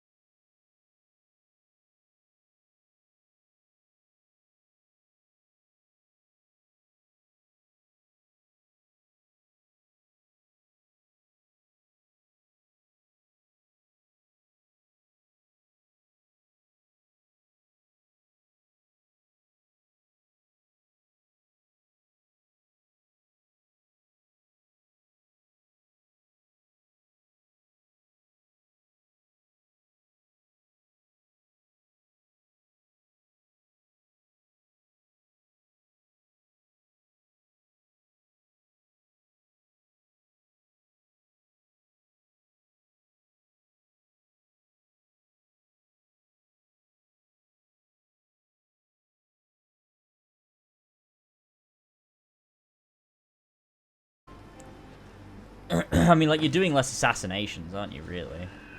You're not, like, actually assassinating people, necessarily. In the same way, anyway. I don't know.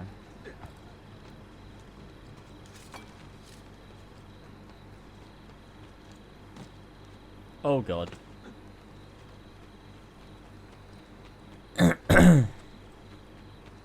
That's pretty sus, Toasty. That's pretty sus. What's the temperature? It's only 23 degrees right now, but it's been 30 the whole day. So, everywhere's fucking heated up. It's, you know.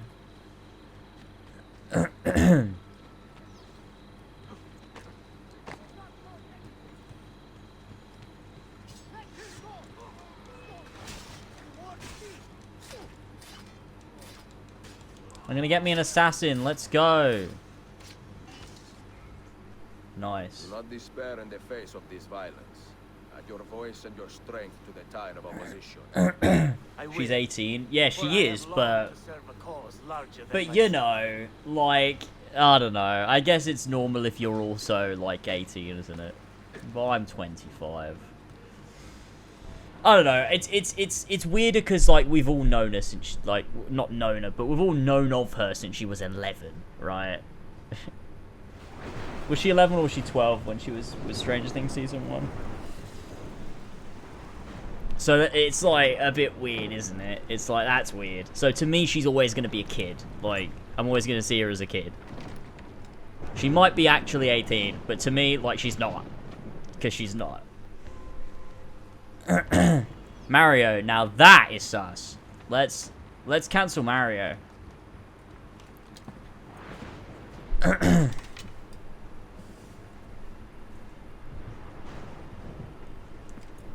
I love the Byzantine Templars. They're my favorite Templars.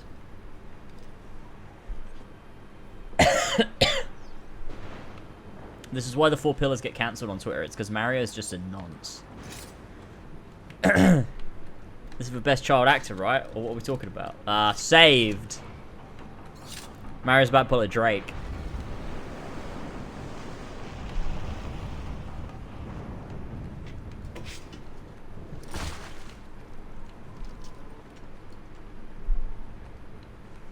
I think it is kind of unfair, though, to always view people that you see as child actors to always be children. I think it's kind of unfair to them, isn't it, in a way, to view them that way? Not that it matters, because I don't actually know them, but, like, I feel like it's unfair to, like, not let them grow up. You're always like, no, they're a kid. We've always got to, like, treat them as a kid, sort of thing.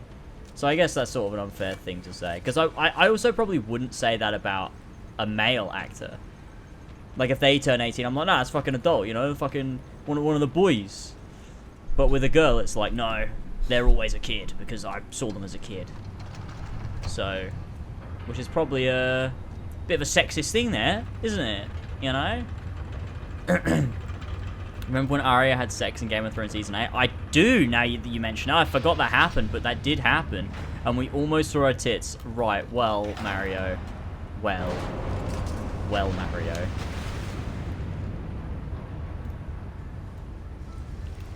I think for me, like, when you look at the cast like Harry Potter, I grew up behind them. So to me, it's not the same, right? Thank you, Gerald, for the 2 months there. Thank you for the Prime. I appreciate it. But like with the Harry Potter cast, yeah, it's like I'm younger than them. So like, obviously, as I was growing up, I saw them growing up, and they were already older than me. So, so like it's never going to be the same there. But obviously, like I was an adult when Stranger Things started. So like they're always going to be kids to me because like they you know, I was an adult when they were kids and I'm an adult when they're adults. So like it's, you know what I mean? You know what I mean?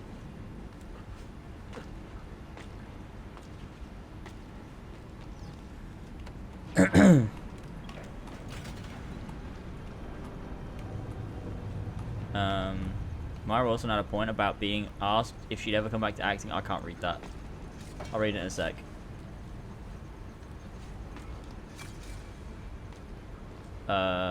This way. Oh no, Ezio, come on, bro.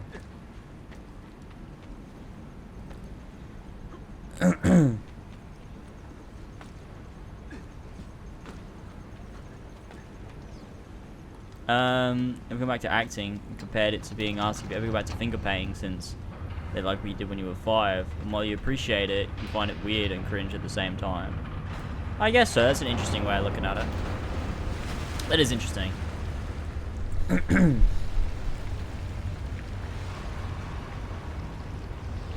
Can watch the Arya Stark scene on stream, please. Oh god.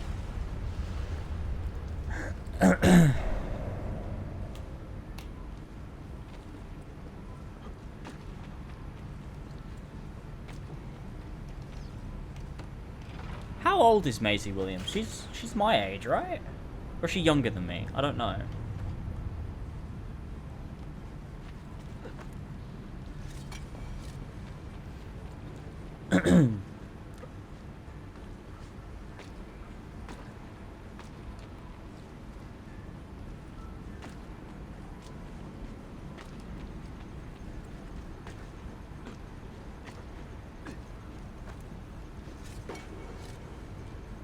Early 20s? So she's younger than me? That makes sense. 25? Oh, she's my age.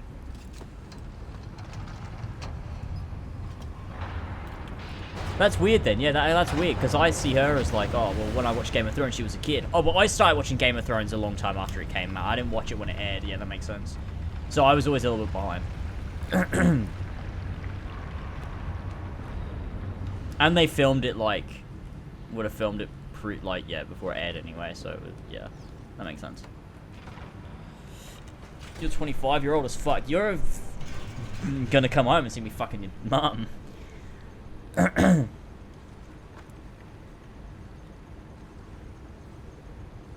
25 is not old, alright. 28 is old, the age that Tyler will be turning at the end of this year. Wait, right? No, wait. Is Tyler gonna turn 27? Shit, I have no clue. I don't remember how old. Yeah, no, he's 2 years older than me.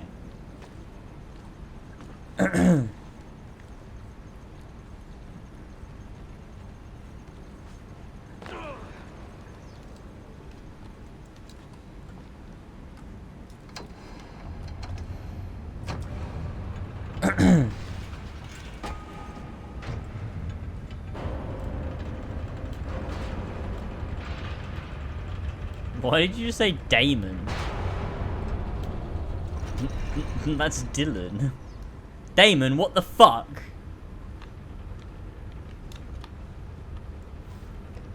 That's our dynamic, that's what we do. Mario says I'm fat and I say I'm gonna fuck his mum and that's it.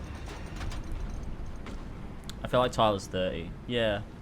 So do I. It won't be weird when Tyler's 30. I'll be like, yeah, that sounds about right. You've been 30 for the past 5 years, to be honest. I mean, I still got 5 years of being 20, which is good in my 20s, should I say? Which is good, you know. 5 years is a long time. 5 years ago, I was literally alt-right, so you know, things change, times change, and it means it's a long time, you know. I do wonder where I'll be in 5 years' time.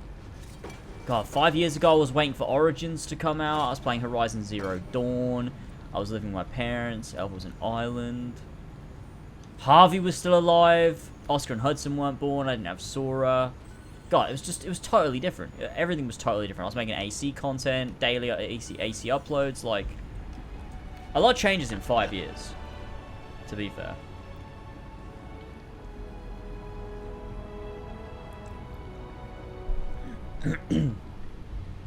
Oh, that was really strong.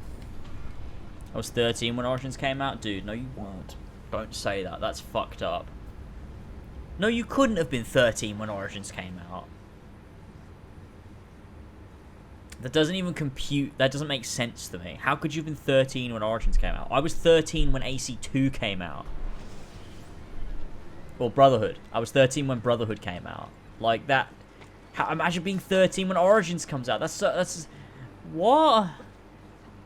Wait, but I was 20. Wait, Dylan, how are we 7 years apart? What the fuck? I'm 7 years older than you. Oh my god. I'm getting old, dude. That's weird.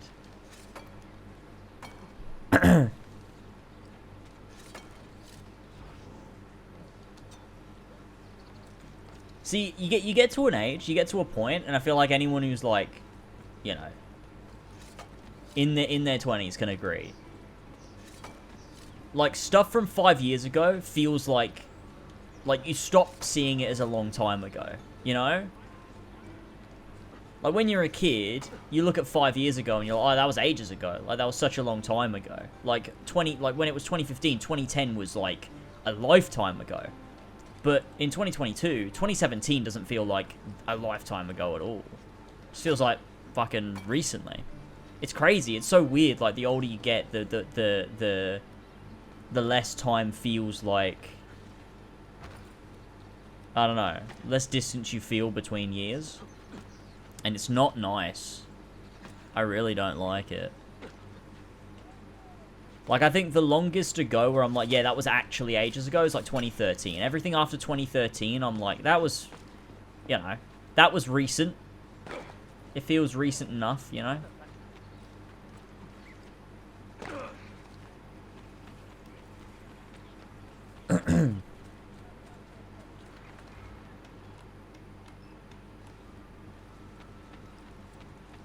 Yeah, it's just, yeah, it's because of, like, how relative it is in terms of, like, your life, yeah. Because, like, when you're 10, 5 years ago is half your life. When you're 25, 5 years ago is not half your life anymore. So...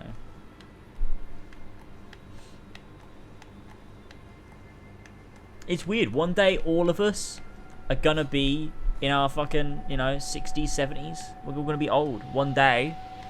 Well, not all of us. You know, one or two of us might not make it. The odds are one or two of us might not make it. Which is actually really sad to think about. They say he screams in his sleep, calling out for his father. Might be me. Probably will be me. It is not our place to judge. It certainly is. If our master has gone mad, I would like to know. Shh. Good evening. I'm gonna die in a car crash within the next 4 years. That sounds pretty based. Many thanks. What brings you here, old man? Pity Abbas. Do not mock him. He has lived as an orphan for most of his life, shaped by his family's legacy. He is desperate for power. Because he is powerless. Because he is powerless. He is our mentor. And unlike Al-Mualim or Altair, he never betrayed us. Nonsense. Altair was no traitor. He was driven out. This is a great cutscene. James will die while doing a drunk stream when he's in his 60s. Yeah. I'll be in my 60s, doing a drunk stream. I'm like, come on guys, let's get those donos coming in. And then I die on stream. And it gets clipped. It's been a long time. Impossible. Abbas uses rogue fighting to keep us from the castle. Fewer than half the fighters here are true assassins. So, Could get shot or run over. Well, I know I won't get shot. I don't know. I can't speak for all the Americans here. The odds are you're all probably not going to make it. You know? Those are just the odds. You're going to get shot in a fucking Denny's. Sounds like that's like the most American thing ever. These men are cruel. Has anyone raised their blade against an innocent? Alas, yes. I'll be the one doing the shooting. Brutality seems to be their sole joy. Then they will die, for they have compromised the order. But those who still live by the creed must be spared. I'm American. It makes sense. I'm going the wrong way.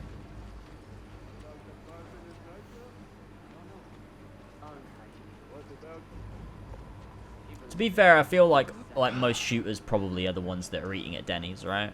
They say he fought with a hidden blade. Rumors. I don't believe it. True or not, say nothing about that. Shot in Martha's Diner? Oh, fuck yeah.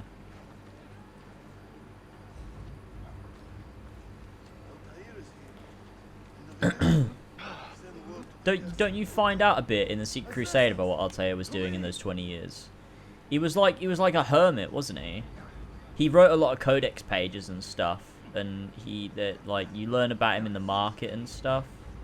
Yeah, I think he had like a really simple routine. It was just like a day of like, I think it was like mustering up the courage to come back.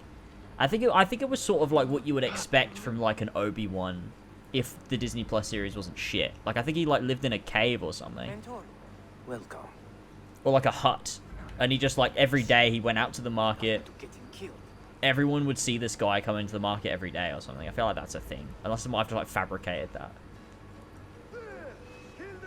And he was like trying to fix his fucking psyche. Not you, pathetic miser. Stand down or die. Follow me to the castle. I wish he had different animations when he's old.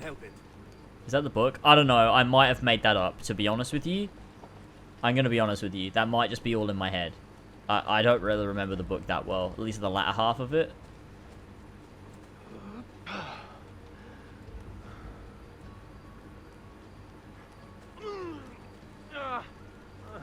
He may have gone back to Alamut, yeah, actually.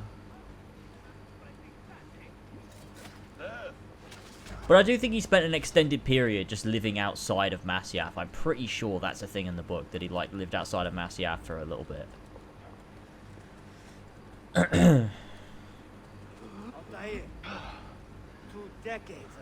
Yeah, the audio mixing on the sound effects for Altair's voice in this is a bit weird. The armor? He never wore it. That's like a big misconception. Altair never wore the armor of Altair, he just built it. Because he didn't do a lot of fighting in his later life, but he built it, and he sent it with the Polos. That's how it got to Italy.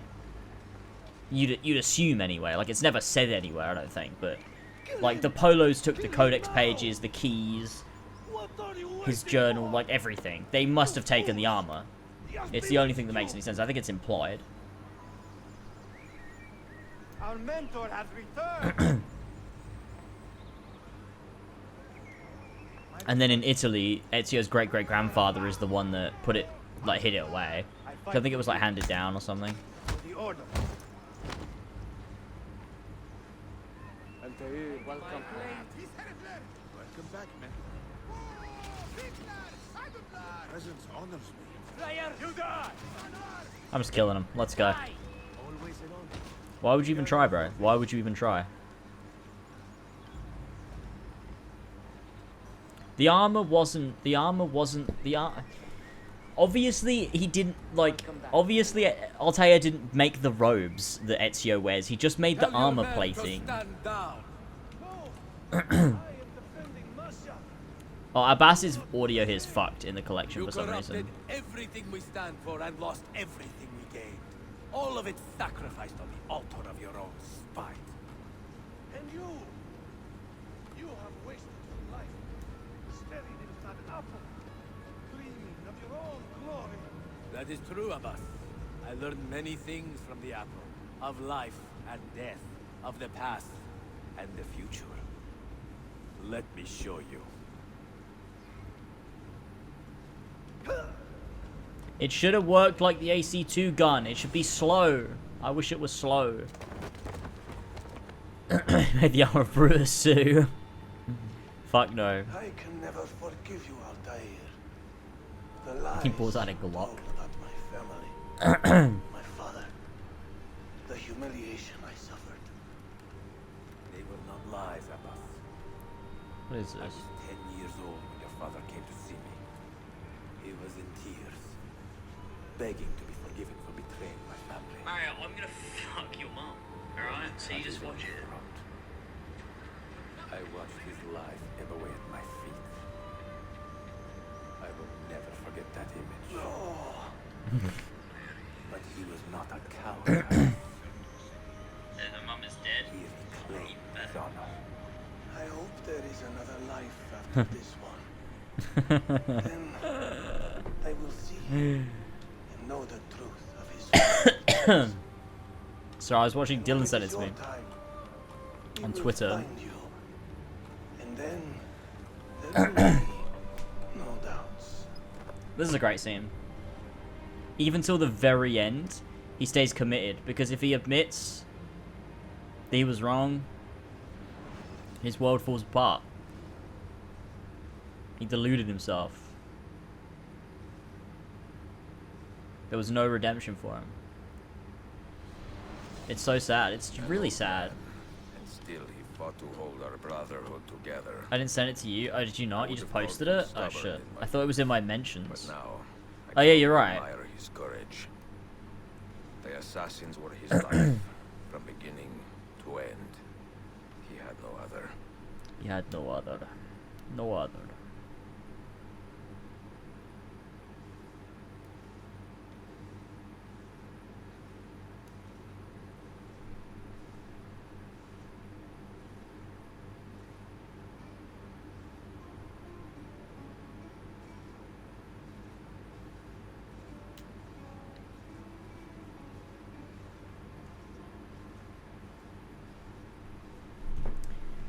Right.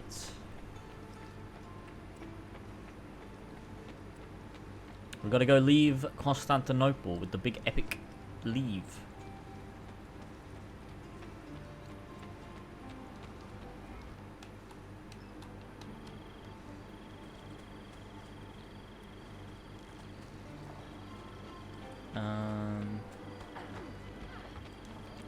Let's go to the blacksmith real quick, see if we can grab ourselves a crossbow.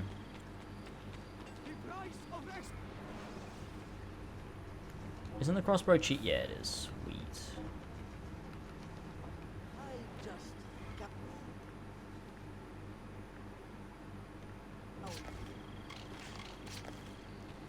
Nice! We have the crossbow.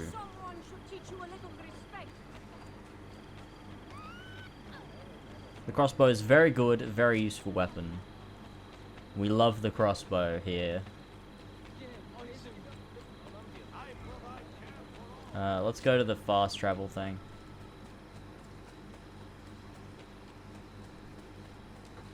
It's over here, right? I feel like it is, but I can't be sure. Oh, wait. This way. While the boss is dying, I'm here to say that The Last of Us Part 1 has gone gold. That's epic.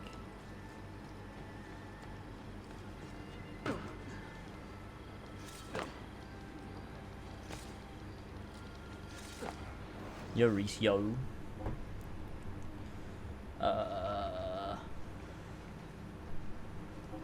The Grand Bazaar!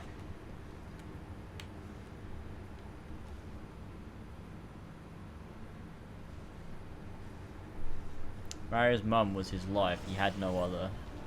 What? My mum is fucking dead. What would you think your mum would think if you said she was dead? What is your problem?